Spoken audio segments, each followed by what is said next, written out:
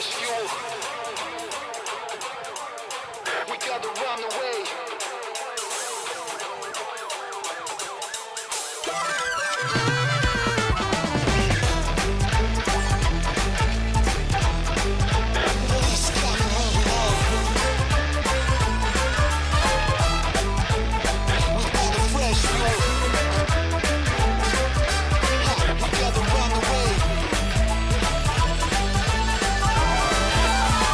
Through the red lights.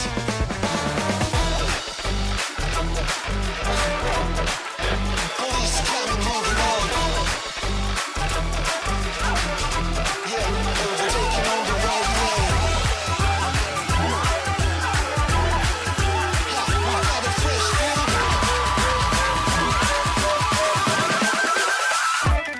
Police.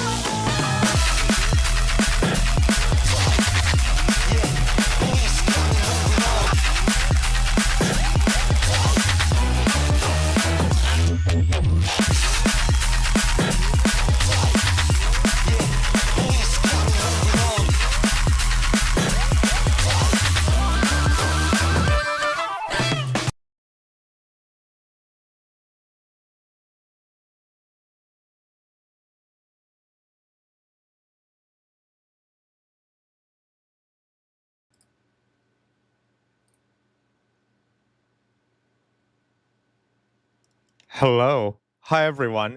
Hello, guys. Hello. Happy, what, Wednesday? Happy Wednesday. Yay, Wednesday. Hello, everyone. How's everyone doing? Everyone doing well? Everyone doing well? Having a good Wednesday out there, everyone? Everyone having a good Wednesday? Let me see who we have here. Let me see who we have here. Philly cheese! Okay. Let me see who we have here. We have Void Sonic Shuffle, also known as Diego. Hello, Diego. So glad you're here, Diego. So glad you're here, as always. We have, who else? We have SoCal. SoCal, you're actually the first one here. Hello, SoCal. How are you doing, SoCal? Everything going well for you? Everything's still on the right path, as one might say. Okay, that makes me sound like a Buddhist, on what is it, the sevenfold way or whatever the thing is. Anyway, hello, SoCal. How are you doing, SoCal? So glad you're here. Who else? Who else? Who else? Who else? Doug. Hello, Doug. Also called Antifa U. Hello, Antifa U. How are you, Antifa U? Are you doing well over there in Dakota? Hope things are getting better for you in your life, etc. I know you've had a rough time recently. So glad you're here, Antifa U. So glad you're here. I think I stole one, or I may have stolen one of your stories today, Doug. I'd have to check. Maybe I didn't. Oh well, we'll find out. Hello, Parkourse. Parkourse, so glad you're here. Parkourse has a 3-stream streak. Amazing. Hello, Parkourse. How are you doing, Parkourse? Everything good over on in your neck of the woods, your stream, etc. So glad to have you here, Parkers. I love all your little I love your emotes, etc. Okay, love your emotes. Uh, let's see here. Ivana, hello, Ivana. How are you, Ivana? Ivana's been around for a while, a very long time. Ivana doesn't talk that much in the streams, but Ivana's an established member who's often in the background. So glad to have you here, Ivana, as always. Hello, Lee Lane. Lee Lane, of course, one of the two founding members of our Discord community. Lee Lane has been around since the Big Bang, essentially. Maybe even some time before that. Hello, Lee Lane. How are you doing, Lee Lane? Everything going well for you? Oh, we have Matt Saigai. Matt Saigai, another established community member that's been around for a long time. A very vital community member. We could not survive without Matt Saigai. We could not survive without Matt Saigai. Hello, Matt Saigai. How are things going for you? Have things improved? We're going to be watching, I believe, we may be watching one of the videos you sent in reactions today, Matt Saigai, about the UK. So I think they're one of those. Well, I should say you're not anciently Lane. You've just been here since the old times. Okay, if you're ancient in that regard, I'm very ancient. You see what I mean? But if you're, I'm not talking about your age. Let's put it that way. Okay. All right. So, Philly Cheese, hello, Philly Cheese, another established member. So glad you're here, Philly Cheese. Always making me hungry with your name. Philly Cheese has been around for a while at this point. Dear God, Philly Cheese. We've gone through some trauma together, haven't we, Philly Cheese? I feel like we've trauma bonded. Anyway, hello, Philly Cheese. Louise, how are you doing, Louise? Louise, also very, very old member of the community. Okay, again, I need to be careful with my words here. You're not old, Louise. I don't mean to say that you're an old member of the community. I mean, you've been in the community for a very long time, okay? A very long time. I mean, dear God. Okay, dear God, Lee Lane. Okay. I mean, not Lee. Well, Lee Lane's been around here for a long time too. But you know what I mean, Louise. We've also been through some trauma together, Louise. One of these days, we're gonna have to do basically do couples therapy, I suspect. But anyway, so glad you're here, Louise. So glad you're here. Void Sonic Shuffle, you've been around here for a long time too, by the way. You've been around for a very long time, Diego. You've been around since near the beginning too. I didn't point that out, Diego. So glad you're here, Void Sonic Shuffle. Okay. Um, lurking snow leopard also always lurking, always here. Love having lurking snow leopard here. Lurking snow leopard has been around for what is it, a month or 2 months? Lurking snow leopard, 3 months? You've been around for a few months now. Lurking snow leopard, obviously another established member of our community. Love having lurking snow leopard here. Very much acts like an actual lurking snow leopard, which I deeply approve of. We need more lurking snow leopards. They are endangered after all. I think very badly endangered. So thank you. Love having you here, Lurking Snow Leopard. Fox Emblem, Fox Emblem, Fox Emblem's here. Fox Emblem, I'm alive and watching oil futures get mass shorted. Oh, no problem there, Fox Emblem. I'm sure no one's gonna make a shit ton of money when the prices shoot back up, No problem there. Everything's going fine in the country and the world. Fox Emblem, everything's going fine in this country and the world. Come on, Fox Emblem, pick yourself up by your own bootstraps, okay? You're fine. Think positive, okay? I'm messing with you, Fox Emblem. Okay. Um, okay. Louise, how's your mom? She's doing okay. She's doing okay. It's been rough. It's been rough the last couple months, etc. After getting this diagnosis. I guess I shouldn't go. I don't want to go into it now, but she's doing okay, Louise. Today she's doing better. Let's put it that way. Okay. Um, hello, Alyssa. How are you doing, Alyssa? Alyssa, also one of the two founding members of our community, Alyssa and Lee Lane. Hello, Alyssa. I hope everything's going well for you. I mean, I know it isn't, but wish it was. Okay, I wish it was. I was reading your story in the Discord yesterday about the costs of getting an ambulance and crap to take your kids to the hospital. This country is barbaric when it comes to healthcare costs, but you know that, Alyssa. You have to experience it every day, and I'm so sorry you have to do that. I'm so sorry you have to do that. Okay, I'm glad the baby's feeling better, though, Alyssa. Really, I'm glad the baby feels better, but I'm sorry it costs you upwards of $1,000 whenever this happens. Anyway, Jay Shadow, how are you doing, Jay Shadow? How are you doing, Jay Shadow? Everything going well for you, Jay Shadow? Jay Shadow's been around forever too. Okay, guys, I'm rambling. I'm rambling. So, guys, we got some shit to talk about today. I decided to title the stream in a way to insult anyone who likes Trump out there because I'm in a foul mood when it comes to Donald Trump and his followers. So I thought I would just name the stream something that might attract trolls so that I can argue with one of them because I'm in the mood for it. But anyway, so the name of the stream today is, it's just kind of a rage bait. Um, it's kind of a rage bait, but I think then what is it? What is the title of today's stream? Today's stream is titled Trump is a corrupt moron and his followers are cultists.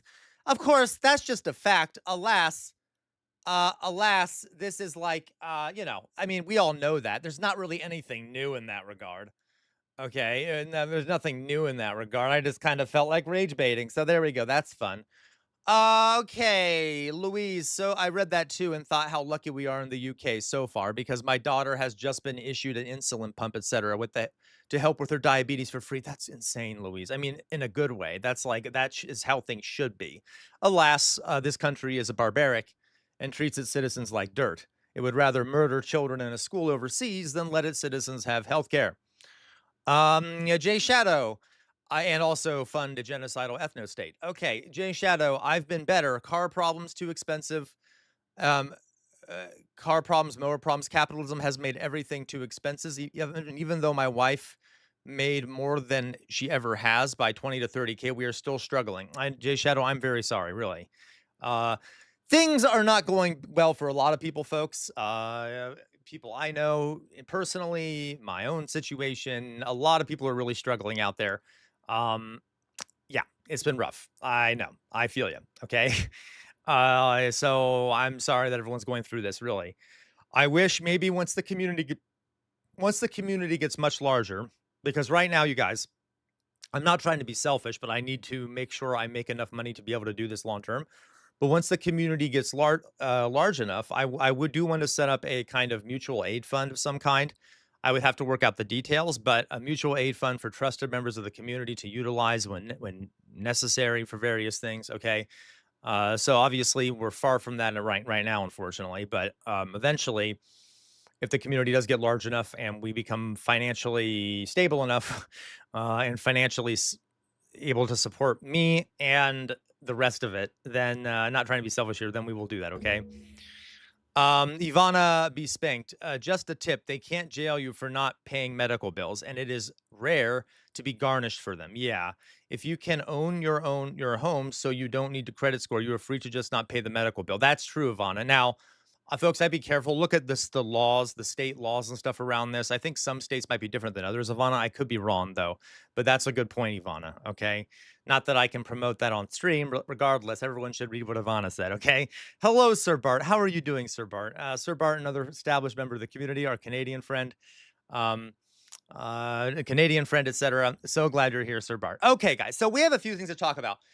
We have a few news items. There's so many news items going on, guys. The mouth is doing fine, Sir Bart. Actually, guys, man, my mouth feels almost 100% better at this point. So I should be able to stream for the normal amount of time I do. Okay, I am a bit tired because I had trouble sleeping last night. Regardless, that's like common. Regardless, my mouth does feel a lot better, and so yeah, I won't need to. Yeah, okay. So yes. So anyway, Jay Shadow says we started trying for kids under Obama when we were financially strong. Now after 2 kids and 2 Trump terms, we ask ourselves routinely if we fucked up our kids unintentionally because of the era. So Jay Shadow, parents have been asking themselves that for generations. Almost every parent from every generation. For the parents that are in here, have you ever looked at yourself in the mirror, and maybe not literally, or thought to yourself, "Oh my God, did I fuck these kids up?" So Jay Shadow, you're doing the best you can with the situation you're in. Don't be too hard on yourself. We have a tendency to overly judge parents in this country and the world, given we don't take into account the number of financial pressures facing parents. Any of the, yeah, exactly, Alyssa. Every day, says Alyssa. Okay. We oftentimes overjudge parents. They do the best they can given the situation they're in. There's a ton of financial pressures on parents that make it harder. Let's put it this way. I'd be more likely to blame society for fucking up your kids if they end up being fucked up. Okay, so that sounds so bad. Than you. Okay. But I'm sure they'll be fine. Jay Shadow, I'm sure they'll be fine. Does that make sense? Okay. Yeah, regardless, I doubt you're fucking up your kids. Okay, Jay Shadow. All right. So, okay.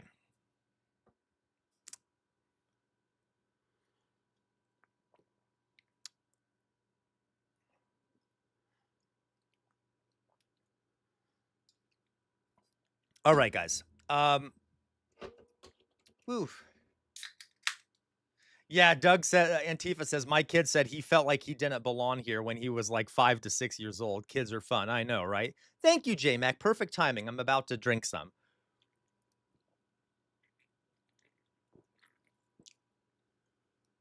All right. So, guys, we have a few things to talk about. SoCal, even Ray Charles could see how crooked, corrupt, cultish, and contemptuous Trump and his followers are. So true, SoCal. Okay, guys. So we have a few things to talk about. We're going to do some news stories. We have some videos to watch after we do the educational segment, and the educational segment, which is kind of lacking. I feel like I could have done it better. Regardless, we're going to learn about Thomas Paine. There was, I believe it was Jonas. There were several people in the community who requested that I teach about Thomas Paine. So I'm going to do a brief little educational thing about Thomas Paine, who is one of my favorite writers and thinkers. Okay, a lot of my development in terms of politics and how I even my gesturing even come from Thomas Paine. So I view Thomas Paine as sort of a modern jester in some ways. You'll see what I mean. Okay, he's one of the inspirations for how I do what I do. Okay, yes, she was Jay Shadow. Pam Bondi was diagnosed with thyroid cancer. Thoughts and prayers. Okay, so moving on.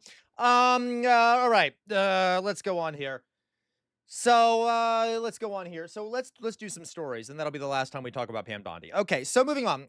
Let's go here. We have let's see, some news stories. My condolences. Yeah, my condolences to Cancer for having to spend time around Pam. Absolutely, Paul Squall. I've never felt so bad for cancer in my life. Okay, poor Cancer. Anyway, so let's go, guys.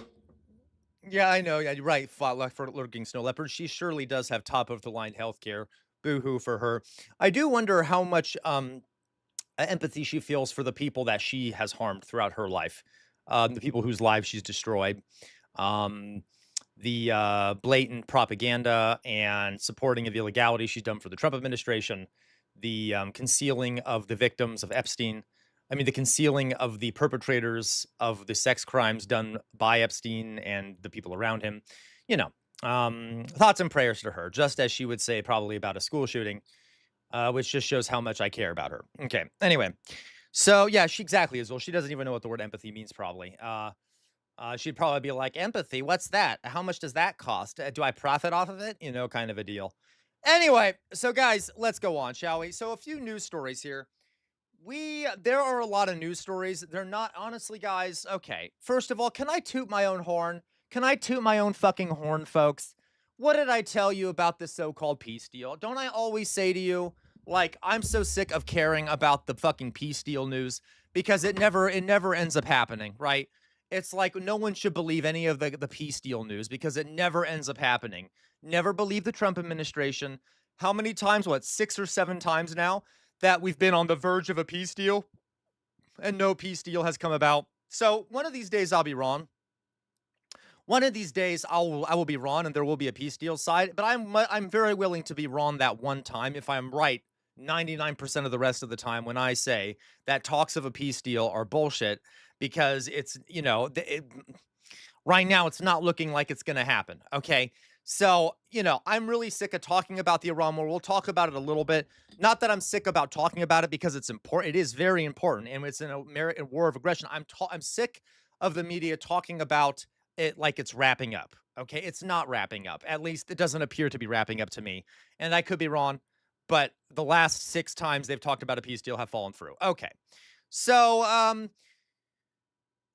you can think you're unstoppable above the masses, but at the end of the day, you're still gonna die like the rest of us. Absolutely, Sir Bart. I wish we could help her in that process. Alas, I mean by help her, I mean make her comfortable. I don't mean like, you know what I mean. Okay. Hello, Jay Williams. So, okay. Hello, Finn. How are you doing? Regardless, let's go on here. So some stories here. Let's talk about the Iran stuff. Um, okay. It would be great if 100% of women were leftists. That's an easy 50% of that for sure. Right, TJ? Okay. Fortunately, it's not how it works. Okay. That's awesome, Louise. Okay. So here we have, guys, Iran, some Iran news. Of course, America and its puppet state. I don't think did Israel. Well, Israel started launching attacks on Lebanon over the weekend, and Iran, the United States. Well, on Monday, the United States like, started bombing southern Iran again, while also claiming they're still in peace talks. Now, hello, Finn. Of course, guys. The funny part of this is that the dystopian language that is used by the Trump administration, calling these defensive, um, calling this a defensive strike. Okay, that this is, this was a quote unquote defensive strike. Um, notice the framing of the New York Times in this headline. I cannot. You guys know I cannot. I have for some reason I am hypersensitive to dystopian double speak in headlines like that. Okay, hello Outer Signal. How are you? I feel like I haven't seen you in a bit, Outer Signal. Maybe I'm wrong, but so glad you're here. The fact that the New York Times labels this U.S. saw threats from Iran before renewing strikes, officials said. Kind of is just, repeating the government line, isn't saying, isn't mentioning at all how, this is likely a lie or is, untrue. The implication, there you go, Outer Signal. The implication being, well, there were threats, so the United States was acting defensively. Okay, well, it's a war we started, so I don't really know if any of it's defensive. So the United States is claiming that Iran was, sending drones close to American ships. Okay, the only thing that upsets me about that, guys, is that they didn't hit the American ships. Regardless, they're claiming that Iran had drones close to American ships and that they were preparing missile strikes for missile bases in southern Iran.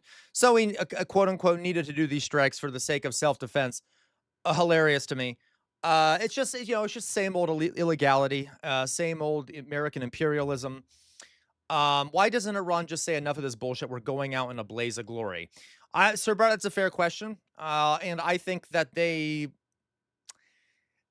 some ways, that might be smart because if they lure the United States into a wider war, the United States will lose. So, but I don't know. I'm not sure what their capabilities are at this point. They have. I mean, it is just a fact that over 7,000 bombs have been dropped on them. Some of their military capacity has probably been diminished.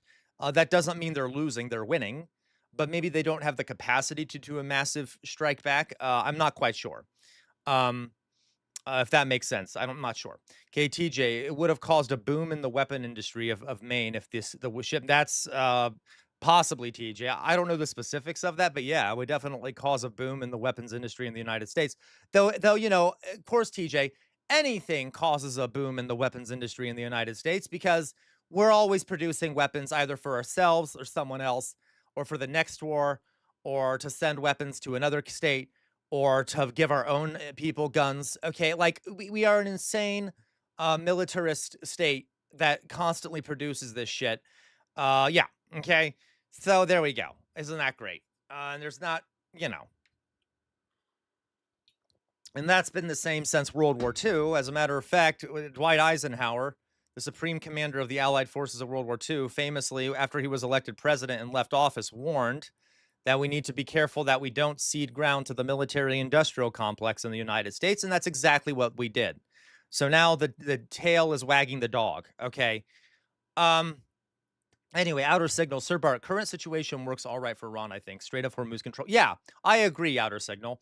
The Iran is currently winning, and they have the capacity to just stretch out the war, hold on to the Strait of Hormuz. What I want, guys. I'm okay. Um, okay, I'll have to check who the weapons oligarchs are. There's a lot, TJ. There's a lot. Raytheon, Boeing.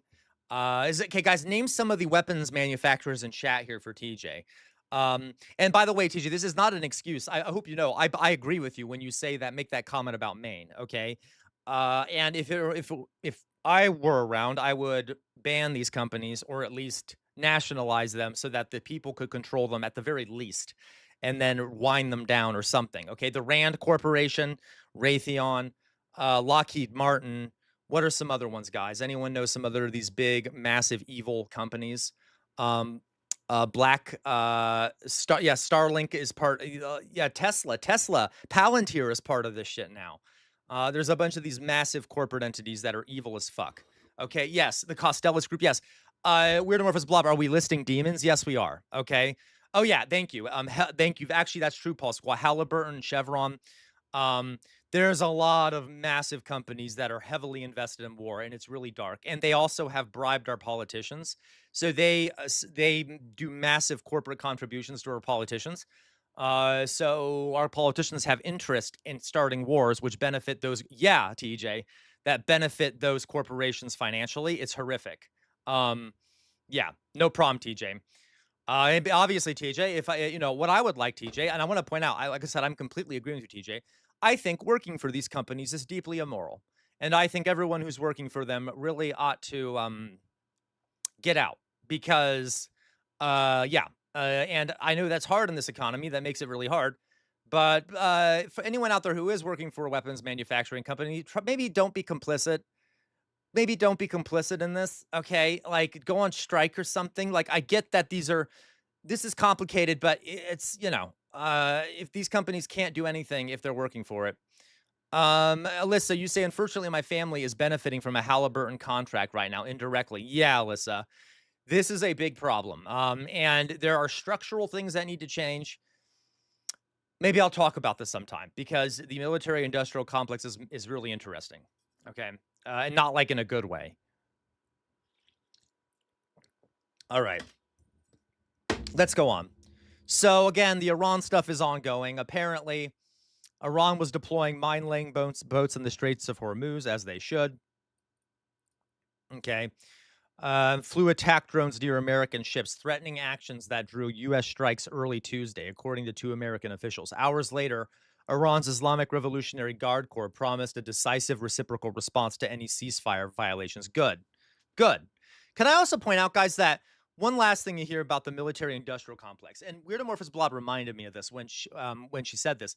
Weirdamorphous Blob said, fun fact, the University of Central Florida was set up with the express purpose of funneling students into the defense industry. So Weirdamorphous Blob is right. There are many American universities. There are many American universities that have direct contracts and links with the defense industry. And I want you to think about what that means. Let's say America were to go to war with another great power like Russia. That would certainly make it more excusable for Russia to bomb American universities. Or, Iran, not that they would bomb American universities, okay? Or some other foreign actor to bomb American universities during war, because those would be legitimate targets if those are institutions that are directly supporting the war effort. It is also deeply dangerous for us and our children that we allow all this interconnections between the defense industry and these private sector organizations, or even the public sector organizations like some of the universities. Do you see what I mean? Okay. So it also opens us to being killed, opens up innocent people to being killed for their associations. Okay. Um, I agree, exactly, Jonas. And I just said that, Jonas. Hello, Jonas, by the way. Right, Ivana. Okay. Jonas says, I don't know why they don't nationalize military production in general. I agree. That shit should be owned by the state. It should be owned by the American people. And we should wind down all those corporate entities. Those corporate entities have a profit motive that is not linked to national defense. Okay. And obviously, a lot of what we do isn't linked to national defense, it's linked to empire building. But we need to nationalize all those things, wind them down.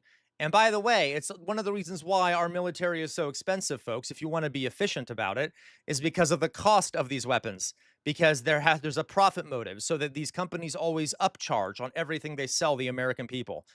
By the way, I'm not pro these things. I'm just saying we need to have a much smaller military and we need to wind down these big companies. Okay. All right. Anyway, because they're evil. They're demons. Okay. They're demonic entities. All right. Let's go on. We need an exorcism. So the war with Iran is ongoing. Hello, Normalcy Seeker. The war with Iran is ongoing. Apparently, a peace agreement is coming soon. I don't buy it. We will see. I will be wrong one of these times. But just be aware of that. And of course, Israel, by the way, apparently is one of the big reasons why this last peace agreement was sunk. Okay, exactly, TJ. Profit at every possible step. And TJ, the American government doesn't really have a right to negotiate the costs of with these companies, which is insane to begin with. Okay, not only immoral but also stupid. Okay. Reminder: private companies were overcharging on food. Yes, Jonas, it's insane to me. It's insane to me. I cannot We literally have legalized corruption in this country, and no one gives a shit. Okay, we call it the free market. Sir Bart, CR basically just said we need Christianity to beat the establishment. I hate you, Sir Bart. Okay, all right. So going on here. So just be aware of that. Um, it's all lies. Uh, okay. Okay, Fox Emblem. Oh, right. The USA has no information on the Ebola outbreak, which is actually spreading like yeah, it's spreading like wildfire in Africa. That's for sure. Okay. And though Fox Emblem, and I know we may disagree on this Fox Emblem, it is not. I am not concerned. I feel really bad for the people of Africa because in Central Africa, especially, it is monstrous, and we need to support those people as much as possible. But there are a lot of people on social media who are majorly fear mongering about Ebola coming to the United States and like spreading like wildfire here. It won't. It might come to the United States, but it won't spread like wildfire here. There are a bunch of factors involved in the fast spreading of Ebola. And I've actually said this before. Ebola spreads much faster in low income areas that don't have access to good health care. Um, and it's a pretty treatable illness. It's a pretty treatable illness if you're in a different healthcare system. And I'm not trying to downplay what's happening in Africa. Those people need our support. But do you see what I mean? So, and this happened during the hantavirus too. Everyone starts freaking out, even though it's barely a threat. It's not a threat. It is not a threat. And same thing with Ebola. Okay. Now, the big thing with Ebola is that Ebola is a very scary illness. Okay. Um, uh, okay. That's fair, Fox Emblem. Okay. Um, what was I going to say here? It is a scary freaking disease, though. Okay, I think that's one of the reasons why people freak out about it. I don't want Ebola.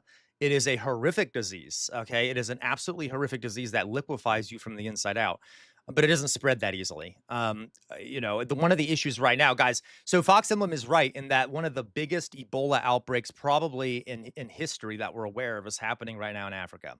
There are reports coming out that it's one of the worst outbreaks of all ever seen.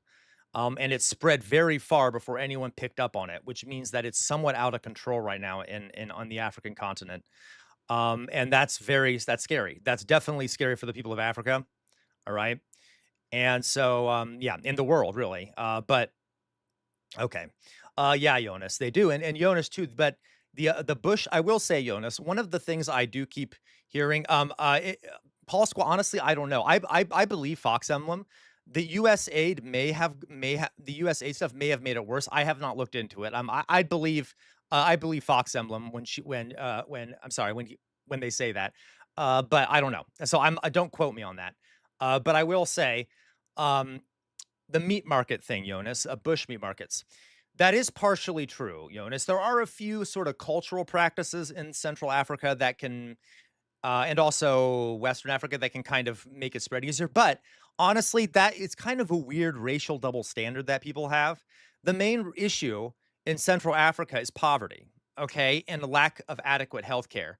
Okay, there you go, Outer Signal. Then I definitely believe Outer Signal and Fox Emblem. Outer Signal says 100% cuts to international aid have impacted public health surveillance in Africa and globally. So there we go. So we can partially blame the United States for this, okay? But one of the big reasons it spreads in Central Africa, I believe all you guys, okay, um, is poverty, okay, and there's not very good healthcare in the region, and one of the issues is that Ebola spreads very rapidly. Okay, I completely believe all of you now. Okay, so I just didn't do the research, so I completely believe all of you. So I guess the cutting of US aid has majorly contributed to this. So thank you, the United States, once again, for helping to murder tons of people in Africa. So there's a lot of poverty in Central Africa. Okay, and so Ebola is hard to spread.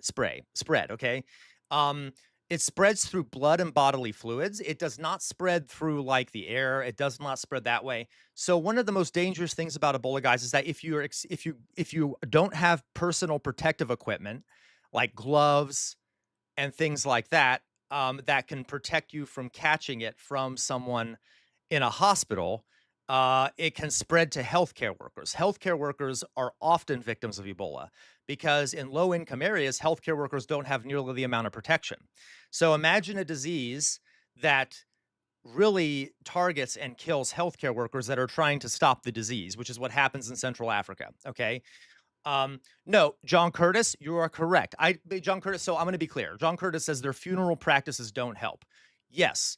Here's the problem, John Curtis, and I'm not, and I'm just saying, um, one of my problems with this framing of it as a problem with bushmeat and funerary practices is that let's talk about COVID, for example. One of the reasons that COVID spread so quickly was because of the American cultural practice of going to grocery stores and meeting in public places in large numbers. Okay. Now, when COVID was spreading around, no one ever said that, oh, the problem with COVID is that America has a cultural practice that spreads around COVID. Okay, that causes COVID to spread around, right? Now we put limits on it. We said you can't go out into public and things like that. Okay. Do you see what I mean? Um, but no one ever accused America's cultural practices of being responsible for it. My point is that a lot of times when it comes to nations in the global south, we tend to attribute things to cultural practices that would otherwise be attributed to poverty or other issues. Okay, does that make sense? And I'm not saying that like it's racism. Yeah, okay. And by the way, it depends on where you are in Africa. Yes, some of the cultural practices there do contribute to the spread of it. Okay, absolutely. Some of the cultural practices do contribute to the spread of it. Um, Yeah, Jonas. Okay, exactly, Jonas. And so again, that's also overgeneralizing if we talk about like if okay, I'm getting way too into this. We can talk about this more later. There are practices that could be better, but there are cultural practices everywhere that contribute to this. Okay, that contribute to the spread of every kind of disease. All right. Okay. Or for example, guys, if you talk about syphilis, syphilis spreads because of a cultural practice of unprotected sex in the United States. We don't frame it as that. We do tell people that they should wear condoms, but we don't say, well, we're culturally flawed and that people have unprotected sex. Okay. Anyway, whatever. Let's go on. Doesn't matter. I'm nitpicking. Okay. Um, so let's go on here. That's fair, Jay Shadow. Okay. So let's go on. Regardless, so the war with Iran is ongoing and it needs to end. It needs to end. Okay. And the America is guilty of it. And so is Israel. Okay, can we stop with this conversation about Iran for the now? Okay, like, can we just be honest? I don't think that's going to end soon. I just don't. Moving on. Okay, so let's go on here. Do. All right, all right. So let's go on. So let's talk about something else here. America's evil, by the way, just to remind everyone. Meanwhile, yeah, definitely a Pharrell war. Yeah, Oxpecker, it does. Okay. Meanwhile, meanwhile. An exception. By the way, guys, I should stop saying the word Africa as if the whole continent is the same place.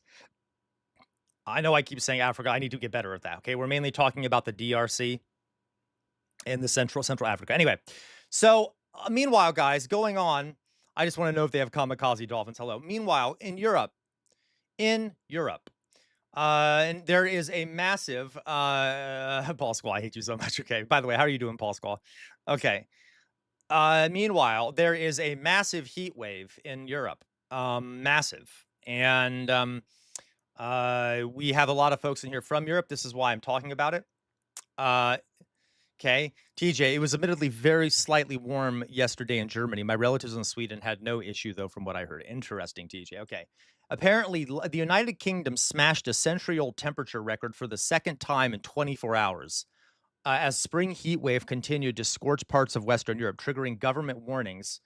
Yay, Jay Williams. Don't we love it? Triggering government warnings about risk to life. Several drownings were reported in Britain and France as people tried to cool down. Okay, a temperature of 95.2 degrees Fahrenheit was recorded at London's. I love how they do it in Fahrenheit for the American audience. Okay. Okay. Temperature. Okay.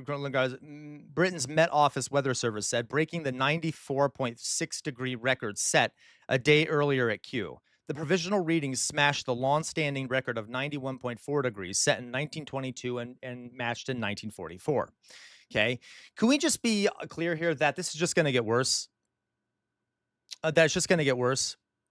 I don't blame you. Jonas, that's insane. Jonas says, CR, I'm freezing water bottles and placing them in plastic bags and putting them in my pillows. Yeah, guys, this is just going to get worse. No, Paul Squall, it's not supposed to get that hot, okay? This is horrific, and it's just gonna get worse, and there have been multiple massive heat waves in Europe. Guys, England is not known for being like this massively hot place, okay?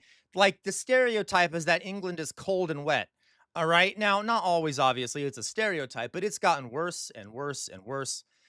Climate change is already, and by the way, guys, I'm being kind of Western centric here because there are already countries like in India where the number of people that die from heat every year has been going up almost every year. Okay.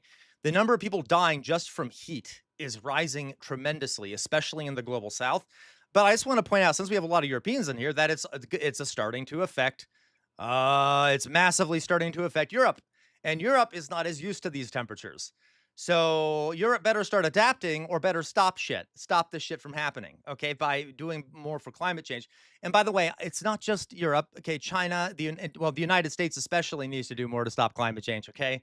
I'm just saying, that's the other thing we have going on, folks, is we're all going to die soon because of climate change. Um, yeah, the houses in the UK are built to turn them into fire pits. Seriously, Matt Sagai, they're built to sort of withstand the cold.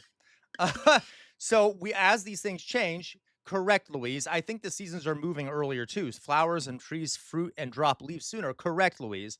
This is catastrophic. Okay, this is absolutely catastrophic. Yeah, outer signal.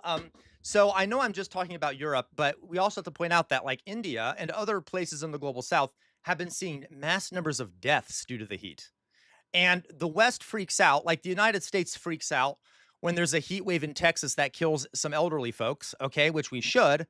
But like barely anyone talks about the number of deaths happening in the global south due to the heat, okay, which is getting worse every year. But regardless, I did want to point this out that Europe is having this massive heat wave. And we all know what it's fun. Okay, it's been doing that for years now. I think I first commented on it about 10 years ago. Louise, yeah, it's been going on for a long time, and this one broke massive records. But yeah, it just gets worse every year. Okay. Benjamin, you said, should we be building bunkers? For I mean, probably Benjamin, but no one's gonna be able to, if you know what I mean. Okay, I don't know what you mean, Benjamin. Okay, yeah. So I just want to point this out that it's gonna start majorly affecting the West. Okay, and it already has been, but it's just gonna get worse and worse. All right. So, just a reminder that with everything else going on, the war of aggression, the nukes we have, the increasing outbreak of diseases due to climate change, we're killing the planet and we're going to make it uninhabitable. Okay. We're going to make it uninhabitable for ourselves. God bless humans, right? But guys, we should be sad. You know why? Because Pam Bondi has thyroid cancer. Anyway, so Sir Bart says the employing class has little interest in an environmentally sustainable economy because they want to maximize their profits as quickly as possible. They trade environmental destruction and climate change for unconscionable sums of money. The employing class depends on destroying the earth and workers' bodies for the sake of their profits. And we depend on flourishing earth for our food, water, and health. Correct, Sir Bart. Correct. Okay. And yeah, I have nothing to add to that. If that's the IWW, I love that. What, Matt Saga? You said, wait, what? Oxpecker, we're all going to die soon because of climate change. 2 minutes of buffering follow. Hilarious, Oxpecker. Jonas, there was a couple summers with forest fires 2 years in a row. Yeah, Jonas. There have been massive like America has had big issues with massive forest fires. Okay. And we're starting to see these forest fires in Europe a lot more. There were massive forest fires in Spain recently. It's just going to get worse and worse and worse. And the global south is already facing this. Okay. Or even, guys, if you want to talk about another part of the global south, the Sahel region of northern Africa, there's tons of countries in that area. Has seen one of the reasons why there's a massive conflict in Sudan is because of desertification.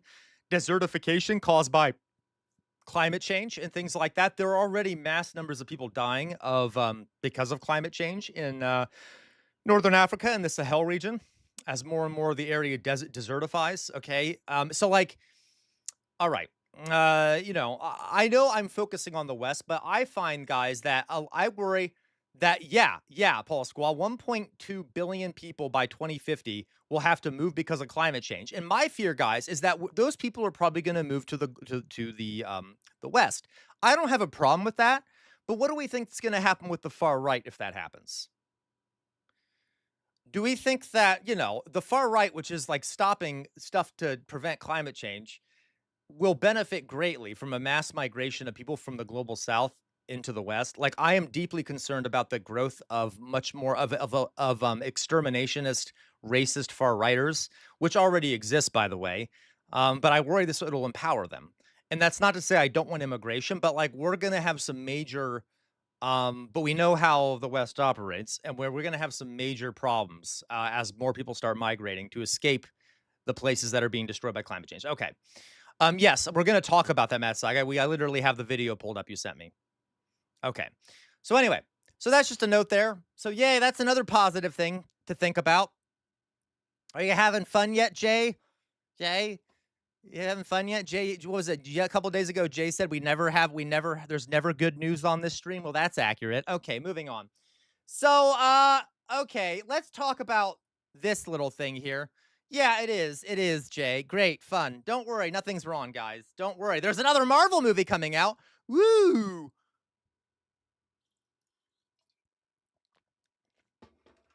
All right. Okay. I actually don't know if there's another Marvel movie coming out, but probably. Okay, guys, so here we have another one. Trump, let's talk about our favorite Trumpy poo. Trumpy poo is trying to make all American federal workers pay or sign a non-disclosure agreement. I know, right? Weird Mortis blah, a non-disclosure agreement so that they don't speak to reporters. Now, it's already illegal and for a lot of government employees to speak to, well, no, it's not illegal. Let me rephrase that. There are laws in the United States that protect whistleblowers. Okay, so people who come out of the government, who work in the government, who decide to reveal information that the government's keeping secret for the sake of the benefit good. So, like, they come out and reveal information that shows that the government is breaking the law or something like that. There are laws to protect them from that. So, in order to prevent this from happening, the Trump administration is trying to get all federal workers to sign non-disclosure agreements so that they can be sued if they do come out, even legally. Okay. So they're trying to silence any dissent within the federal government and make sure there's no whistleblowers that come out to report what the Trump administration is doing within the government. Well, I don't know what else to add here. It's just classic authoritarianism, right? It's just like, you better not tell people what we're doing, okay? And if you do, we will sue you into extinction.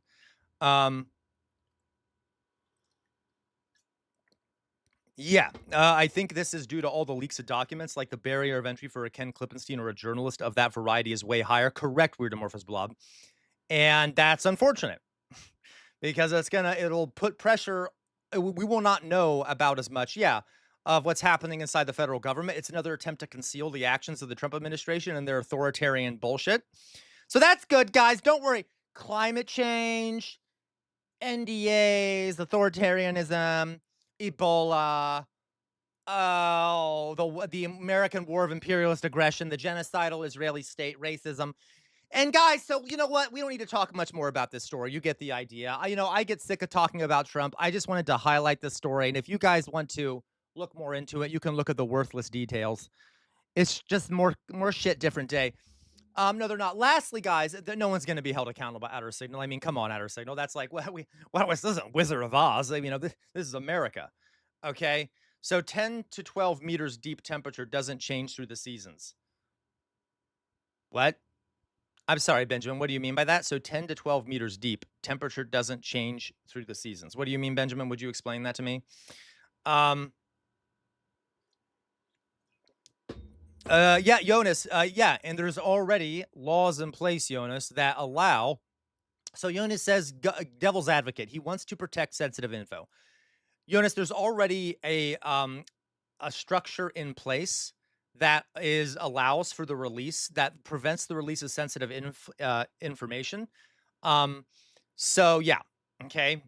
But the issue is that, he doesn't like that there's a lot of whistleblowers that keep coming out that reveal things he's doing that are illegal and stuff. Okay. All right. Oh, I see what you're saying. So what you're saying, Benjamin, is if you go deep underground, temperature doesn't change. Yeah. Well, but Benjamin, okay, I appreciate you, Benjamin. Yeah. But can we maybe save the planet instead of just being like, well, let's just go live underground for the rest of all eternity? Okay. Okay. I'm sorry, Jonas. I apologize. Okay. You did trigger me, Jonas. I'm triggered and I'm mad at you, Jonas. Okay.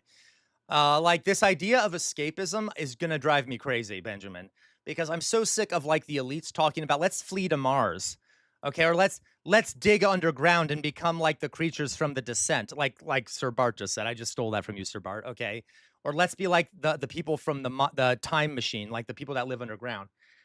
So I guess we all can become cave people that don't get to see the sun ever again, never get to smell a flower, or enjoy a day outside. But I'd rather not. Okay. Whatever. Let's go on here. Okay. So last horrific story here. Last horrific story here. Okay, you're right, Outer Signal. They are. They're turning it into a sob story. Absolutely.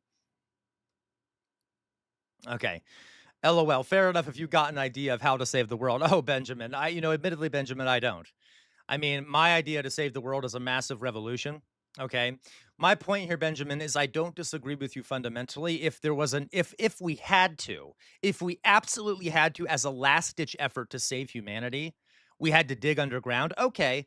But there's no way I'm going to focus on that or want other people to focus on that while we can still save the planet. Okay. So does that make sense, Benjamin? Okay. Um, yeah. Jay Williams, it'd be a horrifying evolution if we did it. Absolutely. Sir Bart. Okay, Fetty, howdy everyone. Hope every day is going well. It's fine, Fetty. Hope you're doing well. Okay, guys, let's go on here. So let's talk about the last bit of horrific news for today, right? Yay, guys! Oh my God. No problem, Benjamin. Oh my God. So much good news. Don't worry. I'll try to cheer up the stream here after this. Okay, don't worry. We'll watch Tony Blair after this, and everyone will be happy. Hello, elevator lady. Okay, mole people, mole people. Okay, thank you, Weird Blob. So let's go on here. Meanwhile, now I recently said this. Okay, I recently said this. Okay, I said how there has been a massive growth of hello, Gwen, of femicide and genocidal intent towards women. And I'm not joking.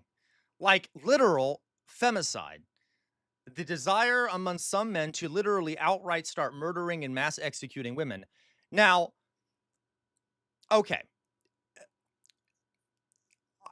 Okay, you know what? Let's just go on with the story. It blows my mind to even say that out loud. Okay, like it's dumb. I mean, it's evil. It's dumb. It's like okay. So this report came out from NPR, and I want to point something out that we've been talking about this. We talked a few weeks ago about how there have been a lot more incidents of femicide where men go out to purposely mass kill women, and then it's never the media never presents it at femicide. Well, do we remember, guys, how okay, yeah, Paul Squat, how there was that mosque in the United States that was attacked a couple weeks ago. Do we remember that? There was that mosque that was attacked. Well, the two boys, I think it was a 16 and a 17-year-old, or a 15 and a 16-year-old, I can't remember. The two boys that did this attack had a manifesto. And there is the manifesto. Okay, so the 75-page typewritten document attributed to the teenage suspects and live streamed video showing the attack show extensive grounding in far-right neo-Nazi thinking. So these guys were neo-Nazis who did this attack on this mosque. Shocking, okay? But one facet of the ideology behind the attack that has so far been left out of mainstream coverage is as follows. He just flat out says he hates women and that they're the devil and they're destroying everything. And this is an important thing because that kind of misogyny did not exist in white supremacist circles, say 10, 15 years ago. Okay. Okay, for many, the suspect's apparent misogyny may seem irrelevant given that they targeted a Muslim house of worship. But Alex DeBranco, executive director and co-founder of the Institute for Research on Male Supremacism, says it is comparable to anti-Semitism and foundational underpinning of white nationalist thinking that has rooted in conspiracy theories. So the idea here, guys, is that in the okay, it literally says in the document, this is a neo-Nazi document. It literally says in the document that Jews are the number one enemy, but right after that is number two, which are women. Okay? Like it literally says in the document that it says that, like, well, we hate Jews, but women are number two. And guys, I read tons of Nazi documents. The Nazis didn't speak that way. Okay? Yeah, Nazis were massively misogynist, but they were not genocidal against women like in let's put it this way. I'm not trying to I don't want to frame this to underpin the Nazis were extremely misogynist, okay? They'd never said that like women were their number two target, okay? That was not on their list. The new neo-Nazi movement is explicitly hateful of women just as women, okay? Um I mean, in this, your Paul Squaw correct. Paul Squaw says the natural conclusion of the manosphere culture. Yeah, this is, guys. By the way, this is the natural. This is the natural conclusion of a patriarchal culture, right? This happens in every sort of system of oppression. You can end up having genocidal ideology towards the oppressed group when the dominant group starts feeling it's losing power. Okay, so like, now, okay. So let me read this next part to you. Just as writings of neo-Nazis and white nationalist killers often use offensive slurs for Jewish people, the document uses a dehumanizing term meant to shorthand, and I don't know what the actual term is, meant to shorthand female humanoid organism, which I think means, what is it? I don't know what the word is. If it's a slur, don't say it. But they even use the term female humanoid organism, which, guys, is like a step in genocide. That's dehumanizing language. You use term, is it a slur? Okay, thank you. Thank you, Outer Signal. If it's a slur, I don't want to say it. But like that is a dehumanizing language, okay? Meant to make it easier to mass kill women. Now, listen, okay? This is a big problem, okay? And obviously, they attack this mosque because they're Nazis and they hate Muslims.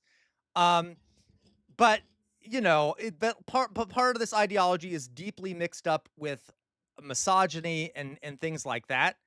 But isn't it ironic though, guys, how like a lot of Islamophobia is centered around Muslims hating women and like the idea that Muslims treat women badly and shit like that. Okay, this sort of generalization that Muslims are all bad towards women.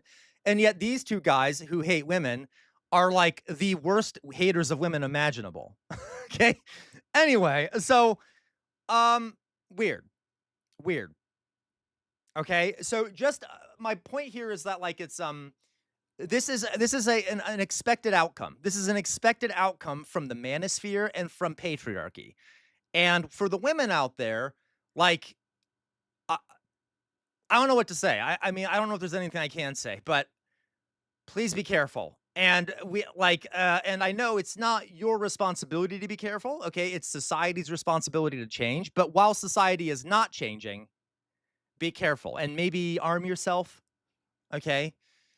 Paul Squad. Okay. Paul Squad just said it too. I know what to say. Arm all women. Okay. Because like this is insane. If you can arm yourself, obviously. I don't, some places you might not be able to, but whatever. Okay. And I told you guys when I was a teacher, it got worse and worse and worse and worse and worse. Okay. Every year I was a teacher. Okay. Okay. Goodbye, 5 Mile Smile. Goodbye, 5 Mile Smile. You sick pig. You dirty misogynist fool. Actually, that's an insult to fools. Goodbye. Not in the mood. Goodbye. All right. Bye.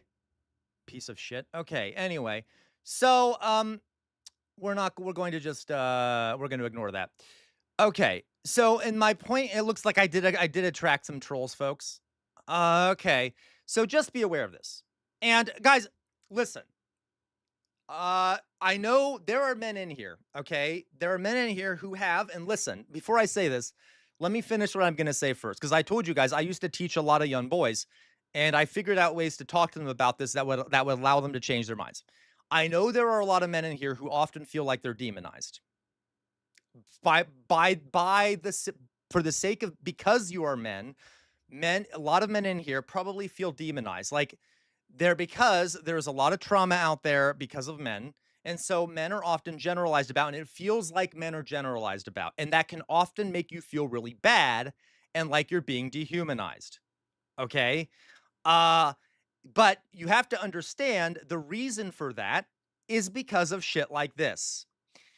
If you do not want to feel like you're being generalized about and demonized by women, what men need to do is root out these monsters. Okay, it is men that are causing this situation. It is not. Uh, okay. Uh, it is not. Uh, you see what I mean? Okay, it is not women that are causing the situation. It is men. Does this make sense? Okay. And no, listen, Fetty Spaghetti, I think it's funny. Sam would always say, no, Fetty, I'm not saying that. My point is that some men may feel that way. I did not say that you see what I mean, Fetty? Some men may feel like they are often targeted or that they're being generalized about. And my point here is that if you feel that way, the reason is because of other men who are giving you a bad name. Okay. Do you see what I mean? So this is something we need to fix within amongst men. We need to stop other men who are these monsters that are making all of us look bad. Does that make sense? Okay. It's not women's fault because a lot of men then take that anger and that sense of being persecuted and put it against women, whether it's true or not. But women, I don't blame women. I don't blame women. Every man is a question mark. Every man could be a threat. It's very hard to tell. Okay. Does this make sense? Okay. So we need to start doing something about this, okay? And stop leaving it up to women to protect themselves, or as in, like, stop putting the onus on them for their own safety. We need to start enforcing it amongst our own ranks. Okay. Yeah, outer signal. Okay, Do we get it? We get it. All right. Okay. So, guys, hilarious. It proves my point that we had a lunatic come in here and talk about how women. Well, I don't even want to get into it. Okay. Um, let's go on.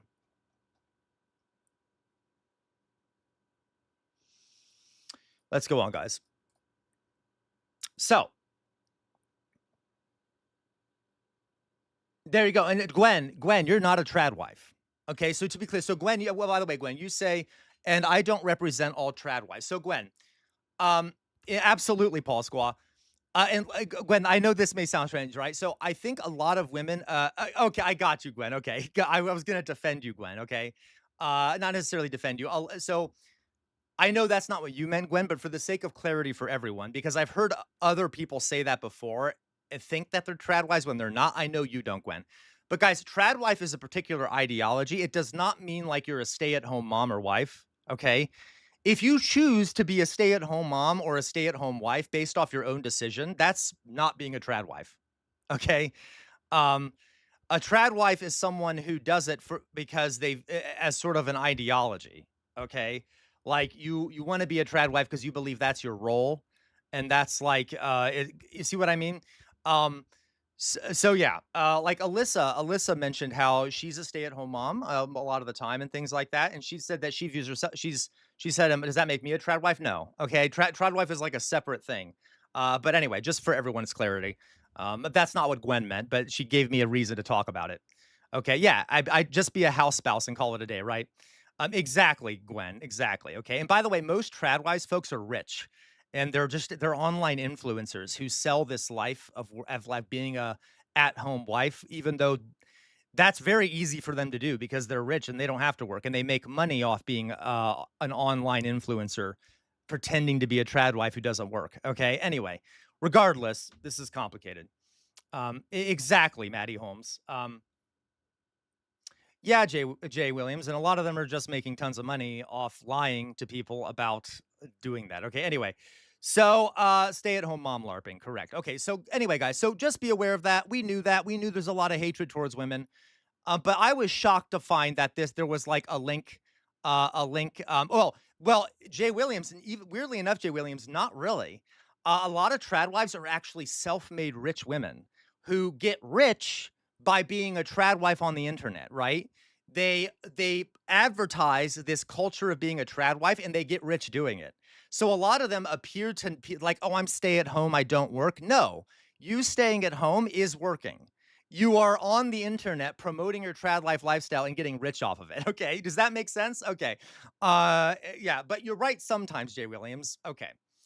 Um, so, yeah, Maddie Holmes. Okay, trad wives in the 1950s who don't have Instagram just had Valium. That's that exactly. A trad, Paul Squaw. Okay. All right. Um, moving on. All right. Trad wives in the 1950s who didn't have Instagram just had Yeah, really dark. Okay. Really dark. Yeah, it is, Jonas, and a lot of times they're very judgmental of other women. We can debate this some other time, guys. There are some parts to this that this is a complicated subject because in some ways, hey, more power to you. If you want to make money off being an at-home wife on the internet, go ahead, right? Whatever. What bothers me is when it's done dishonestly and it demonizes other women as not being women enough because they are not stay at home. Okay? And then presents this idea that you can be in this economy, by the way, it's very hard to be a stay-at-home mother or wife. You see what I mean? Okay. Yeah, Paul Squaw. Yeah, based Paul Squaw. Based. Paul Squaw says in the 1950s, women killed way more men. Something to think about. Isn't it interesting, folks, that enslaved people often killed their owners, the people that own them, okay, the slave owners. And same thing with women in the 1950s, killed an awful lot of their husbands. It's almost like there's a connection there. If you're oppressed like a slave within your own home, maybe you might lash out one day and kill your husband rightfully because you're oppressed. Anyway, so moving on. Um, let's go on here, guys. So that's the story for today. Those are some stories for the day, guys. Those are some stories for the day. Okay. Absolutely, Gwen, it's self-defense. It is absolutely self-defense, okay? Absolutely self-defense. Just like we wouldn't blame an enslaved person for killing their owner, I wouldn't blame a wife from the 1950s for killing her husband in most cases, okay?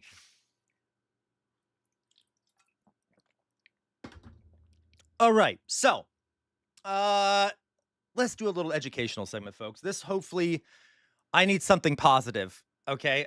Yeah, Jonas, I did this partially because of you, Jonas, because you asked for it, and I know a lot of other people want to do. So, guys, let's talk about something a bit more positive. Let's talk about Thomas Paine.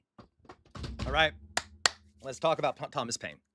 The world isn't looking great right now, but Thomas Paine is a figure that I hope will be inspiring to you guys. Thomas Paine is one of my the inspirations for me. I've read almost everything he wrote. Okay.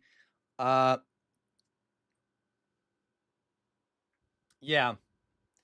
Glitchy. Hello, Glitchy. Welcome to the stream. Glitchy. Glitchy says all these men who complain about the mistreatment of men don't actually care when men are assaulted. They mock and bully men who are victims of sexual violation and assault. Oh, absolutely, Glitchy.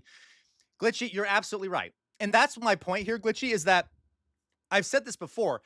The men in the manosphere and the men that are massively like toxic male are really bad for men too. Okay. Like toxic masculinity is horrible for men also. Okay. It prevents men from being themselves and it oppresses men who do not meet the standard toxic masculine definition of masculinity. Okay. Including demonizing and dismissing men who are sexually assaulted or kind of ignoring them or like dismissing them. Okay. Um, has anyone here ever known a man who was sexually assaulted and then the police either didn't take them seriously or the man didn't feel comfortable telling anyone or whatever it may be, or was kind of made fun of by their friends afterwards? There you go, Oz. There you go. Yeah. Okay. And some of you may have been those victims. All right. Guys, that's what the manosphere likes. The manosphere wants you to not to feel not like you can't report that. The manosphere would make fun of you for being the victim of assault. They'd probably say you couldn't have been assaulted because men can't be assaulted, right? Do you see what I mean? Yeah. In fact, yeah, he'd be praised for hitting that or whatever. I get so disgusted. Um, I get so disgusted. My God, SoCal, I'm one. I was asked, "Are you sure you didn't consent?" SoCal, I've told this guys to you before. I've been a victim of that shit. And I've been told the same thing, SoCal. Are you sure you didn't consent? Well, you're taking this too seriously. It's not that big of a deal. It happens. Okay. And that happens to women too, by the way. I'm just saying that, like, the manosphere oppresses men too. Okay. It does. So can we stop this shit? Okay. We're humans. The manosphere makes us want to not be humans. Men, I mean, okay.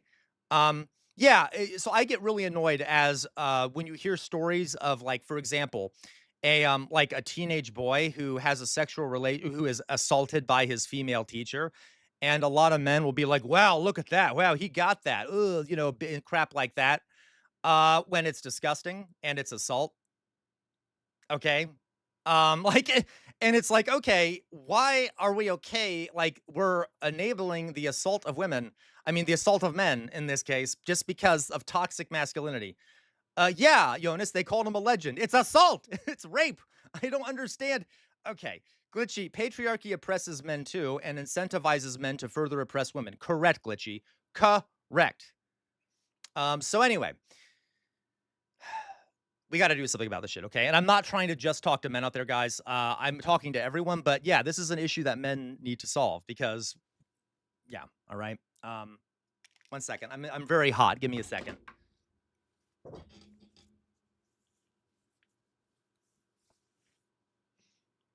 All right. Let's talk about Thomas Paine. So, guys, Thomas Paine is one of my. I know, SoCal, kind of doing a striptease. Speaking of men. Anyway, um, okay, so very hot and so much. Thank you, Ivana. Okay, thank you, Oz. Okay, you guys. Oh God, you're so nice. Thank you. Okay, God, look at this. I'm just joking about. Okay, anyway, so Thomas Paine. Thomas Paine is one of my intellectual inspirations. One of the big reasons I became my intellectual inspirations for atheism, for example, was Thomas Paine. One of my biggest intellectual inspirations for my kind of mocking way I do political content is Thomas Paine. Okay, Thomas Paine is called the forgotten founding father. He was probably the most left-wing radical of the American founding fathers, and he often does not get talked about much in American history, except in reference to common sense, because he was too radical for the founders. And they viewed him as a threat to the wealthy and the powerful.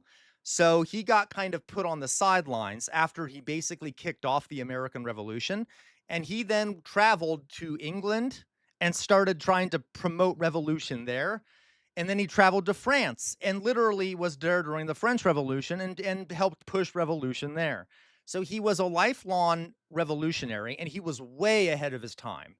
Just wait till you hear some of the things he believed and promoted. You'll be like, "Oh my God." And when was this guy around? Because he was way ahead of his time. And yeah, Matty Holmes. And I think you guys will love what he has to say. And the big thing about Thomas Paine is that he was um he was a brilliant writer and was hilarious. Okay, he was hilarious. His writing was I equate it to being like a jester. He was brilliant at mocking the people and powerful people and people and powerful and the ideologies linked up with them. Um, and again, he was part of the big inspiration for how I do stuff. Okay, so let's read about him. Okay, let me tell you a bit about him. He kind of looks like this boring white guy, okay? That as in like he looks like every other portrait of a guy at the time, but he was not the same, okay? So he was born in 1737 in England, okay? He had a very humble origin, by the way. He was not an aristocrat. He was the son of a corset maker, okay? And he had very little formal education, very little formal education. Further evidence, by the way, guys. Okay, further evidence. I say boring white guy, Jay, because he looks like anyone else from the time, like any of the other founding fathers, but he was not the same, like I said. Okay. Anyway, he had little formal education, thus proving, guys, that not having education does not mean you cannot be brilliant. All right. And things like that. All right. Okay. He had I suspect Yeah, okay. I suspect, guys, he had he had ADHD, and there was no idea of what ADHD was in this time period. But come on, tell me in the chat who here has ADHD. I know like half of you do. Come on, I have ADHD. I know several of you who do have ADHD because you've told me before. And as I'm talking about his early life, you can't tell me he didn't have ADHD. Okay. There was no idea of, yeah, there was no idea of ADHD at this time period, but he definitely exhibited those symptoms. Okay, correct, Louise. Okay, so let me read to you what he did. He had a very restless early life. He worked as a sailor on a privateer ship for a little bit. Then he was a teacher for a little bit. Then he worked in a parish, helping to distribute taxes and tithes to the poor. Okay, he was also a tax officer. He ran for a little bit a tobacco shop, got bored of it, and then became a tax officer. He could not keep a job. He jumped around like crazy, would get bored with what he was doing, and then move on to something completely unrelated. Who here, I don't think I need to ask it, I think you know. Who here with ADHD gets kind of bored with the job and has trouble holding one down because you got to jump around a bit? Okay, yeah, he was inexhaustible and constantly jumped around with finding new jobs. Didn't really want to keep a job for too long. He tried out a bunch of different things. Okay, and okay, later ended up becoming a tax officer. And there's other things. Okay, there are other things he did too that I didn't list here, but he had every job under the sun. Okay, he also was on a town council for a little bit. Like he did a whole bunch of shit. Okay. Uh, Now, later, we first started to see some of his revolutionary thought. Okay. Writing under the pen name, he always would use a pen name to hide his identity. Writing under the pen name Censor General, which is a mockery of censoring the press. Okay. In 1771, he wrote an article that we now know he wrote. And it offered a defense of the rights to jurors in support of a publisher who faced criminal prosecution by the English crown for printing and distributing anti-government papers known as the Junius Letters. So we first know of him when he published an article bashing the government for suppressing someone criticizing the government. Okay, and he was hilarious. He called him his pen name was Censor General, as in like he's the head censor for the government, and was mocking the government for censoring this guy that disagreed with them. Okay, so that's the first we know of him, was this kind of act of rebellion where he published this article, which could get him arrested under a pen name. Okay, then later he got fired from being a tax collector because he was protesting the low pay of government employees. He protested the low pay of government employees, and he wrote a letter along with other tax collectors to the government demanding higher pay. And he ended up going on strike with a bunch of other tax collectors, and he got fired for going on strike. Okay, so he started resisting pretty early on, and got fired for trying to do a strike. Where he also tried to organize other workers to go on strike, which, by the way, is also really ahead of his time. Strikes were not common at this time at all. Okay. After this, by the way, after being fired from the tax office for going on strike and speaking out against the government, he accidentally ran into Benjamin Franklin, the American founding father, in London. Benjamin Franklin fell in love with him, not like literally fell in love with him, pretty quickly, and realized he had found someone who was a genius writer and a genius orator. So he set him up to be a writer for an American newspaper called the Philadelphia Gazette in Philadelphia. And Benjamin Franklin got him set up to take a ship to the New World. Okay, you're right, Matty Holmes. And he ended up going to the New World, and the quote unquote New World, to the colonies, and being set up as a news publisher for the Philadelphia Gazette. Okay, and he ended up taking over the newspaper. All right. And he arrived in 1774 as tensions were rising with the British Crown. Now, this is where I'm going to tell you. So that's his early story. And he was a brilliant, brilliant publisher. He quickly turned the Philadelphia Gazette into the most popular newspaper in the colonies, and he famously said that he wanted the newspaper to be a nursery of genius for a nation that had now outgrown the state of infancy, and he wanted it to exercise and educate the American mind and shape Americans' morality. So he wanted to create a newspaper that made Americans more moral, more educated, and to become more free thinkers in the face of authority. Okay? All right. Now then, this is where I'm going to tell you about some things that where he was really ahead of his time. Okay? And you can see why the founding fathers did not like him. Okay? He in 1775 a essay was published in the Pennsylvania magazine that he ran, called African Slavery in America. And he used a pen name, so he hid that it was him. And in this essay, he attacked slavery as an execrable commerce, as in like shit like, poop like commerce, and an outrage against humanity and justice. And he called for slavery's immediate abolition. And he implied that people that engaged in slavery should be arrested and possibly executed. That's kind of based. That's kind of based. And that is way ahead of his time. Way ahead of his time.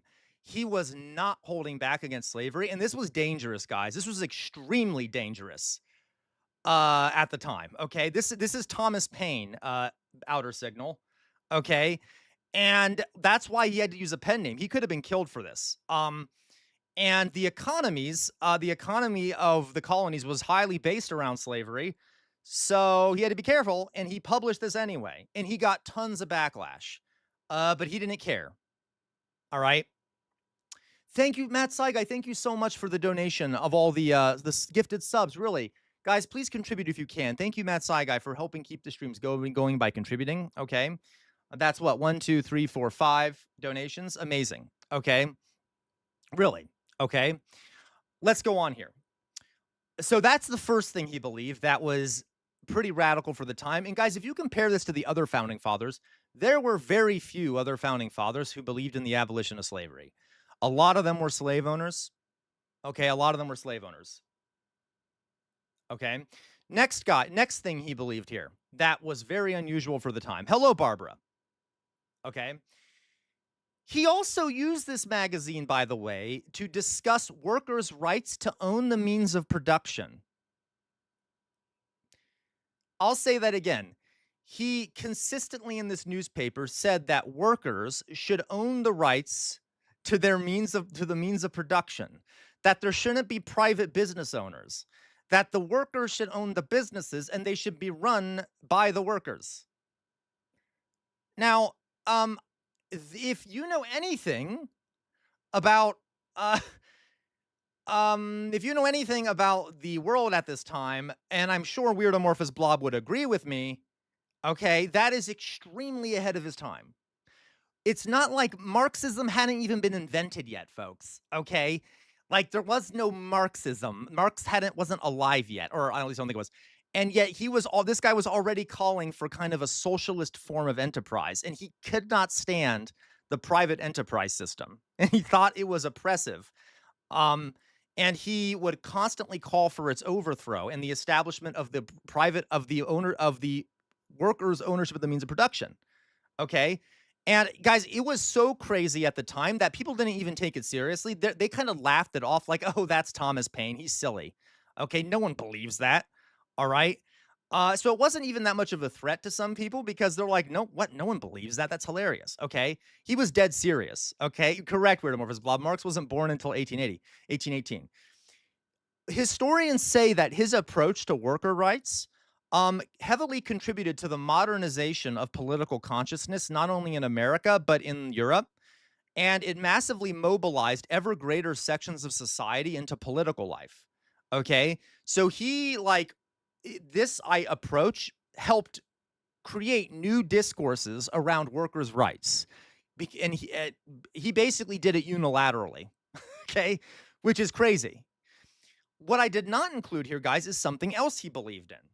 he believed that in a pure democracy with a unicameral legislature, literally direct rule by the people, so that you would have a legislature that was directly elected by the people of the country.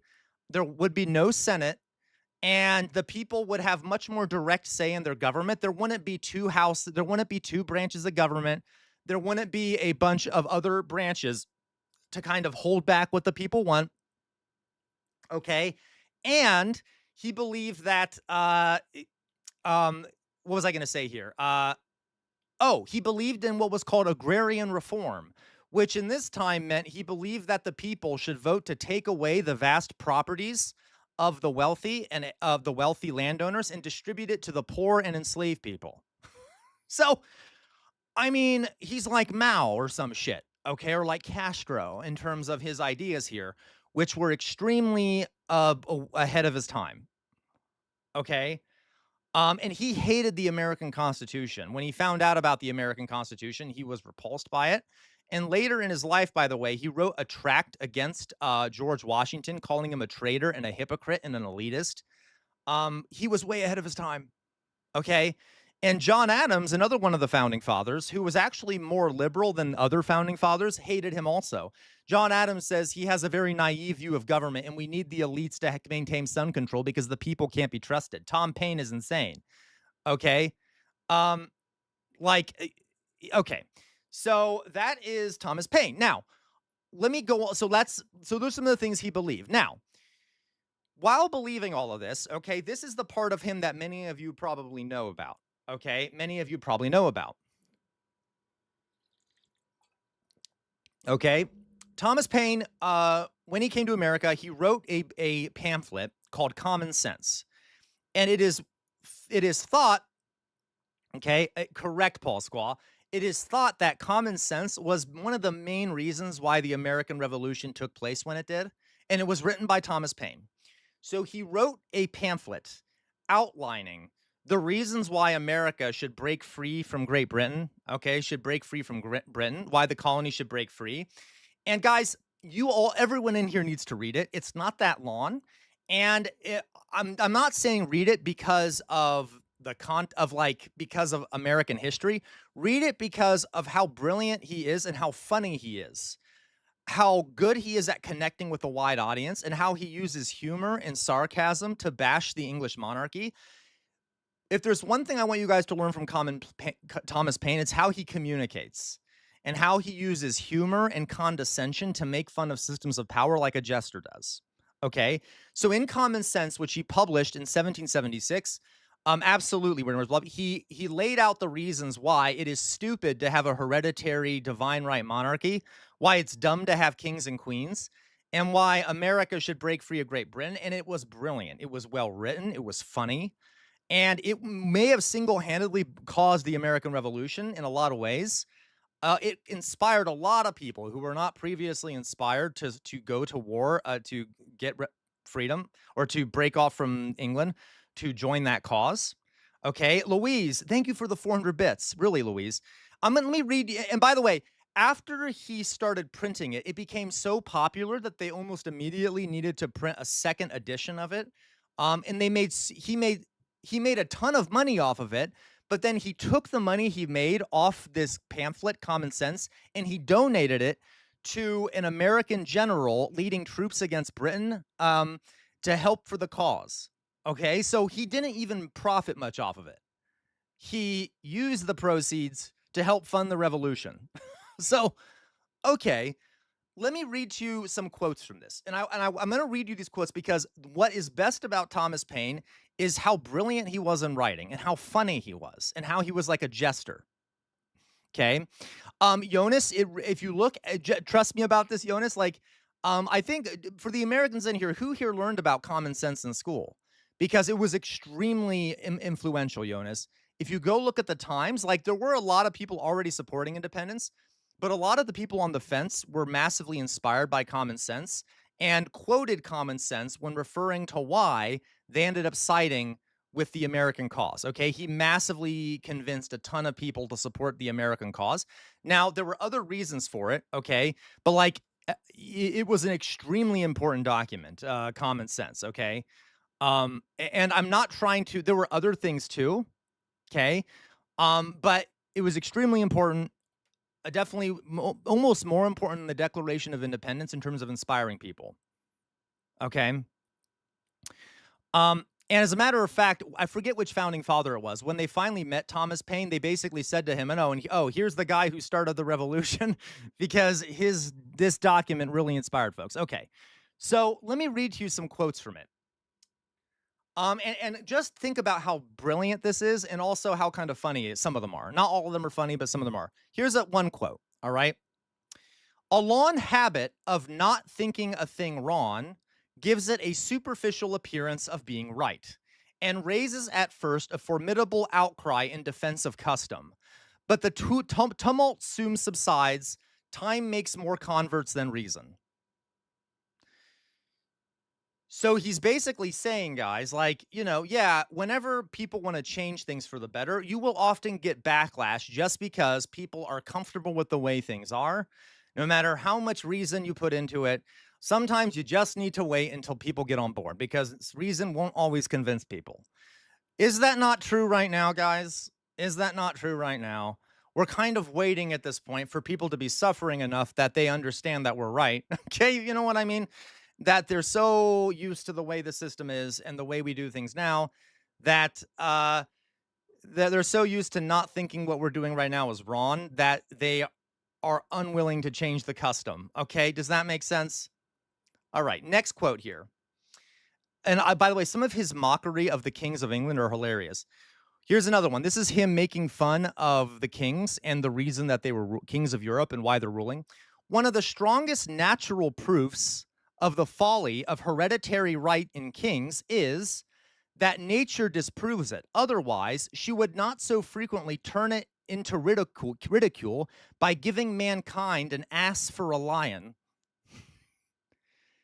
So he's like, nature proves that having kings is a bad idea because nature keeps giving us asses as kings as opposed to the lions that we say they are. Okay. Which is funny, right? And by the way, at the time is a very kind of, oh, what did he say about the king? He called the kings asses. Okay. Um, yeah. He's like, well, then if this is what nature wants, why the fuck is he, why the fuck are the kings so often asses? He also, by the way, guys, in a later document, which I forgot to get a quote from, he makes fun of how inbred, he calls them inbred mongrels, all the kings of England, which are hilarious. Okay, anyway, here's another one. Here we go. This is another one mocking the kings of Europe. For all men being originally equals, equal, no one by birth could have the right to set up his own family in perpetual preference to all others forever. And though himself might deserve some decent degree of honors of his contemporaries, yet his descendants might be far too unworthy to inherit them. This is him saying, like, okay, yeah, maybe like a person who led a country before was good, but why the fuck would their kids be considered good too? Right? Why the fuck would we allow the child of a ruler to take over? They have not proven themselves. This is completely irrational and stupid. And again, in a different document, guys, he says, and oftentimes the children are entitled little pricks who are inbred and stupid. Now, that is barely a paraphrase, by the way. That is a slight paraphrase. There are other documents where he's much harsher than in this one, but he literally says things like that. Okay, here we go. Next one. Men who look upon themselves born to reign and others who obey soon grow insolent. Selected from the rest of mankind, their minds are easily poisoned by importance, and the world they act in differs so materially from the world at large that they have little opportunity of knowing its true interests. And when they succeed to the government are frequently the most ignorant and unfit of any throughout all the dominions. Yeah. Okay. The people who are in power and are ruling are often very ignorant of what it's like to live in the country they're ruling because they're so separate from us. They are detached from reality. And because of this, when we view people as being the ones who are fit to rule, they're often the most incompetent and least fit to rule because they're the most separated from the people they're ruling, right? I mean, come on, that's where we are right now in America and in the UK. The people who are ruling are massively separated from us. Okay, they don't know what we need, and they're often the worst people to rule the country, right? And the most arrogant.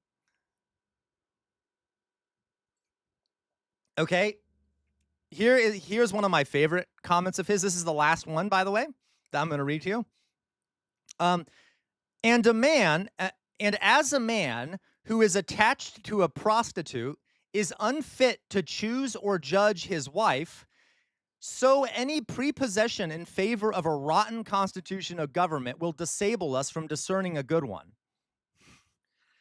So in this, I love it. He's comparing. So he's saying if a man is attached to a prostitute and is cheating on his wife, he has no right to judge his wife for being problematic. Okay. In the same way, the British Crown has no right to judge a new American form of government when their form of government is so massively corrupt and backwards. But I love the comparison to a man with a prostitute, because at the time, guys, that would be a very salacious thing to say. Okay. Um, okay. So those are some quotes by Thomas Paine. And I have some other ones for you from a different writing of his, but let's go on. Common sense was very influential and it inspired a lot of people. He famously said that, why does a country 3,000 miles away or whatever have a right to rule over a much larger country? And okay, all these other funny things. Okay, yeah, way ahead of his time. So let's go on here. He later by the way, wrote another pamphlet called The American Crisis. So guys, early on in the American Revolution, the American colonists were losing. They were defeated several times, and they had a really bad winter where they had to encamp at Valley Forge during the frozen winter, and a lot of people died because of it. And so he wrote another pamphlet trying to inspire people to keep fighting. And this is a very famous passage from his pamphlet that many of you have probably heard quotes from. And this is what he wrote to try and inspire the American colonists to keep fighting. These are the times that try men's souls. The summer soldier and the sunshine patriot will in this crisis shrink from the service of their country. But he that stands it now deserves the love and thanks of man and woman. Tyranny, like hell, is not easily conquered. Yet we have this consolation with us, that the harder the conflict, the more glorious the triumph. What we obtain too cheap, we esteem too lightly. It is dearness only that gives everything its value. Heaven knows how to put a proper price upon its goods, and it would be strange indeed if so celestial an article as freedom should not be highly rated. Okay? So, trying to inspire people, he's like, I know we're suffering, but the best things can only be accomplished through mass amount of suffering. And we have to stand firm in order to accomplish the goal, which deserves the suffering. Okay. Really good writer, really inspirational. I could do without the patriotism, but you would get what he's trying to do at this time. Okay. And at this point, guys, he's hoping that America will be a place that's run by the people, like a direct democracy. Of course, it doesn't end up that way. All right. And he was hoping the slaves would be freed as well. Okay. So later, so he was massively influential, guys. He ended up leaving the United States. He was very upset with where the United States was going. Okay. He did not like the Constitution. He could not stand a lot of the founding fathers. He viewed them as elitist pigs. Like I said, he ended up writing after America won the war, or the USA won the war. He wrote diatribes against the founding fathers and how they are slavers and monsters, and they have ruined the revolution. And he really alienated himself from a lot of the American founding fathers ended up hating him, and he ended up being kind of forgotten and not celebrated historically for the American Revolution. Hello, Mayflower Kid. Anyway, so after he left the United States, he went to England, and at this time in England, the French Revolution was happening in France, and he started advocating for revolution in England. He wrote a book, he wrote a article, I'm sorry, a pamphlet called The Rights of Man, where he advocated for establishing the principles of the French Revolution in England and overthrowing the monarchy and establishing a republic. Okay. I mean, pretty based. Okay. And he defended the revolution in France.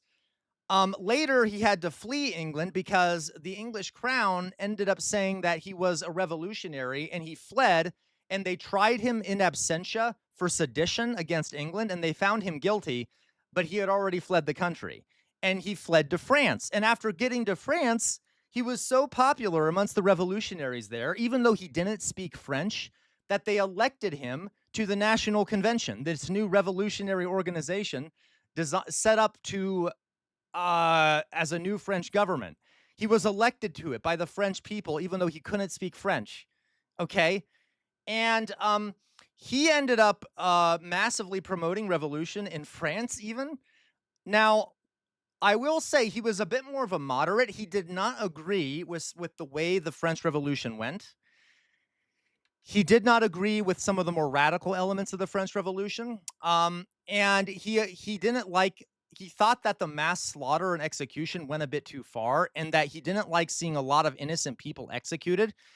And he spoke up against it. And that led to him being imprisoned by the revolution because he couldn't help himself. He was always criticizing people in power. Okay.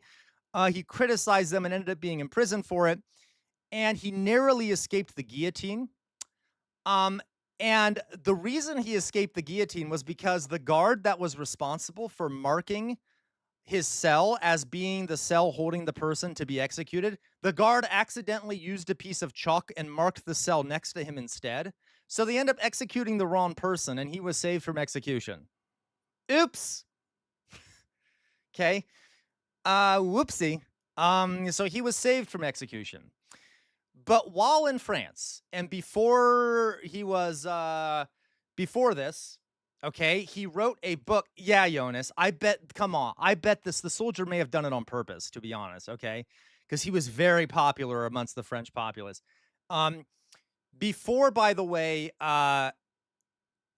you know, this happened, he wrote an entirely new book called The Age of Reason, which is one of my favorite reads of his, okay?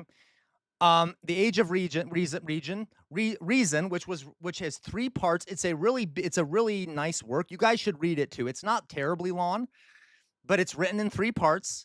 And this book, because guys, there was no system of power he didn't go after in his life. This whole book was basically just insulting Christianity and making fun of it. And guys, at this time, to do this was dangerous and very unusual. He basically, the first part of it is talking about how the origins of the Abrahamic religions and how the Abrahamic religions are oppressive and fake, and that they were all made up, and the Bible is nonsense. And guys, he jokingly said, okay, what's it called?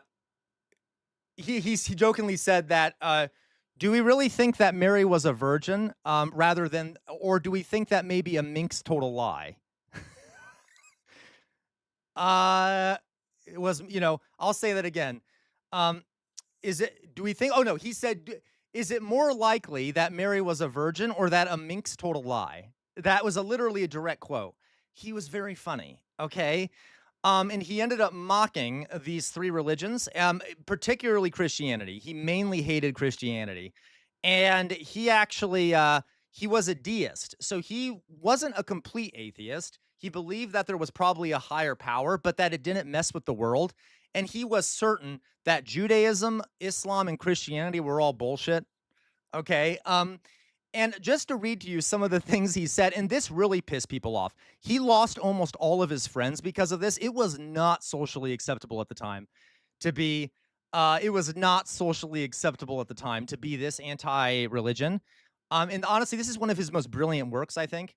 And let me read you some quotes from it, okay? And again, think about the time he was from, okay? He said, "It is from the Bible that man has learned cruelty, rape, and murder. For the belief of a cruel God makes a cruel man. Okay. Right. Okay. Yeah, no, Jonas, again, um, I know Jonas. And again, everyone believe what they want, but one of the things you have to view Paine as, okay, is a lot of his critiques, even if you don't believe them, it makes you think. And that was one of his big goals in life is he was tried to be purposefully inflammatory in order to make people think, okay, which was very good. He famously said the following: "One good schoolmaster is of more use than 100 priests." And by the way, you can find these all of this online, guys. He had like I think that the first volume of the Age of Reason is just him dismantling the Bible and making fun of all the supernatural stuff in it. Okay. One good schoolmaster. Uh, okay. Yeah, I know Matt Saigai, right? And he didn't criticize the East as much, Matt Saigai. Strangely enough, he actually seemed to like Eastern religions more than Western religions. Let's put it that way, okay? Or I should say, you know what I mean, like non-Abrahamic religions.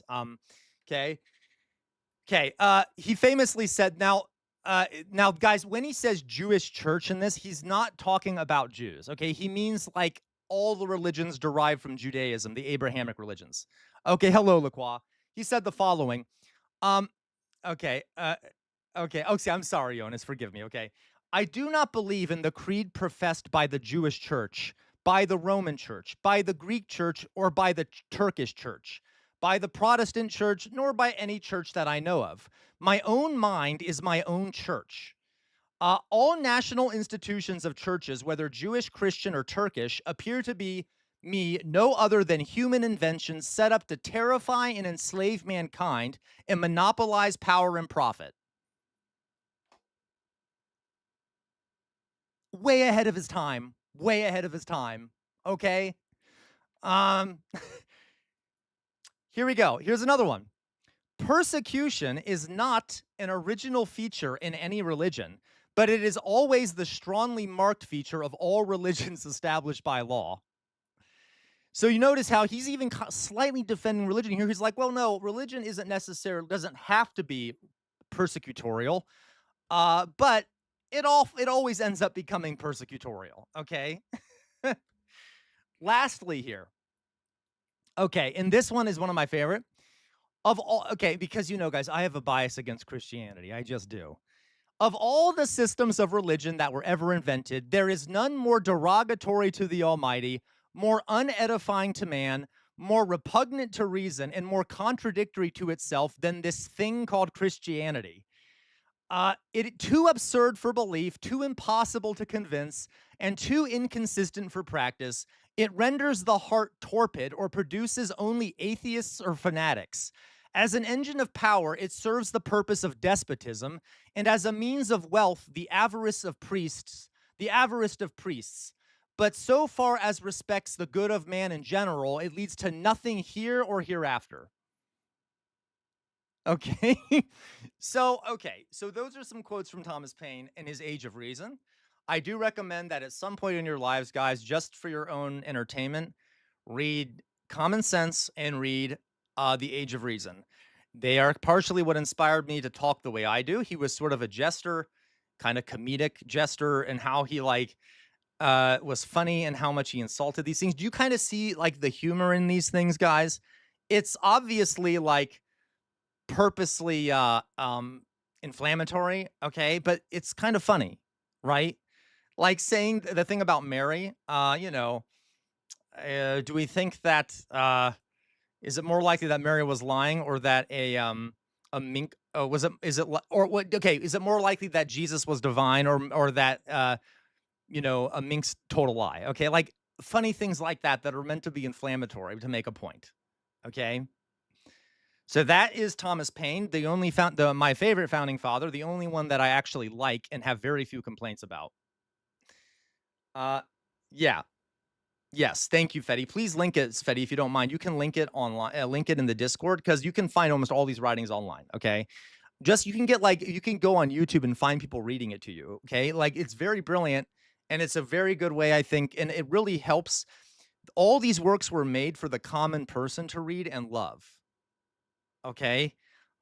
So it works. It worked. Okay?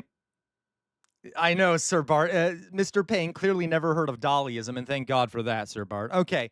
So guys, that is Thomas Paine, and really cool guy, and rarely gets the honor he deserves. Okay, like I said, based, had multiple jobs, started a revolution in America, helped, tried to start a revolution in England, and then helped the revolution in France.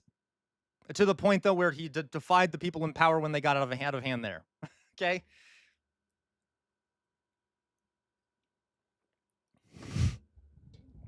Ta-da! Thomas Paine. All right, guys, I'm gonna put my face up.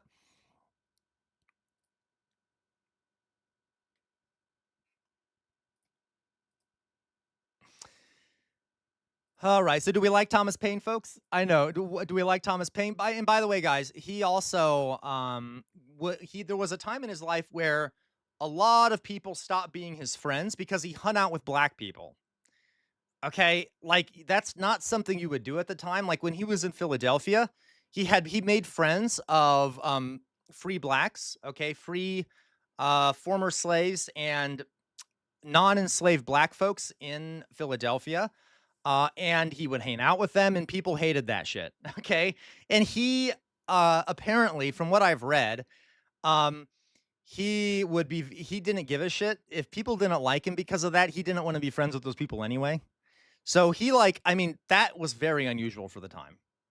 Okay, not even the early abolitionists, like one of the earliest abolitionist organizations set up by Benjamin Franklin was basically all white people, and they didn't really like being around black people. They were advocating for abolition, but they weren't really advocating for equality with black folks. But Thomas Paine didn't give a shit. Okay, so he was a cool guy. All right. Anyway, so there you go. How's everyone doing? We good? We like that? We like Thomas Paine, I hope. Hello, Ina. Ina says blasphemy. Yes, exactly. And it asked me, how are you doing, Ina? Welcome to the stream. All right. You're on 100 stream streak, Cody. Amazing. And as Louise said, you can actually, there's a statue to Thomas Paine in Louise's hometown, or I guess in his hometown in England. There's very few statues to him here, if any, which is annoying to me. It is also thought, by the way, guys, that he may have been the one who partially wrote the Declaration of Independence, but we're not sure. We're not sure. Okay. All right. So, guys. All right, you guys. Let me go grab just something to snack on because I'm hungry. Give me a second. I'll be right back. Okay, guys. And then we'll do some reactions. All right, we'll do some reactions. Did everyone learn something today? Please someone tell me in chat. Did we learn something today? Like no one is chatting right now and I get paranoid. Did we all learn? Just tell me, yes, I learned something today, Sam. Or yes, Casual Revolt. Thank you, Sir Bart. Okay, good. Just making sure. Thank you. Okay. Yay, excellent. Thank you, guys. You know I need my feedback, okay? Yes, totally, Fox Someone. Thank you for mentioning that. Fox Someone said Thomas Paine also believed in education for the entire working class so society could function. Insane, way ahead of his time. Okay. Thank you, Sir Bart. Okay, excellent. Hello, Dolly Boy. Thank you, guys. All right. Fantastic, Glitchy. So glad you're here, Glitchy. Okay, guys, I'll be right back. Jonas, yeah, Jonas, I would have to think about it. Okay, I would have to think about it, Jonas. Probably yes. John Adams had a lot of problems. Paine is my favorite by far. Okay, by far. But I will say, John Adams was not like massively pro-slavery. This is complicated. I'd have to think about that, Jonas. Okay, so let's go on, guys. I'll be right back. Give me 1 second. I'm gonna go grab something to eat. Please don't leave, and then we'll watch some videos. Okay, I'll be right back.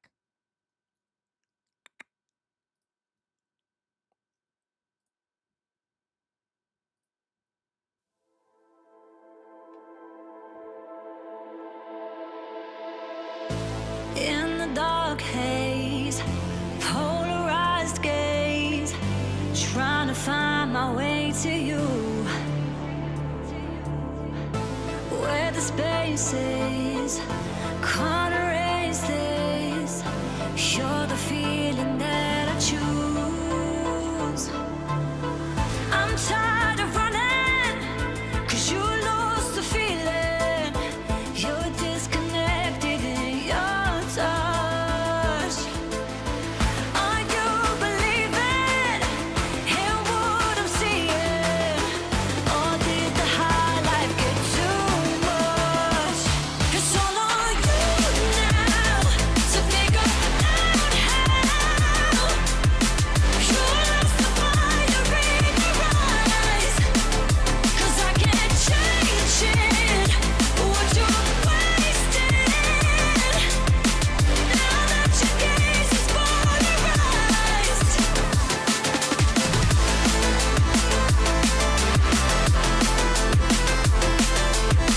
Now that your gaze is polarized. Now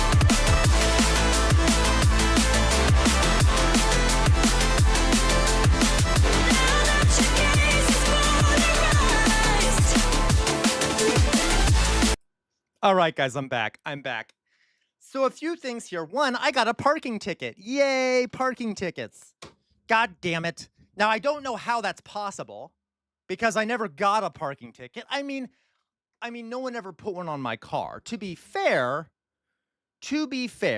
okay, to be fair, I probably deserved it because it's expensive to pay parking, and sometimes I think I can get away with shit. Regardless, it is unfortunate that I now have to pay this parking ticket. Regardless, okay.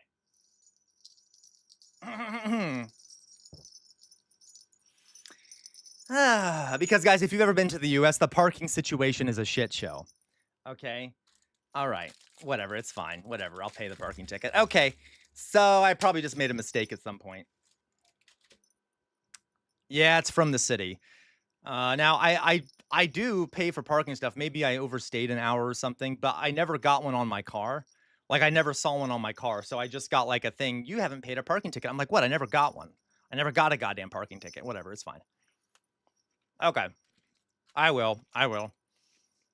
So, bro, I am eating a Belvita crunchy cracker. A Belvita crunchy cracker. Okay. Okay. So, let's do some reactions, shall we, folks? All right. That's fair, Crawl. I know, Philly cheese. I'm a cracker eating a cracker. That's technically not a slur, okay? Because what I mean by cracker is that my joints crack because I'm old, right? If anyone on Twitch is watching and tries to get me removed. Anyway, they are massive crackers. That is correct, Sir Bart. Okay. Really, LaCroix? Okay, I will check LaCroix. Thank you for telling me. All right, you guys. So, let me sit. Thank you, Weirdomorphous Blob. I'll try to be less obnoxious with my other snacks. Okay. Let's go on, guys. I have some things I want to react to. We have some, fun shit to look at. They're oppressing the crackers. All right. So, what, Mayflower Kid? What? What do you mean? Uh-oh. So, guys, I wanted to show you some things here. Caucus because we're There gonna was a make lot sure of good we get the- videos. Oops, sorry. A lot of good videos that you all have sent me and some other ones I want to show you. Let's start with kind of a shitty one, okay? Cracker on cracker violence. Yeah, look at these crackers fighting each other. Ah! Okay, look at them. These are clearly European crackers because a lot of European crackers are always fighting each other, over land, over resources, over borders, whatever. Anyway, okay. Like literal crackers. Anyway. Okay. Anyway.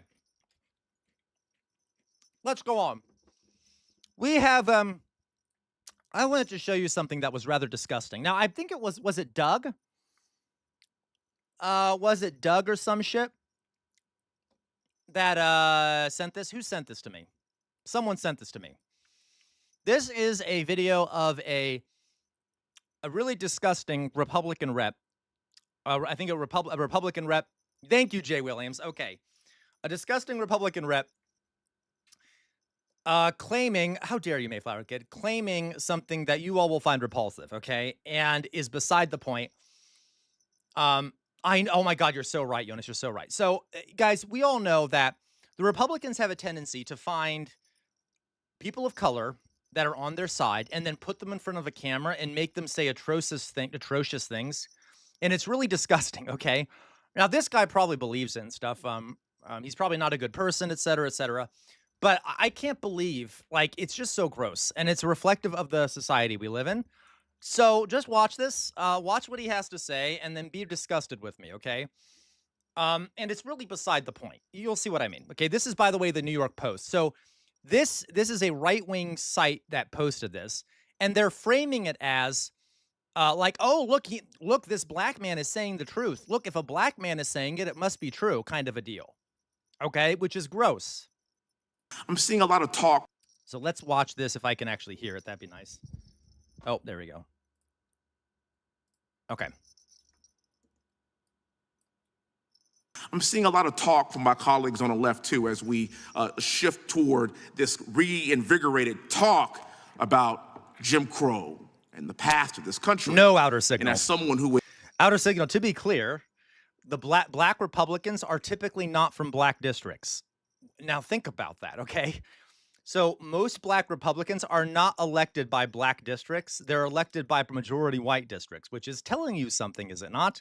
Because when mostly black districts end up electing politicians, they're almost always Democrats, for obvious reasons, okay? Because Democrats, while not being great, are not as horrific as Republicans. He's black, so it's okay. He can say this stuff. Okay, right, Jay Williams, I guess. Okay, no, okay. The lesson is no minority. Yeah, no. But it's also just like, guys, the other thing here. So Matt Hasaka, you say the lesson is no minority or oppressed group should be idealized. No, like, I mean, everyone's a human, right? The other thing too is, though, guys, is like the notion here of this is a racist thing to do.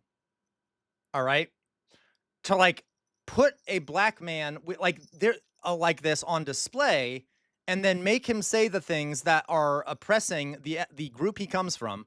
There has been a historical trend with this. Historically, there have often been people of color that have been sort of mouthpieces for racist elites, okay? Or the race, you see what I mean? And it's really gross, and it's really gross. Okay, so you should look at the British Parliament. Really, Matt Saiga? Okay. So let's just watch what he has to say. And okay.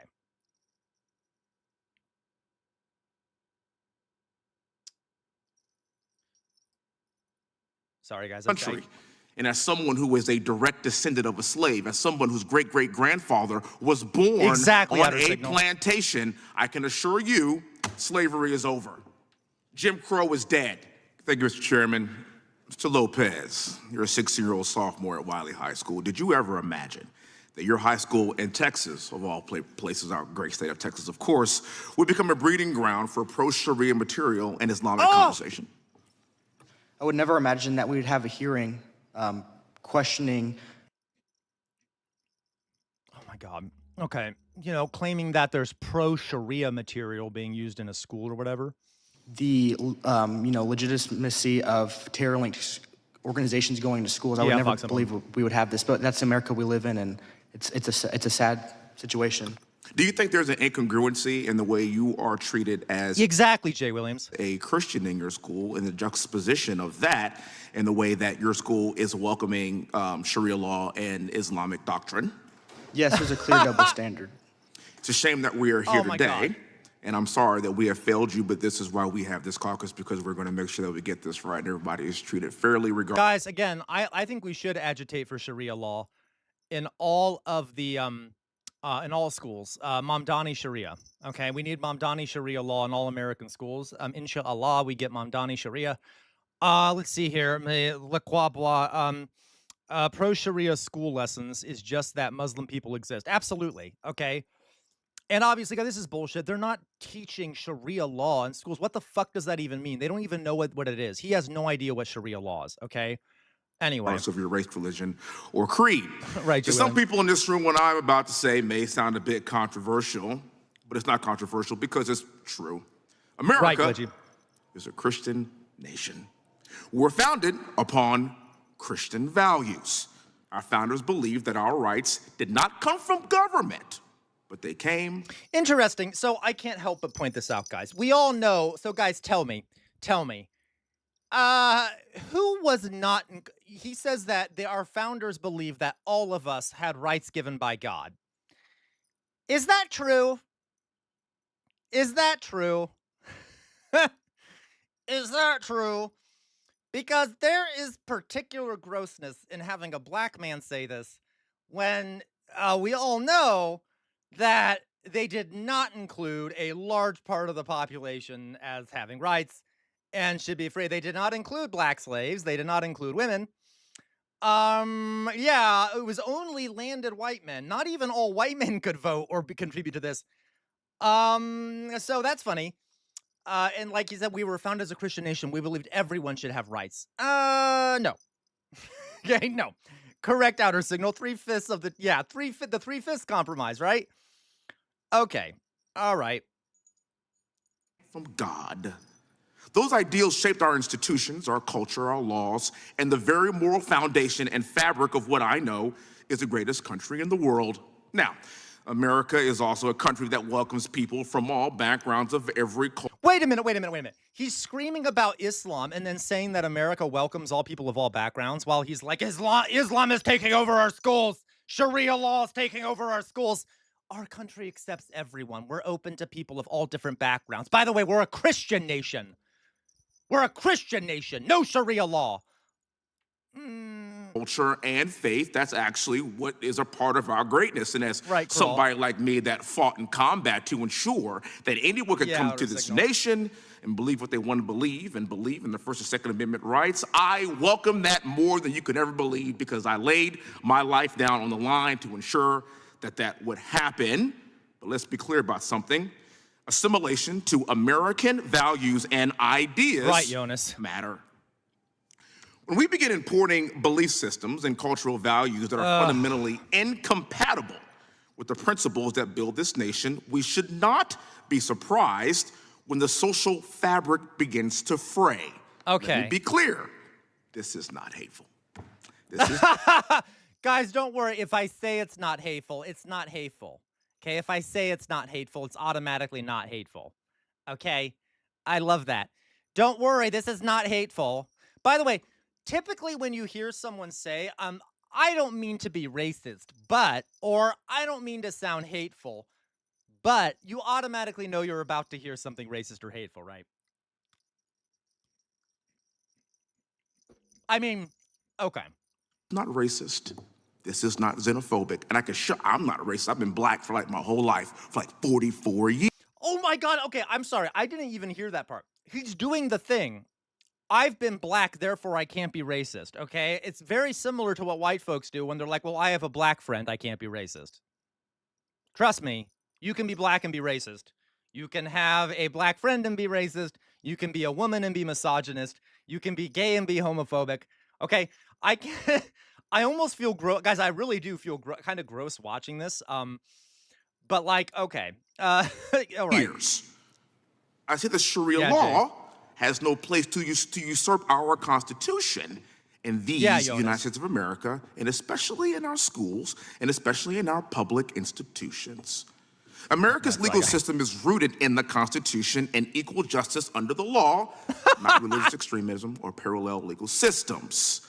We have learned from— Guys, there is no place in the United States where Sharia law is being enacted. We know that, right? There is no place in the United States where there's a separate legal system run by imams or something doing Sharia law. That doesn't exist. It's not a thing. I do not understand this constant and this has been a long-going conspiracy that there are like states and areas of the United States where like somehow Islamic jurisprudence has taken. No, that's not a thing. All right. This is so stupid. Okay.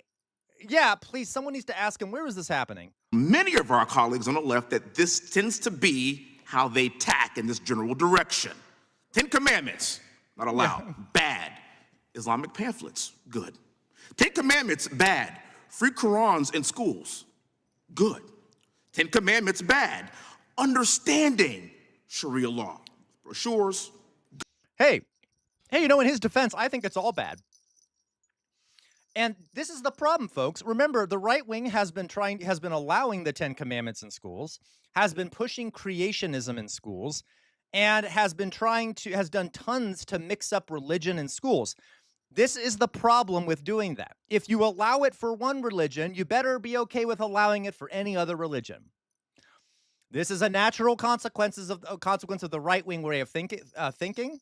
Okay, if you're going to allow the Bible in schools and you're going to allow the 10 Commandments, by right, any religion should be able to have their belief systems in the school. So let's say it's true and that Qurans are being handed out in schools. Good. I mean, if you're handing out Bibles in schools and you have the 10 Commandments on the wall, then the Muslims in the community should have equal access to do that. And we should also allow the Satanists to have things in schools. There should be a giant pentagram on the wall of a schoolroom with a picture of Satan in the middle of it. The atheists should have their section, okay, talking about how God is fake. We should have a section for, like, this is what happens. This is why the First Amendment is clear about the government shouldn't support or back any one religion. It should not promote any religion, because if you promote any one religion, you have to promote all of them. Okay? Anyway. Good. This is the hypocrisy that we Christian Americans are quite sick of. The same people who mock or marginalize America's founding values suddenly become deeply tolerant when the ideology in question is directed against Western traditions and institutions. Oh my God. Meanwhile, Sharia law is normalized and distributed to children in school while expressions of traditional faith are treated like a threat. Here's how things should work. Oh my God. Math, yeah. Free Qurans? No. History? Yeah. We all know that they're not actually we're not actually supportive of math, right? Okay. We're not actually okay. Anyway, bro, yeah, we just want him to, like, can we just stop targeting Muslims, guys? Yeah, exactly. And by the way, they're not actually teaching history. We all know what history is, right? For the right wing, they want to teach the wrong history. Hello, Bravo Sierra. Bravo Sierra says, although I do not like all religions equally, at least Christianity has allowed us to become more independent and have more individual freedoms than in Islamic countries. Bravo Sierra. I'm afraid that's just not true. That's just not true, Bravo Sierra. Okay, so I'm not gonna ban you, Bravo Sierra. But talk to me. Why? Okay, how do I frame this? First of all, I'm an atheist, Bravo Sierra. I don't think any religion. I don't really like any religion. I think it's a waste of time. Okay, any religion is a waste of time. But you think Christianity has allowed us to become more independent and stuff? It is not Christianity that gave us any of our rights or freedoms. None. It was a secular notion of rights and freedoms. Okay, a secular notion. There was an idea that it came from God, but God generally. Okay, not a Christian God, not anything else. And if you want to look at early Islam, Islam was the most progressive thinking, forward thinking, and scientifically advanced way of religion during the Islamic Golden Age, when Christianity was still a backwards backwater full of discrimination and fear. Islam was the opposite of that. It's almost like, Bravo Sierra, that some of the radicalism you see in the Islamic world is due to political and economic reasons and not due to the religion.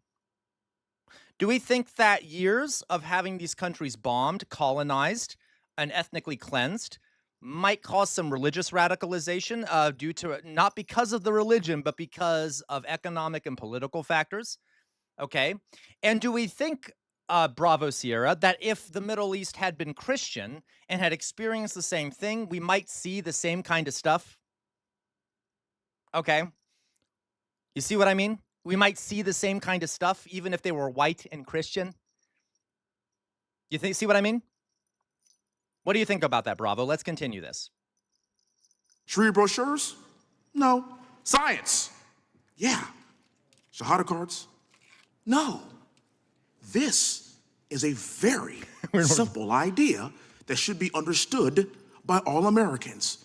One of my best friends is a Muslim American, and he is a fighting Texas Aggie, but he actually sees himself as an American first and has fully He's literally doing that, well, I have a Muslim friend thing. Embraced our culture and what it means to be an American. That's good. That's what we want. That's why we call this place a melting pot. I'm seeing a lot of talk from my colleagues on the left, too, as we shift toward this reinvigorated talk about Jim Crow and the past of this country. And as someone who is a direct descendant of a slave, as someone whose great-great-grandfather was born on a plantation, I can assure you, slavery is over. Jim Crow is dead. Nope. When I go anywhere, I don't see any white-only signs. I don't, I promise you. I am a black man that represents a white majority district in Texas. The great... Good luck. Go to a sundown town. I mean, this is just evil. This is like... This is bad. Okay, I don't know how to frame this. This is almost evil. That the lie that there is still not some level of segregation in this country. Guys, you know American schools are more segregated now than they were during segregation. I'm not joking. Look at the stats. Black and white people are more separate in schools now than they were during segregation, literally. And no one talks about it, but it's true. It's not legally segregated. It's not like there's laws that separate black and white. But economically and things like that, we have more segregation now than we did back in the during segregation. There are literally still sundown towns where it's not safe to go out after dark if you're a black person. There is segregation left and right, and there is still slavery going on. Exactly, Jonas, because black people were systematically pushed into poorer neighborhoods. There are, what was I going to say here? There is still slavery going on in the American prison system, which is disproportionately black and brown, and which has more prisoners than any other prison system in the world. And that is still slavery. Okay. And it's just, I don't even feel the need to really explain how wrong this is, because you all know the effects of these systems that don't exist, of Jim Crow and slavery, are still have massive impacts on our society today. They still exist in terms of how it affects society. Okay, they have massive. I know, shocking, but they still have massive ramifications that have not been dealt with. So I love this idea. Like, what kind of an idiot? And I mean this about everyone. I feel bad even saying it about this guy, right? What kind of idiot thinks that if you suddenly ban something like slavery, suddenly everyone is equal and everyone will be on the same page, and, you know, there are no structural problems anymore. Just overnight, everyone is suddenly equal. That is not how that works. All right? That is not how that works. I once heard it described as this. Imagine we're all playing a game of Monopoly, and for the first 400 turns, okay, I'm saying 400 because that's how many years slavery was happening in North America. For the first 400 terms, the one black player is not allowed to own property, have money, or anything else. And then as they go around the board, they have to constantly get debt every time they land on someone else's property. So for the first 400 turns, you're not allowed to own any property, collect any money. You only get debt whenever you land on someone else's property.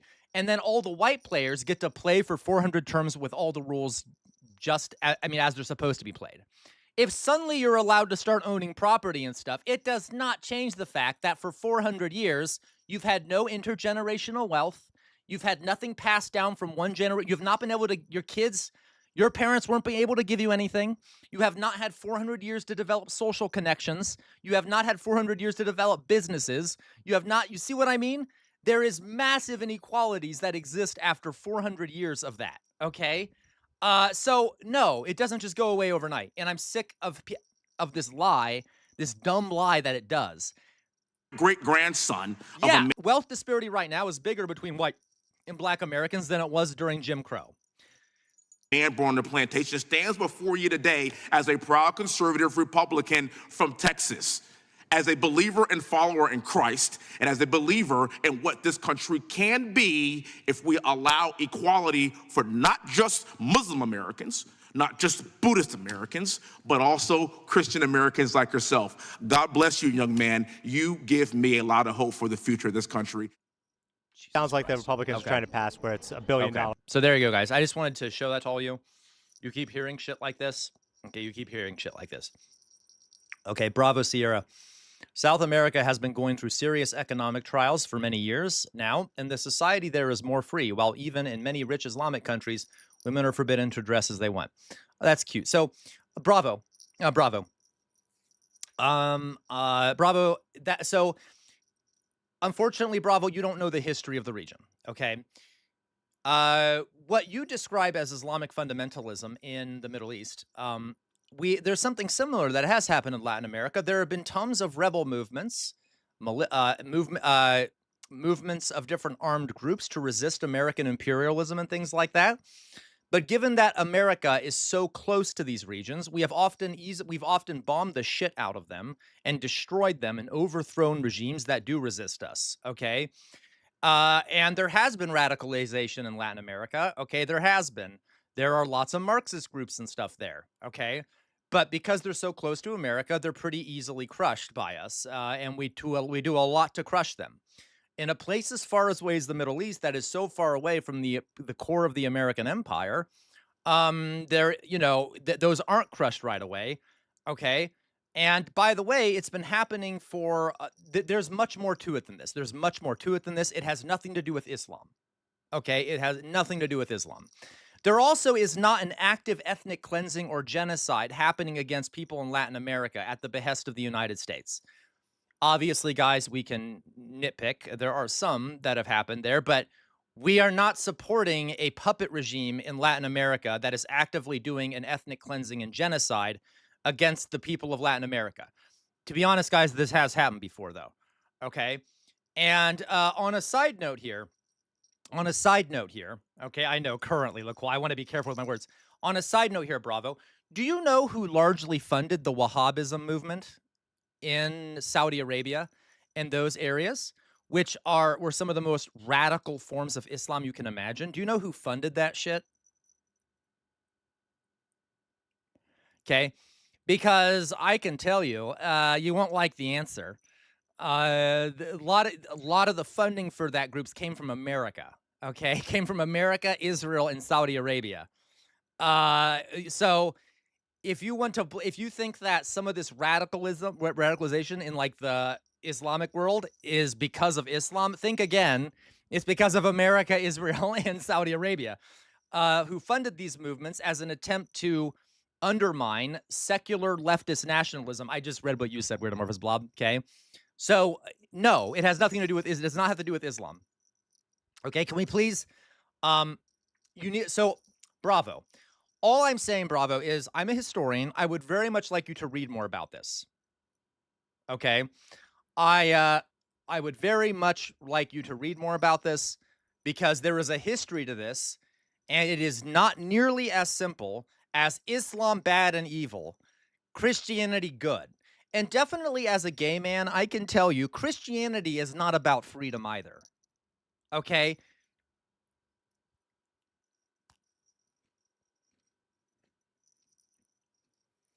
Okay. In taxpayer money, actually, that's going to pay for the security and making the ballroom. Well, they're completely different, LaQual. And I don't even know why I tried to make that argument. It's too complicated for me to go into detail right now. So anyway, let's go on, guys. This right here, to Matt Saigai on Twitch, the individual freedom of any person is not subject to discussion, ever. So Bravo Sierra. Let me just one last point, guys. I'm in the mood to debate a little bit, guys. That's why I'm doing this. I will just make one last comment, and then I promise we'll go on. Bravo Sierra. The individual freedoms of any person are not subject to discussion ever. Classical liberalism must triumph over the entire world. Bravo Sierra. Let's say that's true. So let's say you believe that like every individual should have complete freedom to do what they want, et cetera, et cetera. Okay. Do you think that would mean that we should bomb and murder tons of innocent civilians in places that we don't agree with the values of? So, for example, Bravo Sierra, do you think that, for example, you probably think that Iran is horrifically oppressive of women and stuff.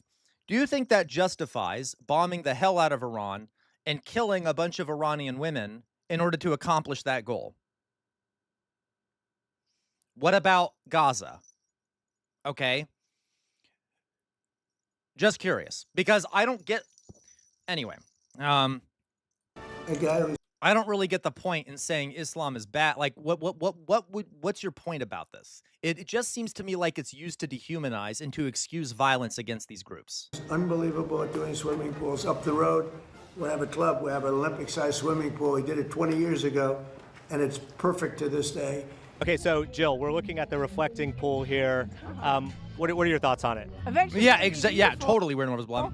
And I think it's going to be neat because they used to show film on the Washington Monument. Okay. Guys, let's watch this real fast. Let's watch this. Yeah, you guys are making good arguments. I'm trying to make a simple argument here about how, like, yeah, Weird and Murder's Blob. I mean, sorry, Sir Bart. I could really get into how, I'm not debating the liberalism thing, but liberalism has been very evil and dark in history. Okay? So, all right. It's also a colonial ideology in a lot of ways, okay? Traditional liberalism. Anyway, let's go on. So, guys, this is a video. I thought it'd be fun. It'd be fun to watch. Let's watch some of the lunatics in D.C. who he is interviewing some of the big Trump supporters in D.C. Just a few of them. Exactly, TJ. And, just for fun, let's see what these lunatics are saying, shall we?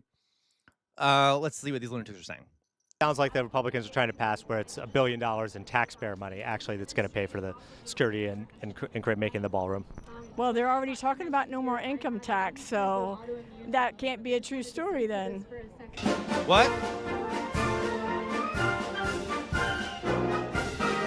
I am here in Washington, D.C.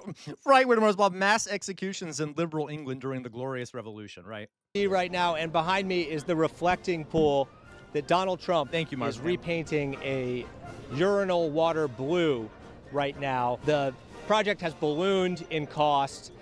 Oh my God. So Matt Saigai, you said Richard Dawkins. Not only Richard Dawkins, but you know this. Christopher Hitchens, Sam Harris. Okay, all these goddamn lunatic atheist kinds. I don't even like you calling them atheists. They are, unfortunately, who are massively Islamophobic and are like, I hate all religions equally, but Islam is evil. Like real lunatic shit, okay? Which does not make sense at all. I mean, is based in ignorance and hatred, okay? Over the last few weeks, and it's very important for our dear leader, Donald Trump, to paint this. I have a guy who's unbelievable at doing swimming pools. Up the road, we have a club, we have an Olympic-sized swimming pool. We did it 20 years ago, and it's perfect to this day. Okay, so Jill, we're looking at the reflecting pool here. What are your thoughts on it? Eventually going to be beautiful, and I think it's going to be neat because they used to show film on the Washington Monument, and I'm guessing that's going to reflect on the reflecting pool. So it's going to be pretty cool. I can't imagine what all, but pretty neat. And how would you rate Donald Trump's job as president thus far in his second term? Outstanding. There's no one else that could do the job he's doing. So he's made so many improvements. The list is pages and pages. Oh my God, moron. So, yeah, I'm looking forward to it. Every day gets better here. You think every day gets better than the last? Oh yeah. How do you feel about the gas prices right now? I think it's very temporary. I think they're about to plummet. Okay, one last thing, Bravo Sierra. I appreciate that. Thank you for saying that violent intervention is not a good thing. You are free to believe what you want about, like, how people do their cultural things and stuff. Just be aware, Bravo Sierra, that the reason why places in the Middle East, for example, are the way they are is not because of Islam, right? It's linked to historical and material conditions that have been created there. And religion can be used in a lot of these things are not fundamental to Islam. Religion can be used to justify certain things, okay, and to especially when in duress and oppression. Okay, but yeah, go ahead, join the Discord, Bravo Sierra. It's linked at the top, at the bottom of the it's at the bottom of the YouTube chat and the top of the Twitch chat. On it, and everyone's going to celebrate. How would you rate the job Donald Trump's doing thus far? I'm a big fan of Donald Trump. Yeah. So 10 out of 10? If you know enough about what's going on with the macro picture of things, he's doing pretty good. Oh my God. Than any president. Why are these people so stupid, guys? Why? They're all cultists. I can't stand it. I can't stand these goddamn cultists. In my lifetime, so. Oh, look, they tore down the east wing of the White House without getting permission. That's normal. President Trump is aiming to tear down the entire East Wing of the White House by this coming weekend to make way for his new ballroom, which Trump now says will cost $300 million. How do you feel about Donald Trump also tearing down the East Wing of the White House? What were your thoughts on that? I think there's a lot more to the story. It's not just the ballroom. I think there's, I don't understand it all, but I think there's a lot more to the story. We'll find out. And supposedly he's using his own money. I'm not sure, but... It sounds like the Republicans are trying to pass where it's $1 billion in taxpayer money, actually, that's going to pay for the security and making the ballroom. Well, they're already talking about no more income tax, so that can't be a true story then. Because, yeah. Oh, really? Yeah.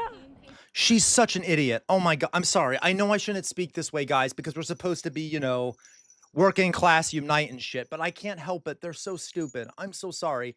She's like, well, that can't be true. It can't be true that they're going to take tax dollars because we're not going to have an income tax. First of all, there's zero evidence that we're not going to have an income tax.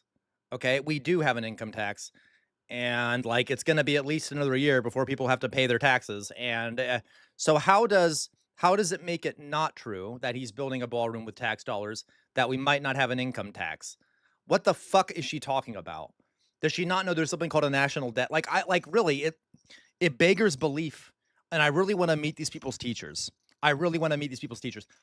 Though they've probably unalived themselves after having to have these folks as students. But anyway, I can't. All right. Well, there's still income tax still exists right now. People have income tax. I mean, I just paid taxes this year. Okay, well, this year, right now, Yeah, they're Jonas. saying that next time we file taxes, we're going to get it all back if we've been paying, or we can file exempt if we want to. Oh, really? Yeah, Jonas. And I did not do a really great job arguing with that person because it would take so long to teach that person. There's we could talk about the history of the Middle East. You have to know about the history of the Middle East to understand its current situation. And it has to do with politics and economics. It does not have to do with Islam. Okay, if that makes sense. Did Donald Trump, was that reported? Does Congress pass something on that? I've seen things. Okay. Yeah, I've seen some papers, but I can't remember. Yeah, but yeah. Yes, I haven't seen J-Mac. that reported by any media. No. It's there, though. We're just not going to pay taxes anymore? So Matt Saigai, who's funding the public? So according to MAGA people, tariffs will pay for it. But by the way, the tariffs have been ruled illegal, and the Trump administration is having to give back a lot of the funds that were in the tariffs. So that's not. So Matt Saigai, there is no funding. Okay, no funding. We're basically going to have a non-funded government because we want to make sure that the rich have to pay nothing in taxes. Okay. More? Not income taxes. There's still going to be a flat tax, like on when you buy things. There's A sales tax. Sales tax on new items. But yeah. But no income tax. That hasn't been. I haven't seen that reported anywhere. Okay, just like before, we made money by tariffs.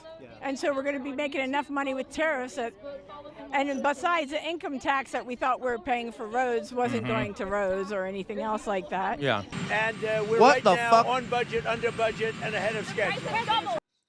We're now on budget, under budget, and ahead of schedule. Two of those things don't make sense. I doubled the size of it. Thank you, TJ. Yeah, that's true. Bravo, Sarah, go over to the Discord. We can have a nice conversation over there. It's a very nice space. We can talk about it if you want to. I won't be able to for a little bit, but we can chat more. Dumb person. He's all American as far as what I consider America. Kind of outgoing, says some things that overpromises sometimes maybe, but that's the dream. So if we have the hope and we go for the dream, if he gets half of them, that's good for all of us, really. So shoot for the moon, even if you miss, you're still among the stars. Yeah, our presidents only have 4 and 8 years. I would love to see more sometimes, but that's a good. On the world stage, that's kind of a big deal because you look at China; they're lifetime leaders. Russia, Putin's a lifetime leader. I mean, I love that. I would not use Russia as an example of what we want to see here in America. That's really dark. Okay, that's really dark. It's like, well, Russia, they have a lifetime leader. Great, TJ, right? Right, that's great. That's exactly what I want. I want a Putin-level dictatorship here in America. We probably basically already have one, though. Okay, but anyway, so that's good. That's what these people want. They want a Putin. Scott hats that say Trump 2028.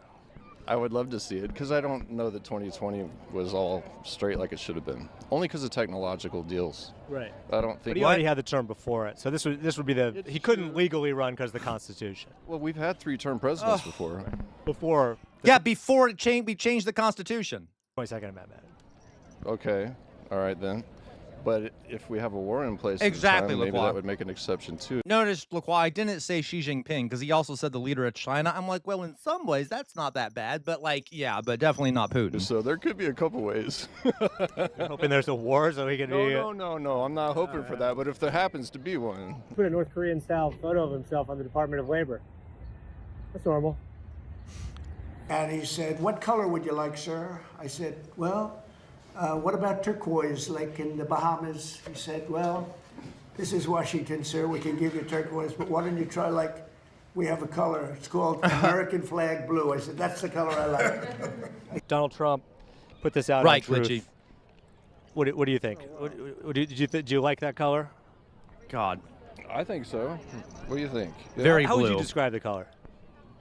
This looks bluer than that, but this has light sky, and right now we're gray, and that has no water, so we'll have to see. But wait, Dear how would God. how would Yeah, you describe Bahamas. this color blue? It looks like blue Gatorade. It does. Okay, I really don't care. This is kind of liberal. Like, I don't really care. I really don't care. I really don't care. I really don't care. I'm sorry. I just don't care. I don't care. I don't care what Trump wants to paint it. I know it's dumb and it's like a waste of our money and like it's a classic Trump thing, but really, he's going on a bit too much about this. I thought this would be more interesting. Okay. I thought this would be more interesting. Like, I really don't care. Okay. These people are morons, obviously, but we already knew that. Okay. We all know that Trump is a fascist piece of shit who, like, you know, is corrupt and likes to build big things just like a fascist does. But really, like, right now, we're at war with Iran and we're about to we might attack Cuba. And Alyssa has to pay $1,500 to get her kids to the hospital. And there are people in here who are massively in college debt and who are struggling to get by every day. And what this guy is focusing on is that, oh, look, Trump wants to paint it this color. And I just can't get myself to care. I know. Maybe it's me, but like, I really don't care. I don't think we're going to watch the rest of this. Okay. I just can't care. That's why I haven't been saying much. It's like, I get it. We all know these people are dumb. And that Trump is, of course, a corrupt monster. Yeah, you know, Jonas, at least he has 1.8 billion to fork out anonymously. Great. Like, but like, you know, it's like same shit, different day. And like, you know, nothing's going to change. No one's going to do anything about it. The Democratic Party isn't going to do anything about it. The Republicans aren't going to do anything about it. Americans are going to continue to sit on their asses and watch their celebrity TV or whatever the fuck while Trump loots the country. You know, I just can't get myself to care. Okay. Like, I know that's horrible, but I don't care. Let's you see go that. on. Okay. Yeah, it's horrible. It's awful. Well, they're all morons. We already knew that. Okay, let's go on. Okay. We get it. Give me a second. I need to sit down. I'm gonna get my chair.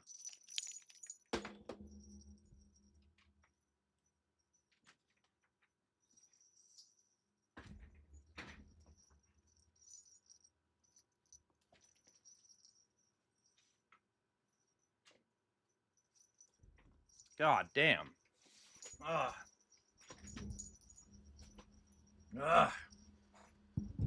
Forgive me, folks. I just don't care. Okay, like I care. Like it's bad. He's wasting our money on this bullshit. But we all know this by now, right? We all know this by now. I would much rather this guy, by the way, who I like the good liars. But he should be interviewing like Democrats and being like, what do you want the Democratic Party to do? Or some shit. I don't know. Do something. But like, we know this, right? We know he's corrupt and that I don't really care if he wants to paint it a stupid color. Okay. We can paint that shit back later. It's a small thing. I don't give a shit. Okay.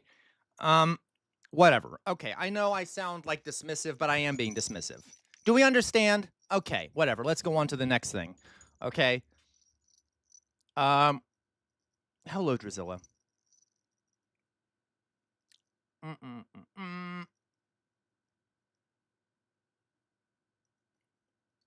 Okay. Fuck it. Okay. I mean, like, this is probably what the most... Yeah, I know. Their whole business model is sort of liberal elitism. I like them. No, exactly where Morph is blobbing. Like, I like the good liars, but like sometimes when they're only focused on like Trump wants to build a ballroom or Trump wants to color a pond in this way, I'm like, who the fuck? Can we talk about like how is this contributing to anything? Yeah, like we don't have a democracy. And I guys, I want to be clear. If the good liars ever see this, which they won't, I love your channel. You're great. Okay, we love you over here. Please join our. Please come and let me interview you guys or whatever, because I need people to collaborate with. But I'm not for it. I'm not for just focusing on the superficial shit like this. We know Trump is corrupt. They could have summarized this whole thing with this 30-second bit where they're like, Trump is corrupt. He's funding all this bullshit. Done. Okay, yeah, we know. Thanks. Okay, and that his base are stupid morons who really, probably need to go to re-education camps. Anyway, so, oops, did I say that? Whoops. Okay, so let's go on here. Let's go on. I know it's fun to make fun of the hogs, but like I would make fun of the hogs more if it was something interesting to make fun of them for, right? Okay, let's go on. Whatever, it's fine. In Minecraft, Dolly boy, oopsie, in Minecraft. Okay, whoopsie. I said it aloud, didn't I? Whoopsie. Okay. Yeah, true, LaCroix. Let's go on. Isn't American flag blue, navy blue? I don't fucking know, Lurking Snow Leopard. I don't give a shit. Let's go on. So, okay. But Arnold. This is, someone said, I think this was Louise that sent this. Let's just watch this. This is just like a cute little clip. Let's watch this cute little clip. Global, the pool was fine before Trump. He destroyed it and without fixing the problem. Of course, Global. But like, that's just what he does. Okay. Oh, thank you, Elevator Later. Thank you. Okay, thank you. So let's watch that. Elevator Lady, thank you for appreciating me, okay? Thank you for appreciating my disdain for these things. Okay. Now, this is sent to us by Louise. Louise, this is called I Had to Say It. And I think this guy's going to make fun of Trump. So let's just watch it. It'll be funny. It'll be cute. But Arnold Palmer was all man. And I say that in all due respect to women, and I love women. But this guy. Yeah, Global. This guy. This is a guy that was all man. This man was strong and tough. And I refuse to say it, but when he took showers with the other pros, they came out of there, they said, oh my God. That's unbelievable. I had to say it. I had to say it. Yeah. Although, admittedly, I'm kind of offended. Louise, how dare you imply that Trump is one of ours, okay? He's one of yours, okay? He's a straight man. Okay, the straights can have him. They can keep him. Please keep him forever over there. Okay, keep him forever over there. Okay, we don't want him. Don't give him to the bis either. The bis don't deserve him either. Okay, you straights can keep him. Okay, we're not trading. We're not taking him. Let's put it that way. Okay. Yeah, no backsies. You can't. How dare you, Jonas? Okay. All right, straight rebellion. Yeah. Well, sorry, J-Mac. You're gonna have to keep him. He's already over there. Okay, I'm not going to. Okay.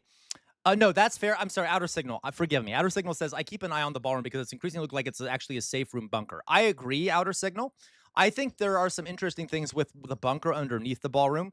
I guess I mainly mean like how the media is like, he's destroying the White House. He's knocking down the East Wing. And I'm like, I really don't give a shit. There's some interesting stuff with the bunker shit he's building, but like, the freaking out about it. Okay, whatever.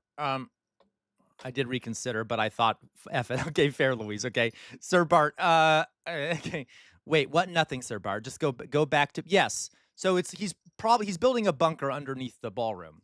Okay, it's like a multiple-story bunker underneath the ballroom, apparently, as like a safety room or whatever. And so who knows? Okay, who knows what he's doing there? Yeah, me neither. You're right. Look, while it was built by slaves, fuck, knock it down. I don't give a shit. Oh, that's a good point, Outer Signal. Maybe he is bi. God damn it. Okay, well, at least he's not gay, right? The bis can have him. All right. I know, right, sir? But let's go on. Okay, so here we have, let's do some UK shit, right? Let's do some UK shit. Yeah, we can let him, guys, let him be in the bunker, okay? And then we can lock the doors and not leave him out, okay? Not let him out. I know, so disgusting, Outer Signal. Now, I will say, Outer Signal, I am curious. A lot of this shit, sorry, Jolly Boy. a lot of this shit we see happening in with Trump is very similar to a lot of other autocrats. Or a lot of other authoritarians, as their reign goes on, they become more and more paranoid, especially with Trump, who's had multiple attempts on his life. He might be starting to lose it a little bit. And the bunker might be an expression of his extreme paranoia. Like, we see this all the time with authoritarians. Like, Stalin became very paranoid. Hitler became very paranoid. I'm not saying that they're the same person, by the way, for the lefties out there. I'm just saying authoritarians often become very paranoid. Nero, like a lot of authoritarians really become paranoid and start doing kind of very paranoid shit. Castro became paranoid. And I'm not saying that Castro deserved to be paranoid. So did Stalin in some ways, not in all of them. And so did Hitler, because there were people trying to kill him. But like a lot of times, it's this kind of happens with authoritarians. So I am curious, okay, about this ballroom, the bunker. Okay.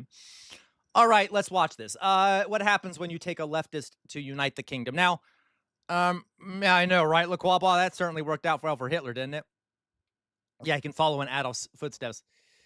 Okay, gotcha, Matt Sy, guys. So this was sent to us by Matt Sy. We're not going to watch the whole thing because it is 48 minutes long. But this is, I guess, a leftist. Is it a leftist going to a right-wing rally in the UK and then a right-winger going to a left-wing rally in the UK? Okay. Okay, so we're just going to see what happens here. Our friends in the UK are experiencing some annoying shit. You know what? Let's do this first, actually. Let's do this first. Let's do this first, because actually I would rather talk about Tony Blair first. I can't quite... So, guys, Tony Blair, we all love Tony Blair in here, right? Don't we all love Tony? We'll do this first, and then it'll make the other one make more sense, I guess. Tony Blair, we all love Tony Blair, don't we? Guys, don't we love Tony Blair? Tony Blair, such a lefty, such a benefit for the world, and never did a thing wrong in his life. Okay, there you go, Philly cheese. Okay, not a war criminal at all. Very left wing. Didn't push the country towards more neoliberal economic policies either. Okay. Right, Louise. Okay, probably. I know. Okay, we all exactly. Okay, so no, but Tony Blair is evil. I hate Tony Blair. He's a monster. Oh, I got you, Kroll. Yes, but he's building a much bigger one. He's building a much bigger one, apparently, underneath the ballroom.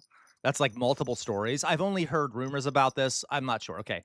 So apparently Tony Blair has been coming out to attack Labor and claim that they're going too far to the left or some shit like that. As if the people of the UK care to hear from Tony Blair. The only people in the UK that want to hear from Tony Blair are like establishment Labor people. Okay? So hilarious to me that he thinks his opinion's relevant, though it probably is within the party. You sent a video where they said it? Really, Druzilla? Let me see if I can find that. I'd rather just we see what he says.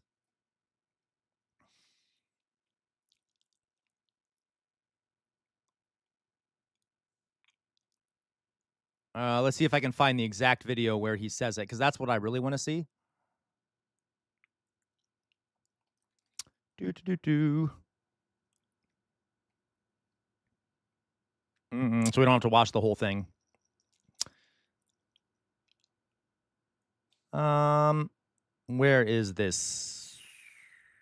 I don't see it. I don't see it, clumsy mumsy. The ghost of Jeffrey Epstein. But I don't see it, Louise. Forgive me. I don't see your original post of that video. I might be blind. We'll watch one by Gwen after this. Huh. Well. Okay. Anyway. Let's go on. So we'll just watch some of this and we'll see what he has to say. Get my head around how complete this capitulation seems to be. All the things that Tony Blair was famed for, admired for. Oh, Druzilla, I'm sorry. Now is opposed. I'm sorry, not Louise, Druzilla, forgive me. Did I say... I'm sorry, did I... Whatever, it doesn't matter. I messed up. Fuck it. We're just gonna go, we'll just finish watching this. Too. And I'm confused, guys, I'm a fool. To explain to me what you think has happened or why he... By the way, Tony Blair should be arrested for war crimes and be in The Hague. Is doing this, and it's underpinned with this shameful admission that a little bit of me thinks he's so good at politics, maybe he's right. Part of me acknowledges that Tony Blair has a different resonance. Those words, so should Tony Bush. Blair, has a different resonance for almost everybody, dependent not just on politics, but on class, on education, on, crucially, of course, political leanings. If you're Kosovan, for example, the words Tony Blair have an effect on you akin to the smell of scale extra. Everyone tell me, what effect does the word Tony Blair have on you? I know for me, it makes vomit well up in my stomach and I have to swallow it. You know when you get a little bit of vomit come up in your throat and you're like, oh, got to swallow that, a little bit of gastric juice. That's what it does to me, okay? I also typically feel my bowels start moving around. Nausea, okay, that's fair. He says everyone reacts differently. I'm curious what everyone thinks here. For me, it's the vomit. So we have nausea from Drusilla. Okay, anyone else? What are the feelings we feel when we hear, I don't want the description? Well, Matt Sci Guy, I'm just answering the question honestly. I just discussed, I got you, okay? I needed to be very blatant about it. My eyes roll into the back of your head. That's, Laquan, you should get that looked at. A brief homicidal rage. Oh, I understand that. Ew, never phrase it. The gastric juices? What's wrong with that, Cody? You don't think of him at all? Okay, well, that's fine, Lurking Snow Leopard. Okay. You feel tired? I get it, Mayflower Kid. Well, that's because you don't sleep. You want to run? I totally get it. So this makes sense, guys. Okay. It's on me. I mean, it makes you feel all warm and fuzzy inside. Tony Blair, regarded in Kosovo and other parts of the world as well as a bona fide hero, to the point where there are kids now in their, well, they'd be in their 20s, were there, or their 30s, running around Kosovo whose name is all one word, Tony Blair. Tony Blair. Isn't there a statue to Clinton? Yeah, I thought he said boner too, Dolly Boy. Isn't there a statue to Clinton in Kosovo? People of my generation, there was, until relatively recently, a sort of soft nostalgic glow attached to his name. Successive general election victories, a sense that he was rewriting the political rule book, sullied to an extraordinary degree, of course, by the engagement in the Iraq War, following an American president into an ill-advised engagement based upon it subsequently emerged at the very least deeply questionable intelligence, and of course doing so with absolutely no plan for what would happen next. So Tony Blair. Oh, don't guys. My English friends, my UK friends out there, isn't it cute how our governments are so similar sometimes? We're twinsies, going into countries without thinking about it. Without this being like, oh, I don't know what comes afterwards. Let's just go in there. Okay. Presumably has surrounded himself with people who don't point this out to him on a daily basis, but for a huge number of people, any good that he did... You're right, Jonas. I'm sorry. I shouldn't take away the credit. You guys had the empire first, so you may have done it first. I think America perfected the oppression and mass death, though, Jonas, right? I think we've gone above and beyond. We're like the new kids on the block. It's like when they have those wine competitions and, like, you know, the old French wines often win. And then once in a while you get like a new winery from like a different country that wins. We're like the new and improved imperialists. Okay. Anyway. Has been... I know, not really, Matt Saiga. I think we're equally bad in a lot of ways. Okay. Eternally undermined. Yeah. No, exactly, Dolly Boy. I'm joking about how... Okay, you guys get what I mean, all right. By the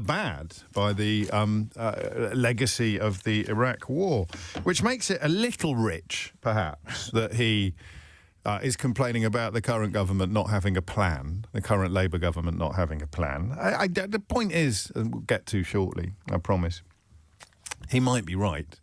But, you know, him complaining about the current government not having a plan when the biggest negative on his own balance sheet is the absence of a plan for the biggest foreign... that's hilarious. Oh, my God, I like James O'Brien. Okay, I know he's not perfect, but that's really funny. Undertaking. Though, admittedly, what the fuck is Labour's plan? Have they come up with a plan yet? Anyone come up with a plan? No? Have they come up with a plan yet? Of his premiership. And then there's the weird bits of this stuff. He's saying that the UK, that Keir Starmer... Well, look, in a nutshell, if you're not across this, the most successful Labour Prime Minister ever Jonas. Has Yeah, exactly. What fucking plan has Labour come up with? I don't know. Okay. The current Labour Prime Minister. The last Labour Prime Minister to win a general election... There you go, has Parkours. attacked the last Labour Prime Minister to win a general election. So there's only been two since 1997 who have won general elections. And the one that won three... Drusilla. Okay, Drusilla, this is actually a really good question. Shocking, Drusilla. I'm just kidding. I love your questions. Drusilla says the U.S. has had like 10 years without a war in 250 years. Has it just become a habit? Yeah. Drizella, it is not an exaggeration. There's a reason why the periods of Roman history where there was no war are called paxes. Pax Augustus, right? The Pax Romani, you know, eras of peace, because they're very, in empires are almost always at war.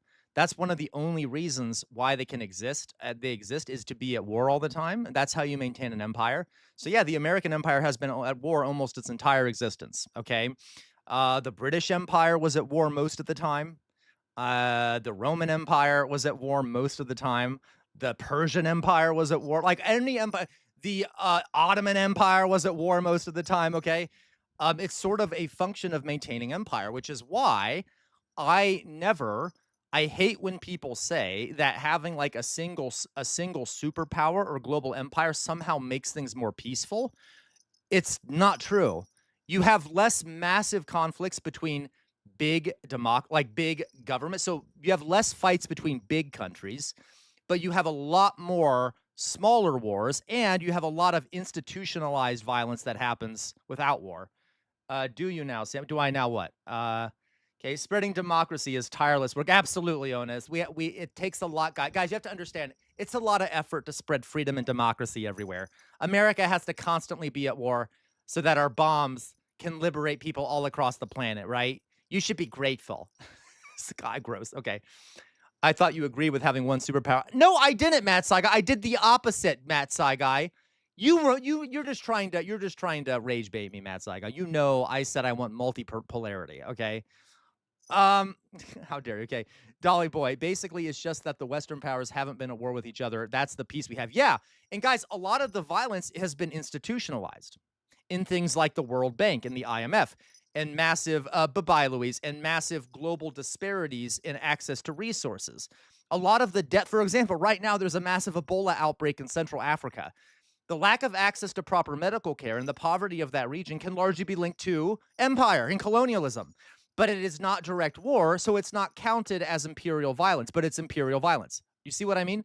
So a lot of the violence under empire gets integrated into the system. Okay? Got it? Or like, say in ancient Rome, when there was a shortage of grain, Rome would be fed first, and all the peripheries that had been conquered would be fed last, often leading to their starvation. That's not war, but it's institutionalized violence, right? Okay. Has attacked the one that won, and he's attacked him quite hard. He's also warning against a lurch to the left. So, you know, he's kind of attacking everybody. He doesn't seem to be a particular fan of Andy that's Burnham. Exactly like the Britain did the exact same shit, okay? Remember, Britain allowed the Irish, they kind of created and allowed the Irish potato famine. They also, the Bengal famine, okay? You allow institutionalized structural death and destruction on the periphery as long as the core, the metropole, is secure, okay? Was streeting, and he certainly doesn't appear to be a particular admirer of what Keir Starmer I know, Jonas. And Jonas, I haven't been good about it either, I admit. I'm going to do a presentation sometime on like the flow of wealth and resources from the African continent to the imperial core. Done so far. He's written a 5,000-word essay for his eponymous Institute for Global Change. He's attacked Ed Miliband for net zero, Rachel Reeves for sticking to promises made before the election, and also warned against, despite sticking it to the current regime, also warned against any attempts to change the leadership. What? I'm sorry. Trying to force the Prime Minister out. Blair said we shouldn't change the leadership? Change. He's attacked. Sorry, 1 second. Streeting, and he certainly doesn't appear to be a particular admirer. Jay Williams, what is bruv politics? I'm ignorant. Tell me, what is bruv politics? What Keir Starmer has done so far. He's written a 5,000-word essay for his eponymous Institute for Global Change. He's attacked Ed Miliband for net zero, Rachel Reeves for sticking to promises made before the election, and also warned against, despite sticking it to the current regime, also I'm an idiot, Jay. Thank you. Okay. Warned against any attempts to change the leadership. Philly cheese.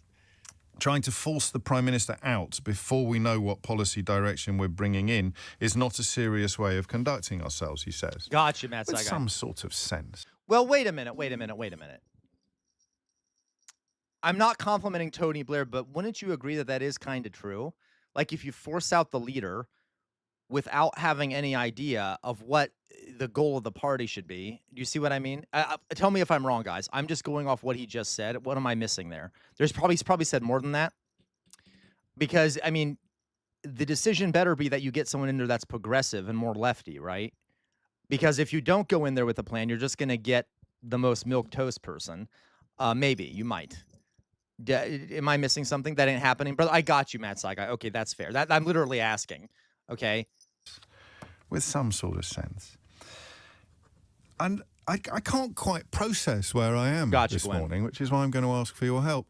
If you are of the centre or of the left, you find it a lot easier, well, unless you're a Jeremy Corbyn fan, of course, you find it a lot easier to change your mind about your leaders. No, that's a really good point, Jonas. And guys, I want to be clear. I don't want Keir Starmer to stay in office, okay? I'm just saying that critique. Oh, got you, Matt Saigai. So Tony was talking about how we shouldn't move to the left. Okay, so yeah, of course he is, because he's a fucking neo-lib piece of shit. I wouldn't necessarily say heroes, unless you're a Jeremy Corbyn fan, of course. But you find it a lot easier. You know, the scales fall from your eyes. Some people really struggling to recognise the criticisms of Keir Starmer that are accurate, but many people who had enormous hope in their hearts 2 years ago are feeling mostly disappointed and dismayed at the moment, to the point where the clamour for change, the support for Andy Burnham is currently considerable in the country, or certainly among the Labour support. Not really. I mean, the Tories are ruthless at getting rid of people who are rubbish, but they're not ever going to turn upon their idols. You know, you're still hearing people lie egregiously about Boris Johnson. Liz Truss, I guess, is a bit of an exception to the rule. But is he defending Boris Johnson? People have still got effigies of Margaret Thatcher in their bedrooms that they say the Hail Mary in front of every night. I think there are differences between the left and the right when it comes to tribalism. Okay. I'm not entirely sure what they are, but there are definitely differences.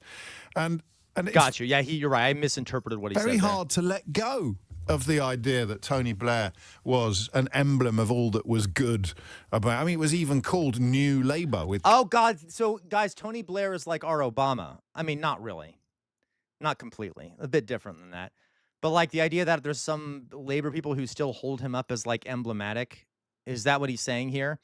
Even though he was a monster, okay? Capital N's. And Lacroix, forgive me. Yeah. Capital L's, New Labour, and they sent kids to university whose families had never dreamed of going to university. Yeah. Everybody felt a little bit... Yeah, Jonas, Tony Hussein Blair. So we're off. We seem to be... Jonas, can I just say, I know, I'm being kind of a condescending American here when I say this, Jonas. I'm always impressed at your insider knowledge, Jonas, of American politics. Like, that's... Come on, my fellow Americans, we need to give Jonas what's it called? A high five. That's a pretty funny American political joke for Jonas to say Tony Hussein Blair. You guys get the joke? Okay, anyway. Not reclaiming necessarily, but redefining our role on the world stage. Foreign affairs became once again an area in which Britain looked big and important, albeit that we were often just following America. There were things that he undertook that were not, by any stretch of the imagination, fitting that description. He kind of did good. He felt good. Even Tories quite liked him. And, of course, some people on the left think that's a kiss of death. He played an absolute blinder communications-wise.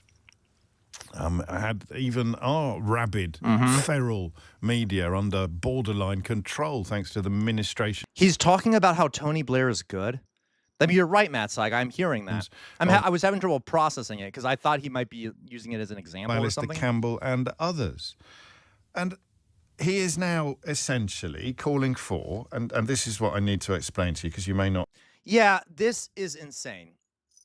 Okay, this is insane. He's doing the whole, like, he's doing the,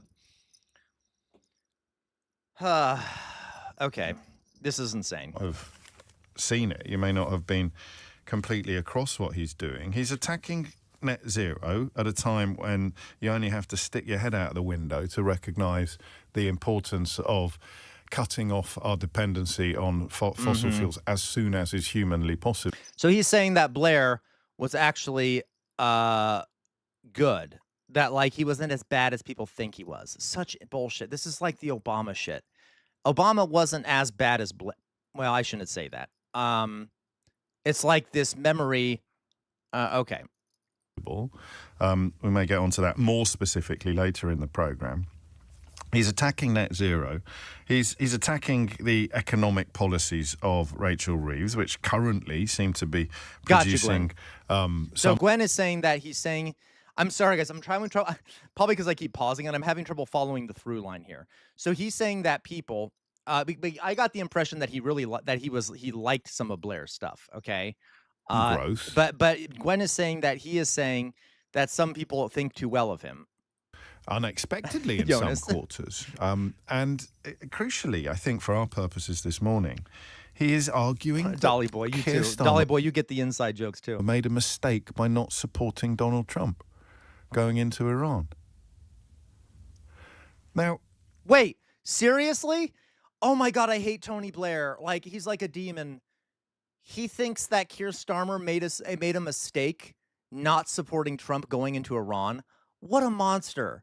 Why does this man have any say in British politics? He needs to be in prison.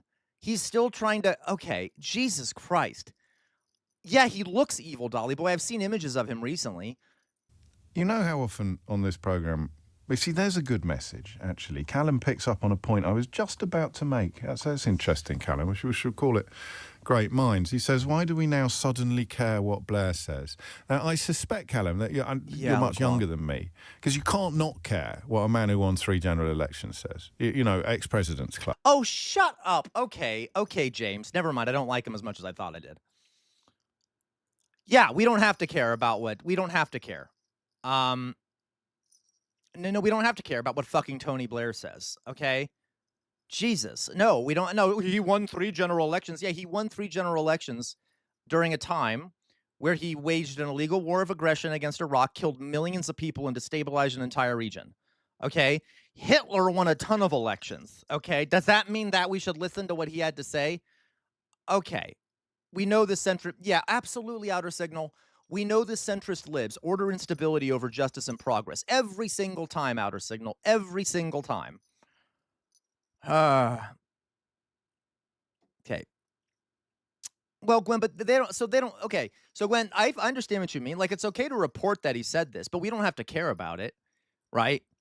We don't have to care. Like, I don't give a shit what Tony Blair thinks. There's a lot of Brits who, Brits shouldn't give a shit about what Tony Blair thinks. That's my opinion. But, okay. Ex-Prime Minister's Club. These people matter. Rishi Sunak today launching something to do with maths.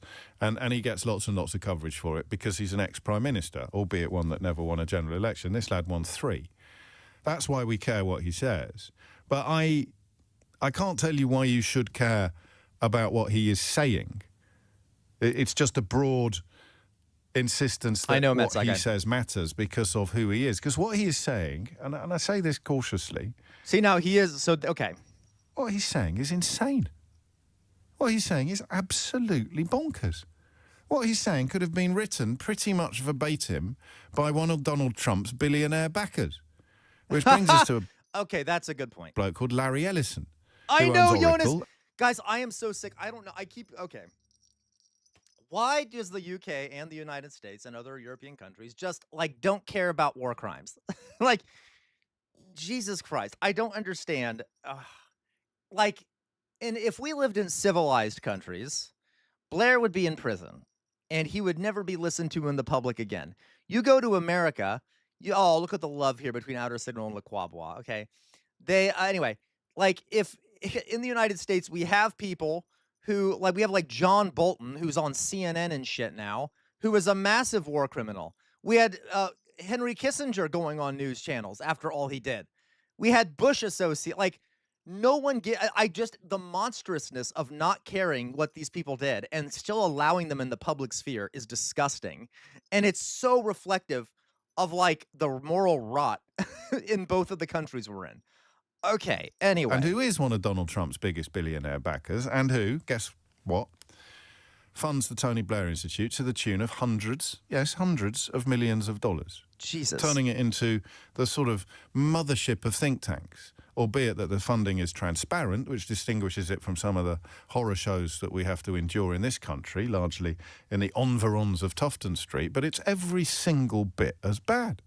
Oh, I know, Jonas. Well, he was, wasn't he? Did we follow that through? Or a prison cell, Jonas, to be honest. Philly Cheese, it's because they know there are no repercussions. Can't put Americans in The Hague. Oh, I know, Philly Cheese, right? You're right. You're right. Also can't put Brits in The Hague, right? So... Do you remember Trump's Board of Peas? Totally. Your Outer Signal, you're on fire today. You're always on fire, Outer Signal. Okay, I don't know. We're all complimenting you, aren't we, Outer Signal? Ooh, we love Outer Signal today.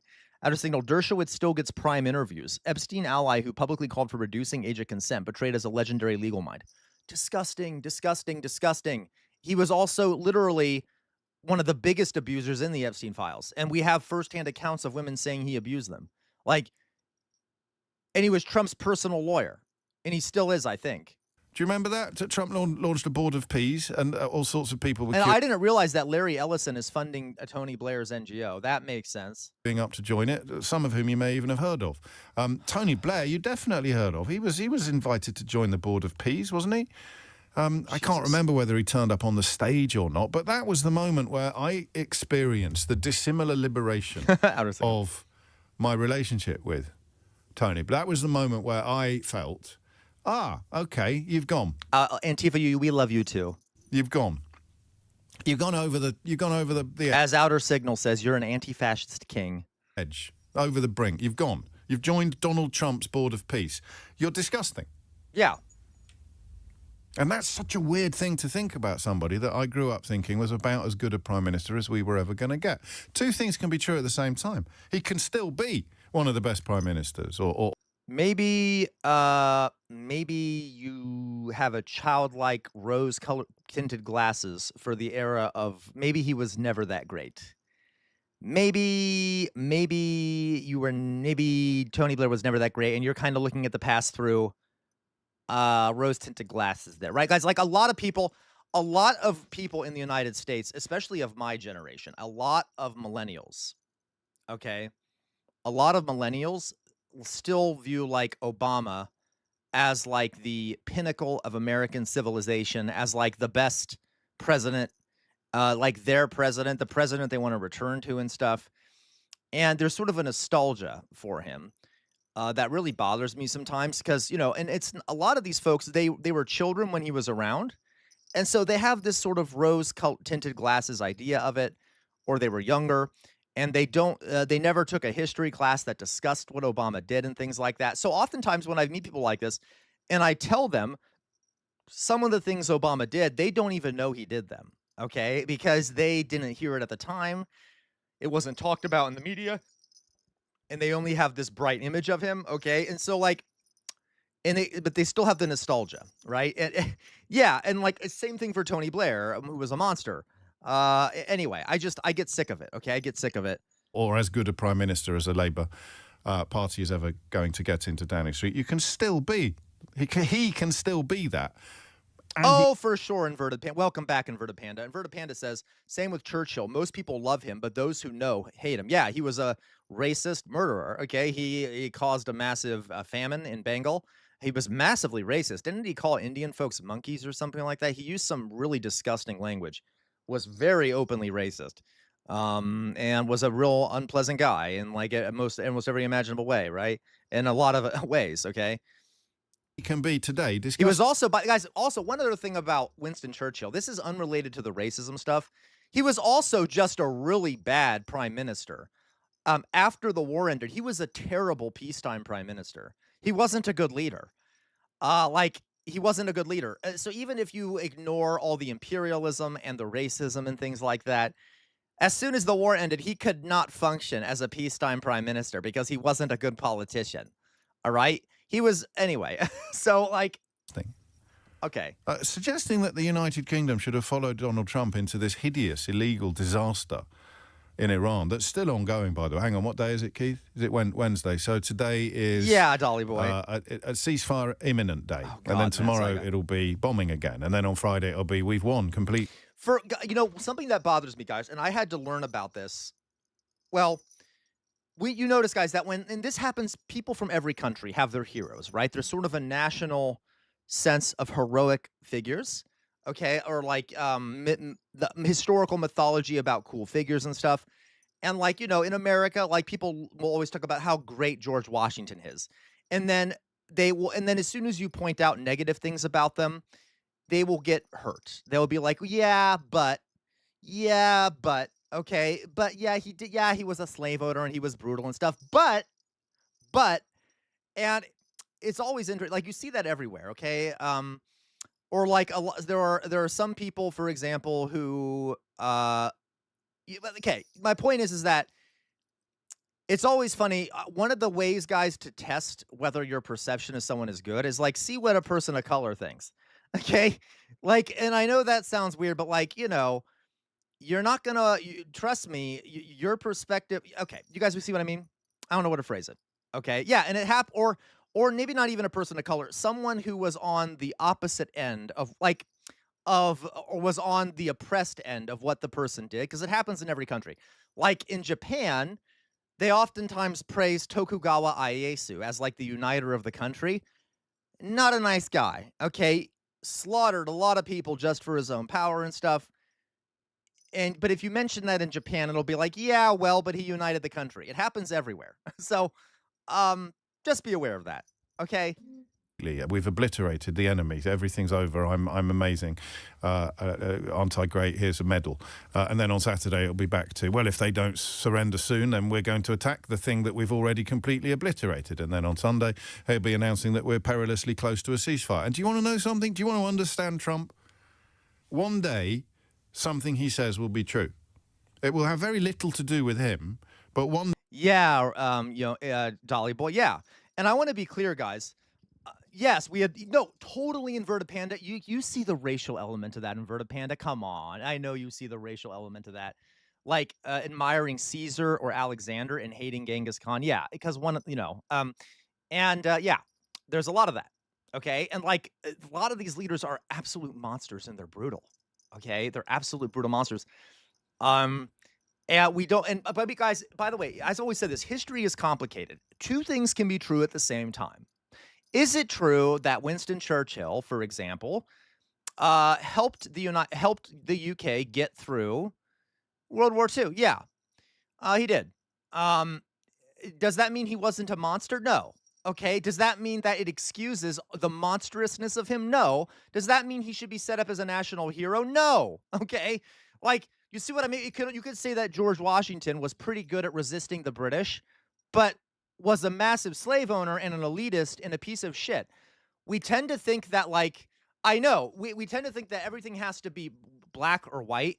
And then if you question if you question my favorite historical figure, it somehow diminishes that historical figure.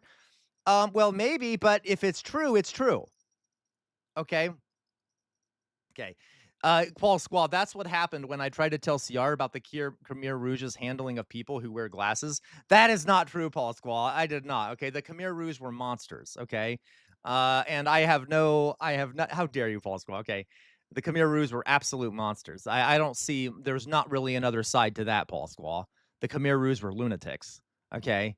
And I'm going to do a stream on them sometime, but okay. Anyway. Yeah, exactly. During the protests after George Floyd was murdered, a Churchill statue ended up in the Thames. Bye. I'm okay with it. Oh, that's okay, Jay Williams. No problem. I was wondering. So Jay Williams, I'm actually at the hospital right now waiting to take my TB test. I got you. No problem, Jay Williams. Yeah, I know. Lacroix, it's almost like history is filled with people who are flawed or something. Yeah, Lacroix. And that, you guys, you can almost just be aware. If you ever run across a historical figure that did something that is unpleasant and it makes you get this feeling of like, but I don't really care. Or like you get this feeling of offense when someone points it out. You just realize you've probably been kind of brainwashed. Just always work to question your assumptions about the past and to think about them in a more nuanced matter. Okay. And this is my complaint with a lot of people. Okay. I know, Jonas, one of the reasons the Khmer Rouge took over in Cambodia was because of American bombing and stuff. So, and because of American effort. So we were partially to blame for the Khmer Rouge. Of course, Jonas, right? Yeah, we should never worship any human beings. And it's actually, guys, it's weirdly dehumanizing to worship a human being. Like, there are French folks out there who think Napoleon was like the best thing ever. And like was like this god on earth, like destined from the beginning. And like, that's dehumanizing. He's a human being, right? It's not like he wasn't perfect. No one is perfect. Martin Luther King wasn't perfect, right? I think we could overall say Martin Luther King was pretty based. And overall, we could make an overall judgment he was good, right? Or Malcolm X wasn't perfect. You see what I mean? No one is perfect. Just try to get away from like black or white in history. There are a few people we can basically say were horrific overall. Yeah, exactly, LeQuabois. He fought against, yeah, absolutely, Inverted Panda. And that's, you know, and Inverted Panda says, one of my fave leaders from Indian independence was Subhas Bose. Sorry if I pronounced that wrong. He fought against the British, but with Germany and Japan. So it's difficult to balance that with his struggle for freedom. Yeah. And like, we have to come to terms with these things, right? And there's not an easy way to do it. Just acknowledge the reality, right? Jonas, I think people worship good leaders because life's hard and it's easier to let who you perceive to be a good leader than handle the main stuff, right, Jonas? And guys, there are still people in history that you can, like Thomas Paine was not perfect, but I like him. Okay, I like him. And I think it's better to view people as human because it reminds you that you can make mistakes too. You see what I mean? Yes, Paul Squall, you got it. Paul Squall is correct. That's the process of reification, a human being becoming less a person and more a symbol, an embodiment of a current power structure. Yes, they become part of the ideological structure, Paul Squaw. Anyway, we get it, right? Something he says will be true. And at that point, everyone will go, oh, yes. Gwen, I understand. So, Gwen, and I'm out of curious, Gwen. Do you, what did you like about Obama, Gwen? And listen, I know there are things to like about him. He was very charismatic, okay? I'm just curious, because we're talking about memory here, what is your memory of Obama that leads you to really like him? Okay. And I'm not saying you're wrong. I'm just curious. I like seeing people's memory.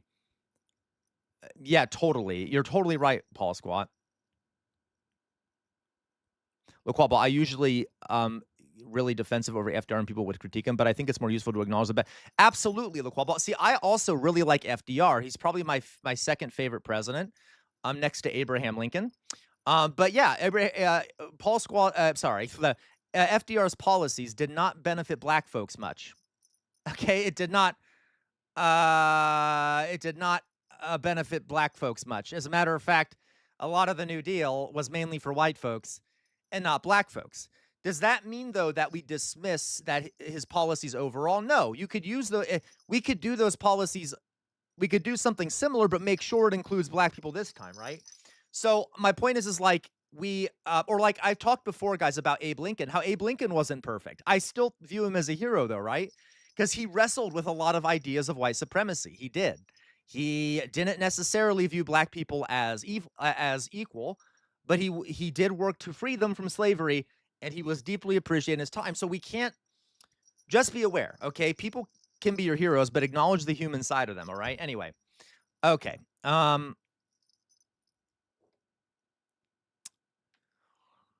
Let's see here, guys. Let's see here what we got.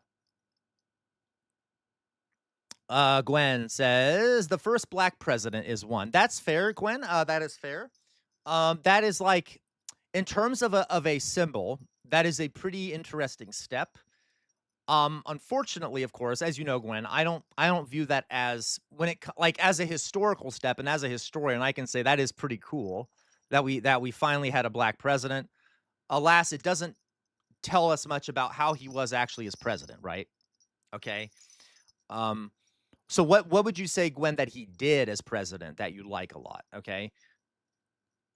Yeah, that's fair, Gwen. I got you. Yeah, I agree. There's like a feeling, right, Gwen? Because he was really charismatic. He was really Obama was really charismatic and kind of made people feel hopeful. So I agree. That's sort of the nostalgia a lot of people have, is that he made people feel hopeful, and things like that. Okay. Good old Donald Trump. He's finally negotiated. He's navigated this this very difficult period, and he's secured a deal which will be, by definition, vastly inferior to the one that Barack Obama secured. But people like Larry Ellison and other billionaires who are part of his coterie will get it all around the world that it's something brilliant.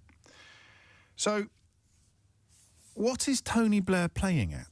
0345 6060 What's happened to Tony Blair? You get an indication. So guys, speaking of Obama, okay, I don't really like using this phrase, but I once heard this from a black lefty, okay, who famously called Obama's presidency the woke empire. Okay, now, I forget which lefty said this, but his whole point was a lot of the world saw the election of Obama as like this amazing progressive thing because it was a black man being elected in America. And the idea that Obama was the first black president kind of served to hide the fact that he maintained the American empire. And he did do drone bombings. And he did crack down on people all around the globe and continued. I know. And so, like, how do I frame this? It was like his American media and even global media kind of fixated on him being black and automatically assumed he was a step forward in American foreign policy when he was not. And they ignored the continuation of American empire and downplayed it. So it was kind of totally Paul Squaw. He also was disastrous for a lot of black folks. And I'm not meaning, yeah, exactly. And that's the thing. Like, you have to understand, guys, like Obama isn't, hello politics. How are you doing? Yeah. He didn't do stuff well domestically either. And every president is an imperialist. Okay. That we've had, and Obama was another one. Okay. And so there's a lot with Obama we could talk about. Maybe I'll do a stream on Obama. He had some things going against him that made it harder. A lot of racism directed at him from Republicans and stuff. But like, he could have pushed harder in some. He was one of the better presidents we've had recently, but he's still not a great president. Okay, whatever. You see what I mean? American imperialism. Yeah, outer signal. You're not wrong. This is my okay. You're not wrong, outer signal. Obama's presidency equals American imperialism and BLM. Yeah. Okay. He's kind of this symbol of wokeness that kind of hides the oppression. Now, outer signal, do you think that he had to allow things like that to get through anything good he wanted? No, Louise. And this is the thing, guys. Louise, for example, Louise, there were things that he didn't push for hard at all. And then he would use the excuse that he couldn't get it through Congress, but he didn't really fight for it. Okay. Like, he didn't fight hard for it. He did a lot of things that were, give the illusion of fighting hard when he didn't really. Okay. Yeah. He was definitely a corporate liberal to some extent. And, he didn't do much. I don't know how to say this. He did some things, but like, we do know, guys, weirdly enough, I'm not joking, Biden did more during his presidency than Obama did during his presidency. I'm not joking. Biden was more progressive and did more progressive things during his presidency than Obama did during his presidency. That's not a good sign. I'm not joking. Okay, look up some of the things that Biden did. And that's not a good thing. Yeah, it's rose-colored glasses, okay? And I do not like Biden. So, all right. Okay, let's go on. We'll stop here. I think we get the idea. Tony Blair's a monster, and it's annoying how he's being defended here. Yeah, exactly. And but even that outer signal with the benefit of hindsight, okay, no, Paul Squall, I hate Biden. I hate Obama. I hate Biden. I'm just saying, like, they're all riding with genocide. But Obama, like, even Obamacare was terrible. I'm sorry. It improved things a little bit, but not anymore. And it still didn't fix the problem. And he didn't fight for universal health care. Okay. So moving on. Let's go on. I'm like rambling now, folks. I gotta refocus on the stream. I bet Mayflower Kid is mad at me.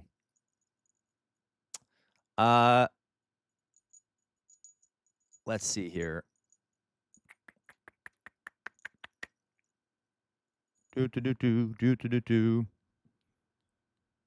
Drusilla, who's the best president after 2000? Well, God, Drusilla, probably Obama or Biden.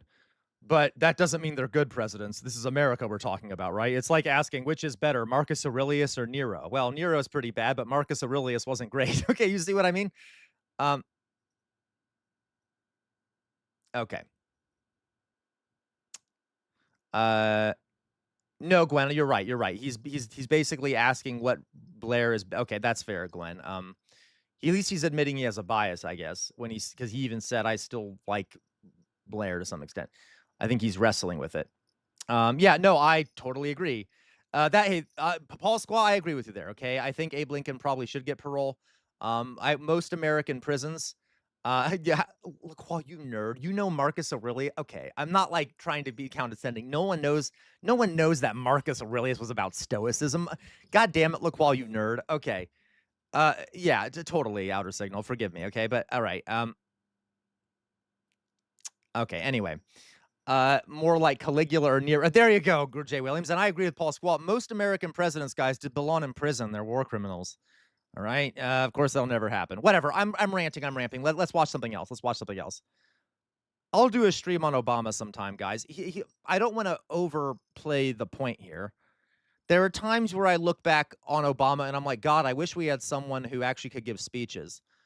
I know that's a small thing, but like, I guess there's some things about Obama that are nice. I know. I don't know Weirdomorphous Blob. Most people have no idea about Marcus Aurelius. I don't know. Maybe I'm wrong. But you're a nerd, Weirdomorphous Blob. Of course you would know that.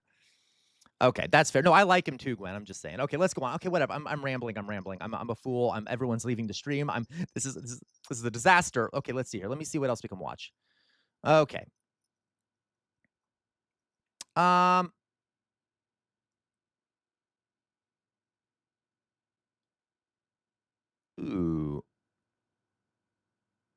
Ooh, Philly Cheese, are you still here? Let's go on here. These trans people like me are facing segregation. What? Okay, Gwen sent us this. Let's read this real fast. Thank you, Gwen, for sending this. So we all know, guys, that one of the most annoying things about the UK right now, okay, is that maybe, I don't know, okay, I know, hilarious, Dolly Boy, is that the discrimination against trans people in the UK is really bizarre, okay? I still need to look into the history of this because, how do I frame this, guys? Like, it's probably not the same as it used to be, but trans rights in the UK are almost worse than in the US. Now, recently that may have changed. In some places in the US, trans rights are worse here, probably. But like, there's a weird amount of disdain for trans people amongst a large chunk of people in the UK. I know the UKers in here don't think that way, but it's been that's why it's called Turf Island, and it's getting worse. There you go, Gwen. Okay, you stole my thunder, Gwen. But yes, it's getting worse in the UK. And I need to look into the history of this. I don't understand why this is in the UK. And I've asked people before, but I need to look it up, okay? So trans people like me are facing segregation now. We need Parliament to restore our rights, okay? When you try to imagine the lives of trans people in the UK today, you could be forgiven for thinking they have always been dominated entirely by fear and anxiety. Things have been getting worse, but until recently, my life as a transgender woman had not been consumed with worrying about how I'm supposed to live it. That is until last year's UK Supreme Court ruling. In fact, when I'm worried about needing a bathroom or feel hesitant about taking up space when I'm invited to join a women's network, it's been other women who have made me feel welcome and pushed me to stop worrying. This was the reality for many trans people in the UK until 2025, when the court decided that a man and woman in the Equality Act must refer to biological sex, upending decades of shared understanding in the law. We saw the decision greeted with laughter and celebration by gender-critical campaigners and welcomed by ministers. Despite the court saying its decision would not disadvantage trans people, of course, the Equality and Human Rights Commission tried to implement it in a way that tore up previous protections. That is so dystopian that they call it the Equality and Human Rights Commission. Hilarious. The EHRC's initial advice stated that trans people should be excluded from any service or association for men or women or gay and lesbian people that matches their gender whatever the wishes of the organizations running them. Oh my God. Okay. The regulator left no glimmer of inclusion for trans people, suggesting that even inclusive social groups such as with a Women Institute should be forced to exclude us, which it reluctantly did later.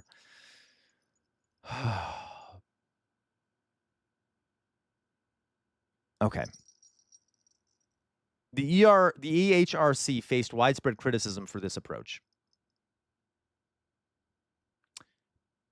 Okay.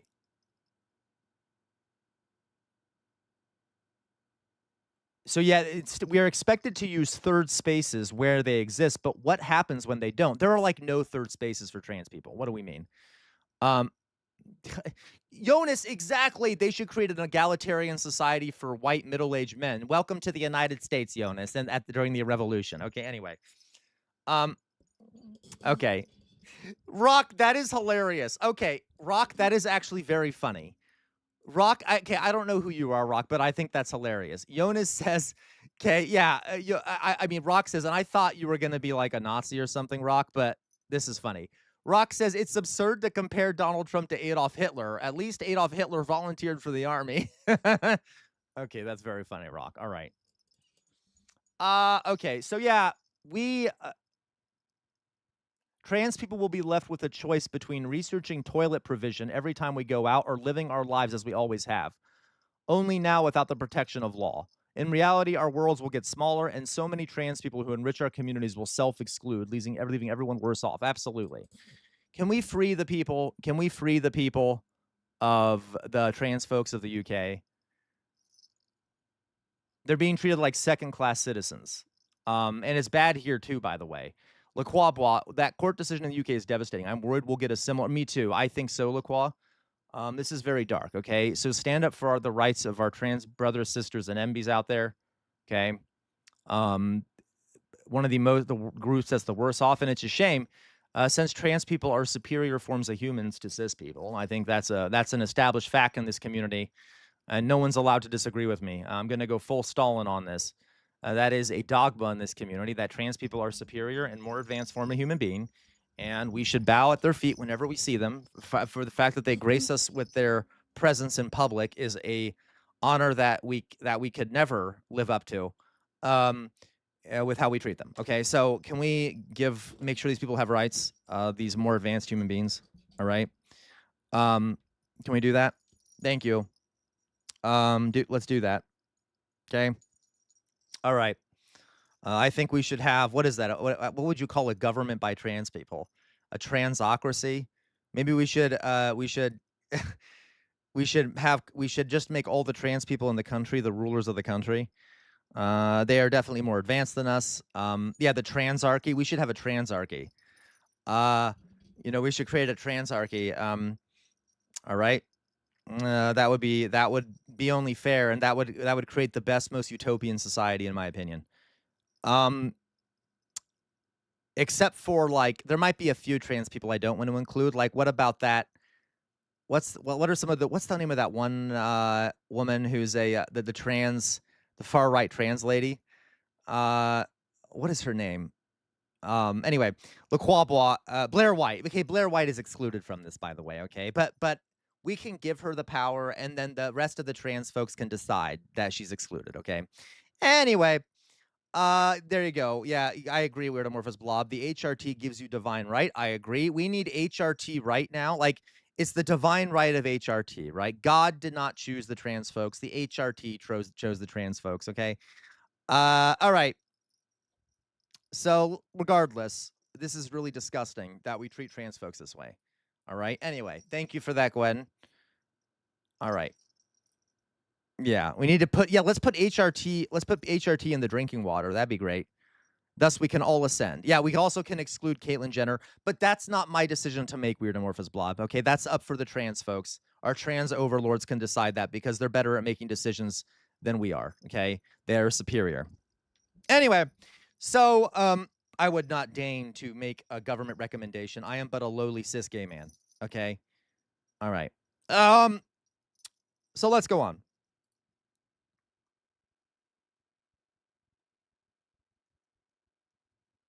Oh, you know what? Yay. I love you guys introduced me to Dr. Shola. Dr. Shola. So let's listen to Dr. Shola. Judge gives teen boys free pass on gang rape. That's disgusting. Let's see what she has to say here. The words hit like a rock straight in my face. He almost made it seem as if what the boys did was not okay. But it was okay in the eyes of the law because they were still children. And what did that mean to you? It meant that why did I sit and put myself through the pain of going to court, going through a trial, reliving everything because of evidence and watching it all happen again? It sort of gave me a sense of what's the point? Like, what was the point in putting me through that just to say that? It's fine. There are not enough words to express my outrage and anger at this. I mean, my flabber is gusted. 3 teenage boys are convicted of knife-point rape of 2 girls. Knife-point rape. And these dumbass, useless, evil... $10 says they're white.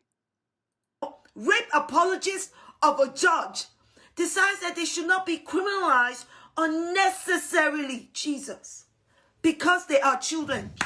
Their age should be irrelevant to the punishment because it was irrelevant when they committed a crime. These boys were between the ages of 13 and 14. Not only did they rape these girls, they filmed themselves doing it. They knew exactly what Oh my God, that's disgusting.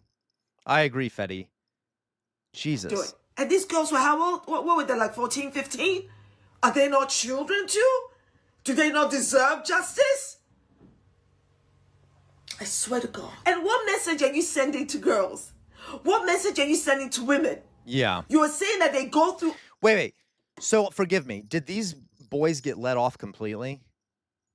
They got let off completely? Because here's the thing. Some of you may disagree with me on this. I've gotten in arguments with folks before. Okay? I don't think these boys should be, if they're 14 and 15, they should not be put into an adult prison. They should be put either into a, they should be out of the public sphere. They should be in a juvenile detention facility or like in a, if they don't have one of those, a psychiatric hospital and kept there in prison. Okay, so they do have juvie prisons. Perfect. Okay, send them to a juvie prison. Okay. Send them to, okay, it's insane if they weren't put in any prison because they definitely should not be out in public if they did this. They shouldn't be sent to an adult prison, in my opinion, but they should definitely be sent to a juvenile detention facility. Those boys should not be out on the streets. They're dangerous monsters, okay? But let's see what else is all that.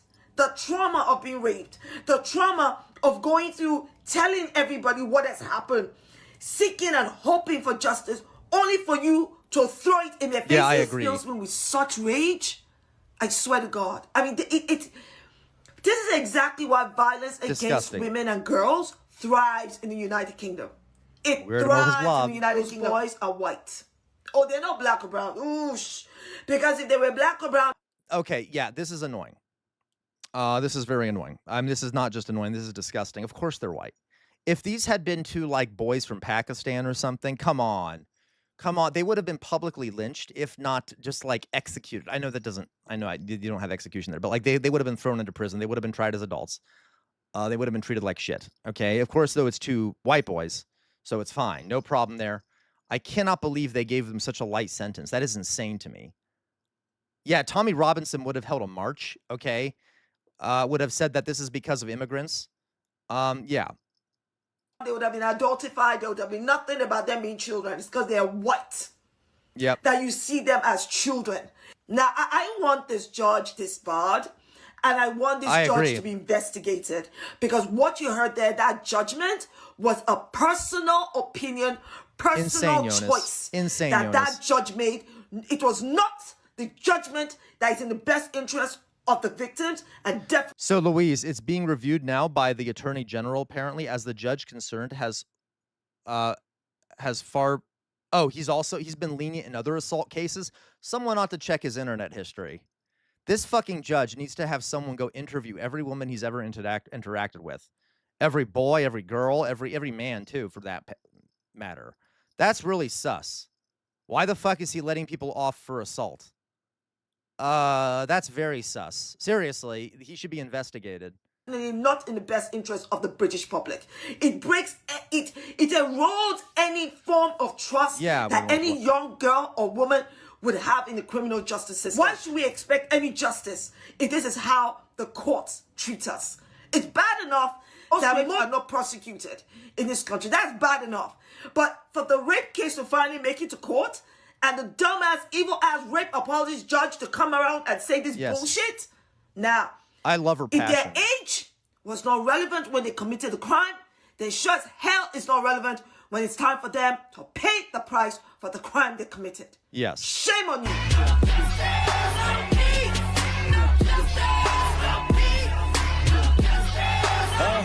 That was a nice ending there. That's amazing. Like, seriously, I'm sure he did some bad shit when he was a teen. Yeah, okay. Okay.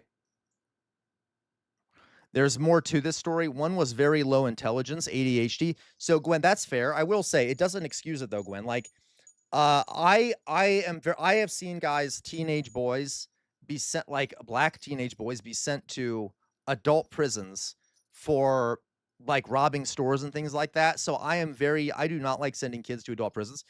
But regardless of whether or not so let's say they do have ADHD and low intelligence, they can't be on the street. If that's the reason why they did this, let's say in theory we blame low intelligence and ADHD for this. If they can't control themselves, then they need to be in a juvenile detention facility. They need to be in a prison somewhere. Because, unless we want someone else to be assaulted, right? It's not an excuse that they have ADHD and low intelligence. If anything, that's a sign that, well, then maybe they shouldn't be on the streets if that is affecting them so much that they're raping people at knife point. You see what I mean? Okay. So, like, exactly. Right. They absolutely need to be, like, rehabilitated, or they need to be put in a facility either where they're treated, and I don't know the details. That's why I'm saying, like, it might be that they just need to be put in a juvenile detention facility, not a psychiatric hospital, but it needs to be a locked facility where they can't hurt people, okay? Wherever it is. And we also need for women these girls to get justice. It'd be crazy to I can't believe he just gave them a goddamn probation. That is insane, insane, insane, insane. Okay. And that judge should be held responsible if any other woman is assaulted by these boys. Okay? Oh, no, I got you, Gwen. Forgive me. I didn't mean to sound like I was arguing with you, Gwen. Gwen, all right. Most people, to get away with it, look who is in the White House. Oh, I know, Tater. Isn't that funny, though, Tater? Like, yeah, we'll never hold our own accountable. Like, the wealthy and powerful can do this all the time, and they always get away with it, right? That's very true. Okay. Like, they're always insane. Okay. God, what a fucked up world we live in. World turned upside down. World turned upside down. Okay, guys, let's see what else we have here. All right. World turned upside down.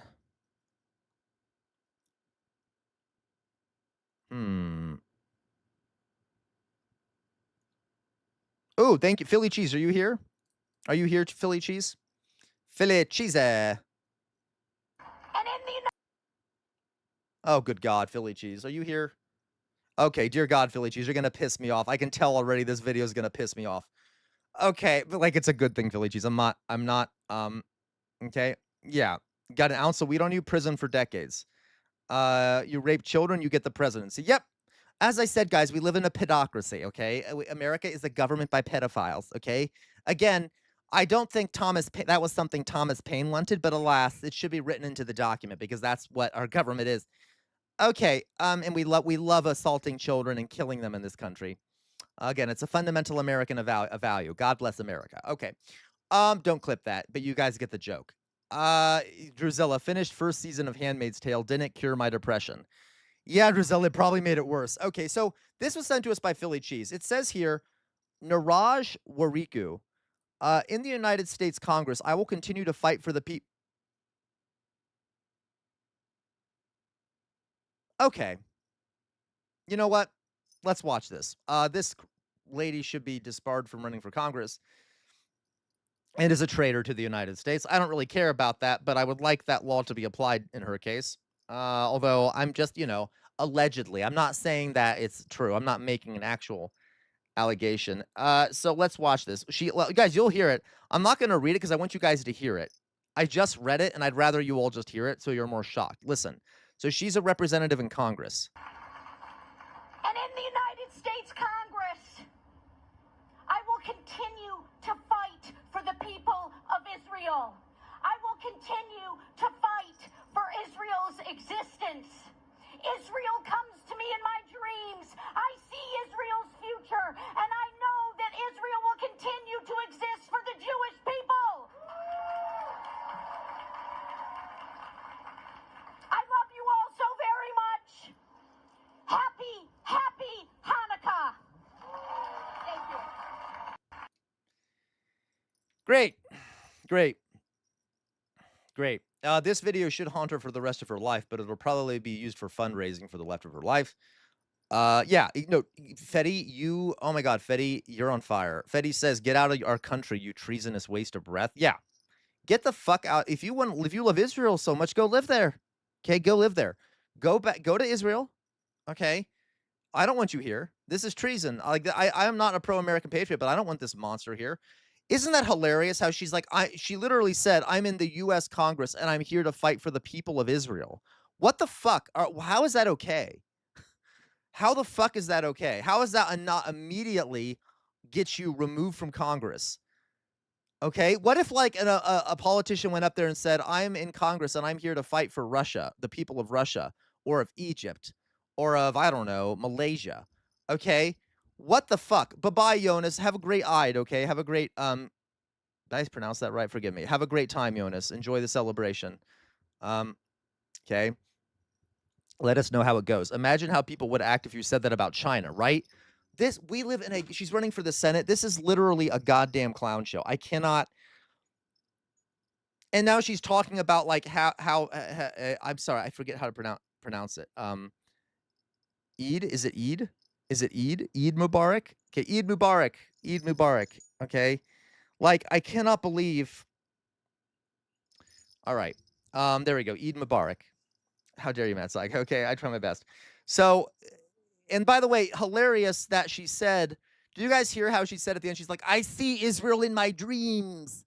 I see it. I'm like, you need some medication, girl. Okay. Let's get her some Seroquel, which is an antipsychotic.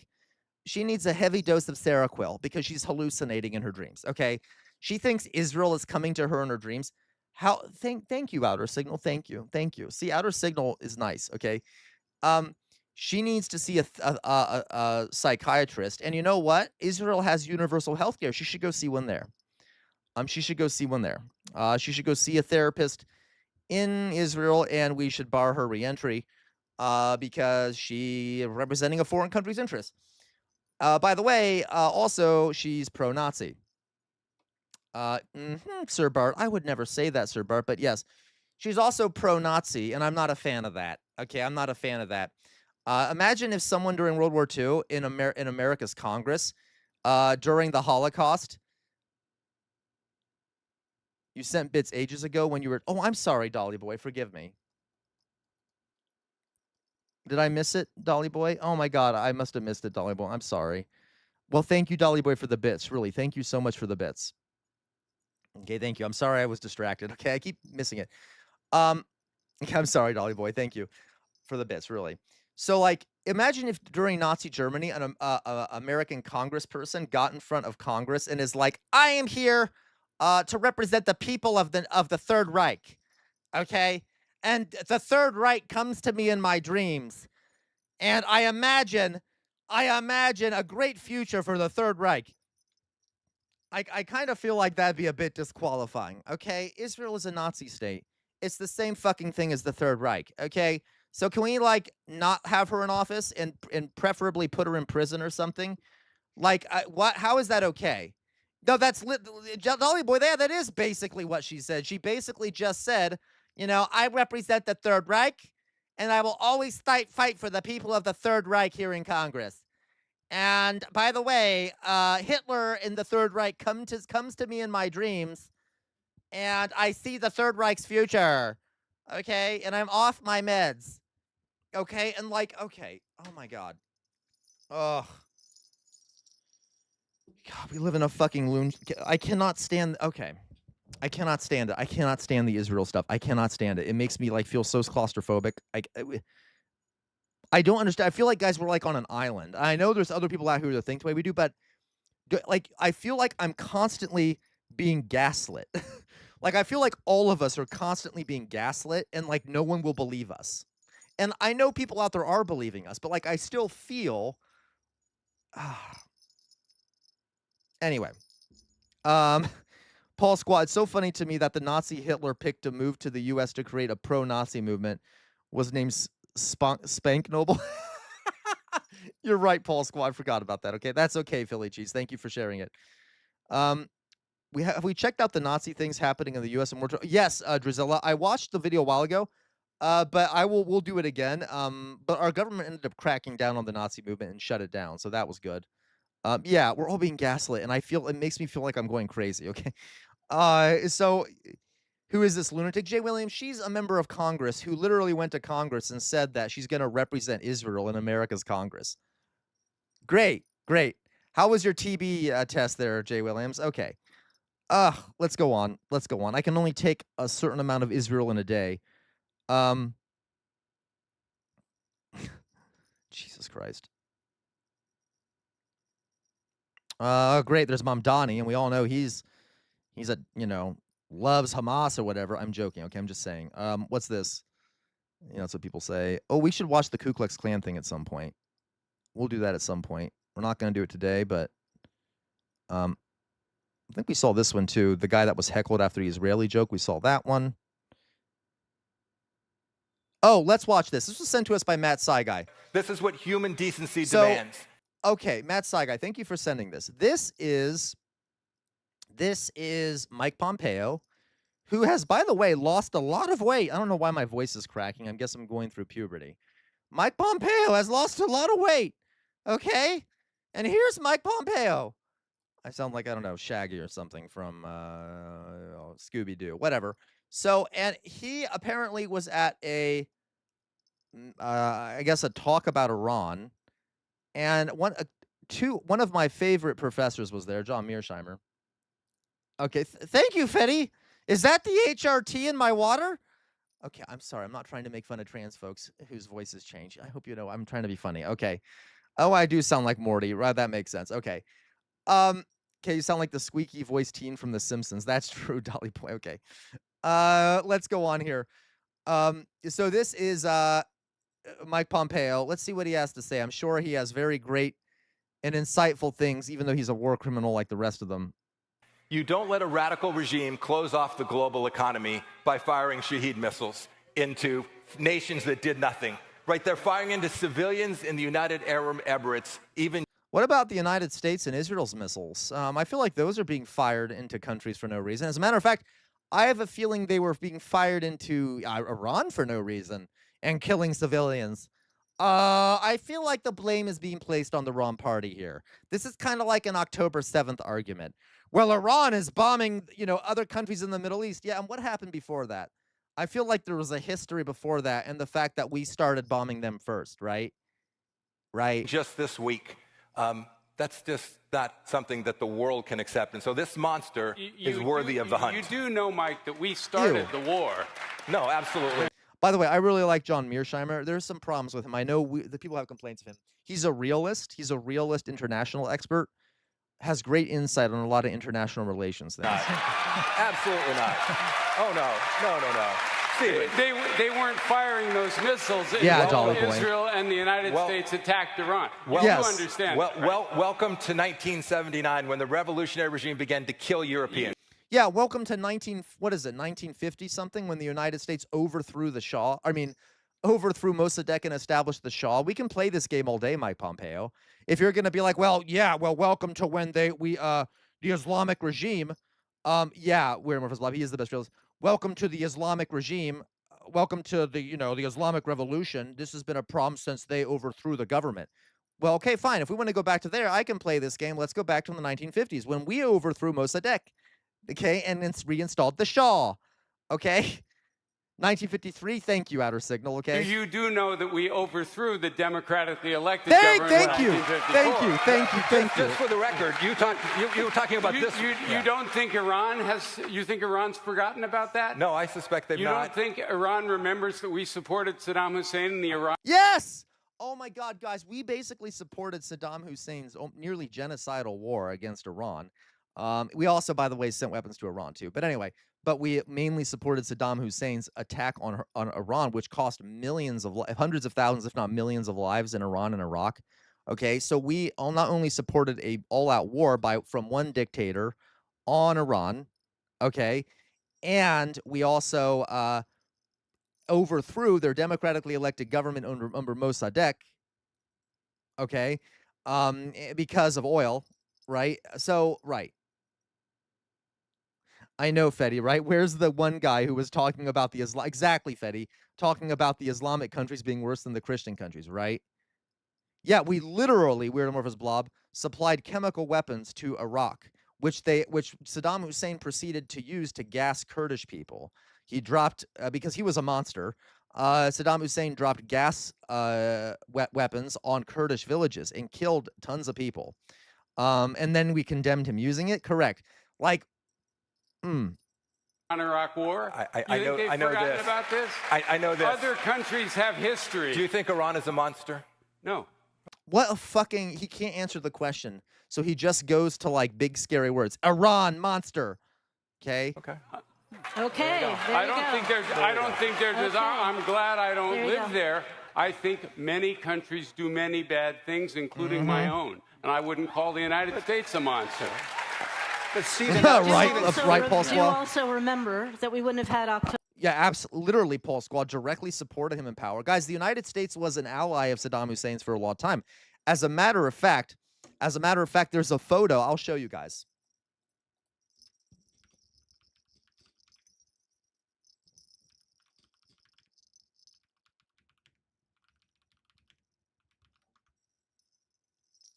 There's a famous photo. Here it is. So I don't know if you guys have seen this photo. Here you have shit. I need to find a better photo. Okay, this is, you can barely see it.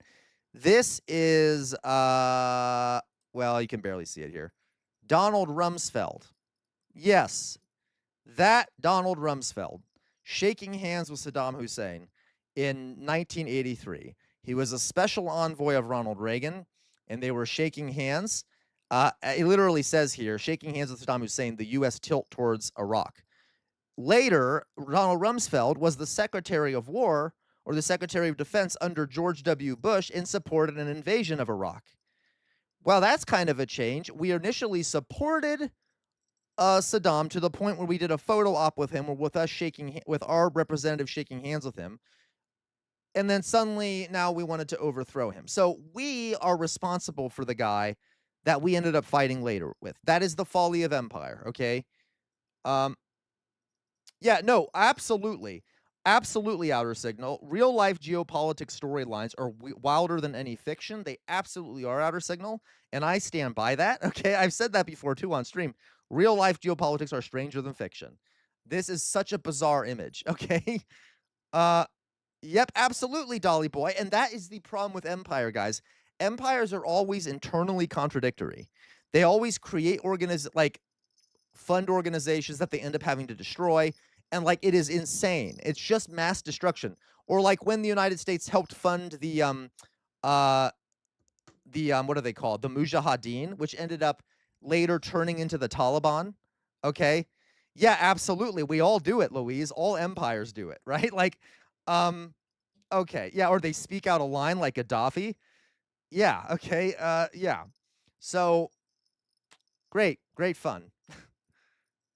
October 7th if we hadn't had Iranian support. Oh, God, not this. I'm sorry. Is she saying that, what about October 7th? That wouldn't have happened without Iranian support? Bullshit. We don't even know, guys, if Iran did support that. We have not seen any evidence that Iran helped the Hamas on October 7th. And, maybe they did, but we haven't seen any evidence of it. All we have is the word of the Trump administration in Israel, and they have not provided any evidence that this is true. Call the United States a monster. But Stephen, do also remember that we wouldn't have had October 7th if we hadn't had Iranian support Bullshit. for Hamas. Zero evidence of that. No evidence have been provided. Yeah, Louise, exactly. Because there's been no evidence provided. So good journalists haven't covered it, because unless you have evidence, why would you cover it? I agree. We wouldn't have had October 7th if we'd gotten peace in the Middle East, and that's a much longer story. It is, and every single Jesus U.S. Christ. president has tried and will continue to. Oh my God. How, I'm sorry. How can you be, no, Philly Cheese, I don't condemn Hamas. You know what? I probably can't say this on stream. You all know what I want to say about Hamas, okay? Unfortunately, I don't have pom-poms here to start waving them around and cheering, but for the sake of the stream, I won't do that. Anyway, so, what was I going to say here? I can't believe she is probably a pretty high up lady. The fact that she's here, okay? How can you possibly believe that the United States has tried for peace in the Middle East? She just said that every American president has tried for peace in the Middle East. Really? What level of delusion do you have to be living under to think that that's true? So my question is, guys, is she a moron or is she complicit and lying? Sometimes it's hard to tell. Anyway, Jesus. Right, weird amorphous blob. Okay. Anyway. Yeah. That's why, guys, I would love to have two pom-poms and go, that organization. Let's go. Anyway, I can't do it. Whatever. All right. Okay. She's a strong, independent woman. You're just a misogynist, man. Sam, no, I'm not. No, Pasquale. No, she's not a strong, independent woman. She's a slave to the interests of the imperialist class, the bourgeois, and their interest by supporting imperialist war. Okay? So, no. Okay? No. Deliberately lying is where my money's at. Yeah. I cannot understand. Anyway. I'm going to now, guys, I really want to come up with like a cheerleader chant in Minecraft for that group. That'd be kind of fun, wouldn't it? I'd really piss off some we could pull a Thomas Paine type thing and make some sort of sassy chant for that group. Anyway, whatever. Not very hard. But it is very important to emphasize there's no evidence that Iran even knew about October 7th, much less Oh my goodness. Right. I'm sure it is. I love that. But see, like, John Mearsheimer is correct. We have no evidence. Notice how the audience is like, oh, but we just know it based off the feels. Okay? No, they had to be involved because we have the feels that she's involved.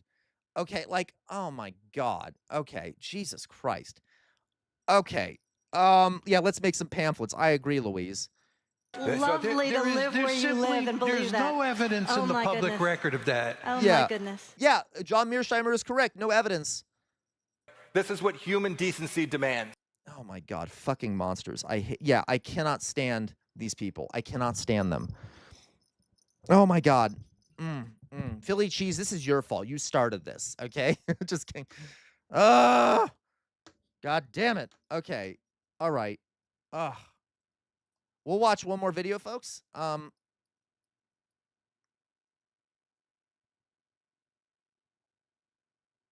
Ooh, Jay Williams, you sent some good ones too. Jonas sent us this one. Now Jonas isn't here. I believe Jonas just went to go to the Eid Mubarak, the holidays to celebrate Eid. But this is a video he sent. It says, how much is the Iran war costing America? Let's hope it's a shit ton. Okay, let's hope it's a shit ton. Okay? Well, Dolly Boy, you need to wipe it off your face, too. Anyway. Okay, go on. Let's watch it. Iran war costing Americans. Here's the first big number. How much is the Iran war costing Americans? Here's the first big number. $29 billion. I didn't say I meant like it's a celebration, Mad Saiga. It's like a celebration of it's a holiday in Islam. That's the Pentagon's latest estimate for the war's initial cost. Much of that's missiles and interceptors. Watch this figure. It will likely It is. Okay, I know, Matt Saigai. Even Barak is what you say. I know that. go up. Second big number, more than $40 billion. That's one estimate of how much more U.S. consumers have paid in higher fuel costs since the war began. Third big number, $200 billion. That's the amount of economic output Americans will lose because of the Federal Reserve's inability to cut interest rates by 0.5 percentage point, something we'd been expecting before the war reignited inflation fear. Don't worry, Joe Williams. I'm going to watch the Ku Klux Klan one probably tomorrow, okay? That means higher credit card bills and more expensive mortgages. It's an estimate from University of Michigan professor Justin Wolfers, based on the Fed's own research. A bit late now, Matt Saigai. I'm already calm. But now I'm not because you sent that. $270 billion in our back-of-the-envelope cost calculations. But there are other knock-on effects, too. Economists say supply chain problems have cost America. Guys, I'm sorry. I'm so distracted. I still cannot believe. I know, I'm sorry. I'm stuck on this. How is that woman, she's probably rich. How is she still considered an expert on the Middle East when she can say something like the United States has strived for peace in the Middle East? Like, I cannot get this out of my head. Okay, I'm sorry. Let's go back. I'm sorry. This okay. And continue to. Short-term freight rates on some transatlantic trade routes have surged by more than half since end February because of higher energy prices and the effective closure of the Strait of Hormuz. The woman from, I don't know, that woman from the last thing we watched, I don't know her name, Louise. I don't think they even said her name. With U.S. midterm elections coming in November, Trump's political destiny is on the line. Yeah, so the pain American consumers are feeling could impact the rest of the world too. And until there's a breakthrough on peace, the costs of this war are heading in just one direction. Yeah. Up. Yep. Oh my God. Yeah, let me look it up, Paul Squall. So guys, to be clear, you're right. So the way people like her raise up in the world is because a lot of the institutions that empower these people are run by the elites. Okay, so they choose on who to fund. So yeah, they probably support her, and that would have they've given her a lot of money to help rise her up because her opinion is one that they like. All right, Victoria Nuland, let's look her up.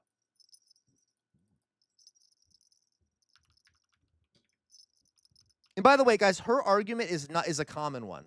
There are a lot of like even liberals out there, liberal commentators who say things like this, you know, who love the American presidents.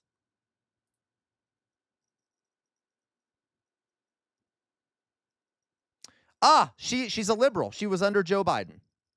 Of course, as I was saying, she's an American diplomat who served as the, so a lot of liberals, even Democrats, have this romantic notion of America and the presidents, view them as always striving for peace and shit like that. I cannot believe it. I cannot believe that that's... She served as the Undersecretary of State for Political Affairs from 2021 to 2024, a former member of the U.S. Foreign Service. She was an ambassador to NATO. Yeah, friends with Blinken the Butcher, absolutely. Oh my God, Philly cheese. It's okay, guys. She's on the board of the National Endowment for Democracy. Great. Okay. Of course, she's also the Brady Johnson Distinguished Practitioner in Grand Strategy at Yale University. She's there, guys, because those are training academies for the elites.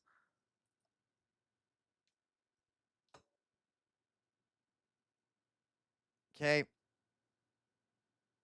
Christ.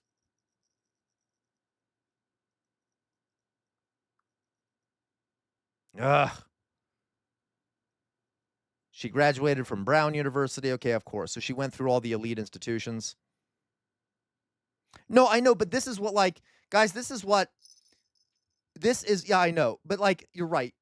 But this is what bothers me, Weirdomorphous Blob, because, like, you know, I like history. And some of these people are very highly educated, okay? And I know that doesn't matter in this case. But, like, she was at Brown. She's had a massive amount of education. And yet she can and she seems to believe it, she can so bluntly say that American presidents have strived for peace in the Middle East. What the fuck are you talking about? Yeah, she'll be first in the line when the Rads take over. Correct. Okay, and by the way, oh my God, anyway, I'm just...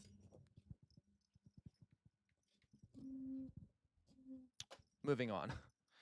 So I'm done with that shit. Okay, I'm done with that shit. I just am frustrated. And I don't mean, I feel like I'm targeting her specifically. Okay, I don't mean to. We haven't watched anything about Israel or the Middle East in like a few days. So I'm like, this is especially triggering. Okay, and this is a common thing. There's a lot of people like her out there. All right. All right. Okay, I'm gonna put my face up.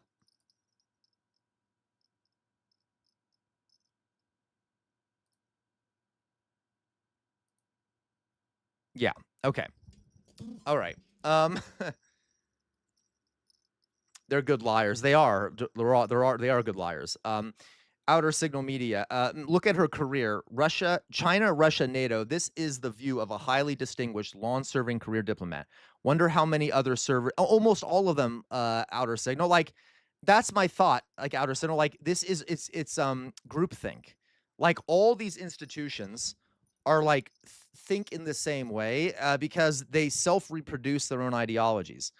The right wing always claims that there's an American deep state, and they're kind of right. I don't mean that, not in the way they think, but there's a lot of institutional things that are norms that don't get questioned, and this is exactly that. Bye-bye, Fetty. Okay. Philly Cheese, do you think she sees Israel in her dreams? Probably. She probably delights in watching Palestinian children burn alive in her dreams. Okay. No, they are a lot of times, Matt Saigai. They are. Okay. Typical Zionist psychopath. Absolutely, Jay Williams. Disgusting. Okay. So, guys, I'm going to go now. I've streamed for over 4 hours, almost 4 hours and 20 minutes. So I'm going to go now. I will come back on tomorrow, of course. Thank you, everyone who contributed. It was very nice of all of you. Thank you very much, everyone who contributed. I hope you learned something today. Okay. And we're back into our regular streaming schedule. So of course I will stream tomorrow and Friday, okay, and Saturday, and then Sunday will be my day off. Yeah, 4:20. Yep, an hour and 4 hours and 20 minutes. Correct, Doug. I literally streamed for I think about 4 hours. Yeah, 4 hours and 20 minutes. Thank you everyone who donated. Thank you, Tate. By the way, Tater, love having you here. Okay. Yeah, absolutely, Outer Signal. Okay. So anyway, let's go. So I'm going to go, guys. Thank you all very much. I'll find someone to send you all to. You all know what I'm about. I have to go make dinner, and I have to help out with some things, but maybe soon. I know. I'm sorry, Drusilla. Don't cry. Okay, no problem, Tater. Tater, you've been in here for a while. Thank you. You're like one of the classics, okay? So let me find some place to send all of you.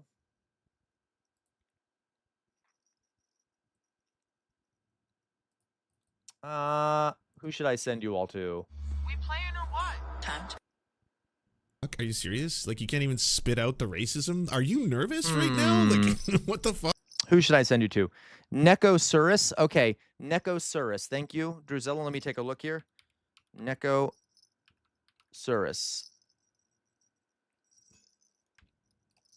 By the way, guys, do please. Anything on my turn until I got my my super ability. Oh my God, I love that game. Yeah, we'll do Necosurus. We'll definitely do Necosurus. Thank you, Drusilla, for that. So, guys, please join our Discord if you haven't already. It's linked. It is linked at the bottom of the YouTube chat and the top of the Twitch chat. We have a great community on there. I'm trying to get the community to be larger so I can do this long term. There we go. Raid Necosurus. Okay, please join the Raid Necosurus. You know what I'm about to say. First of all, free Palestine. Free Palestine. Never stop resisting. The easiest way to resist is to think. Thank you so much, Philly Cheese, for the 100 bits.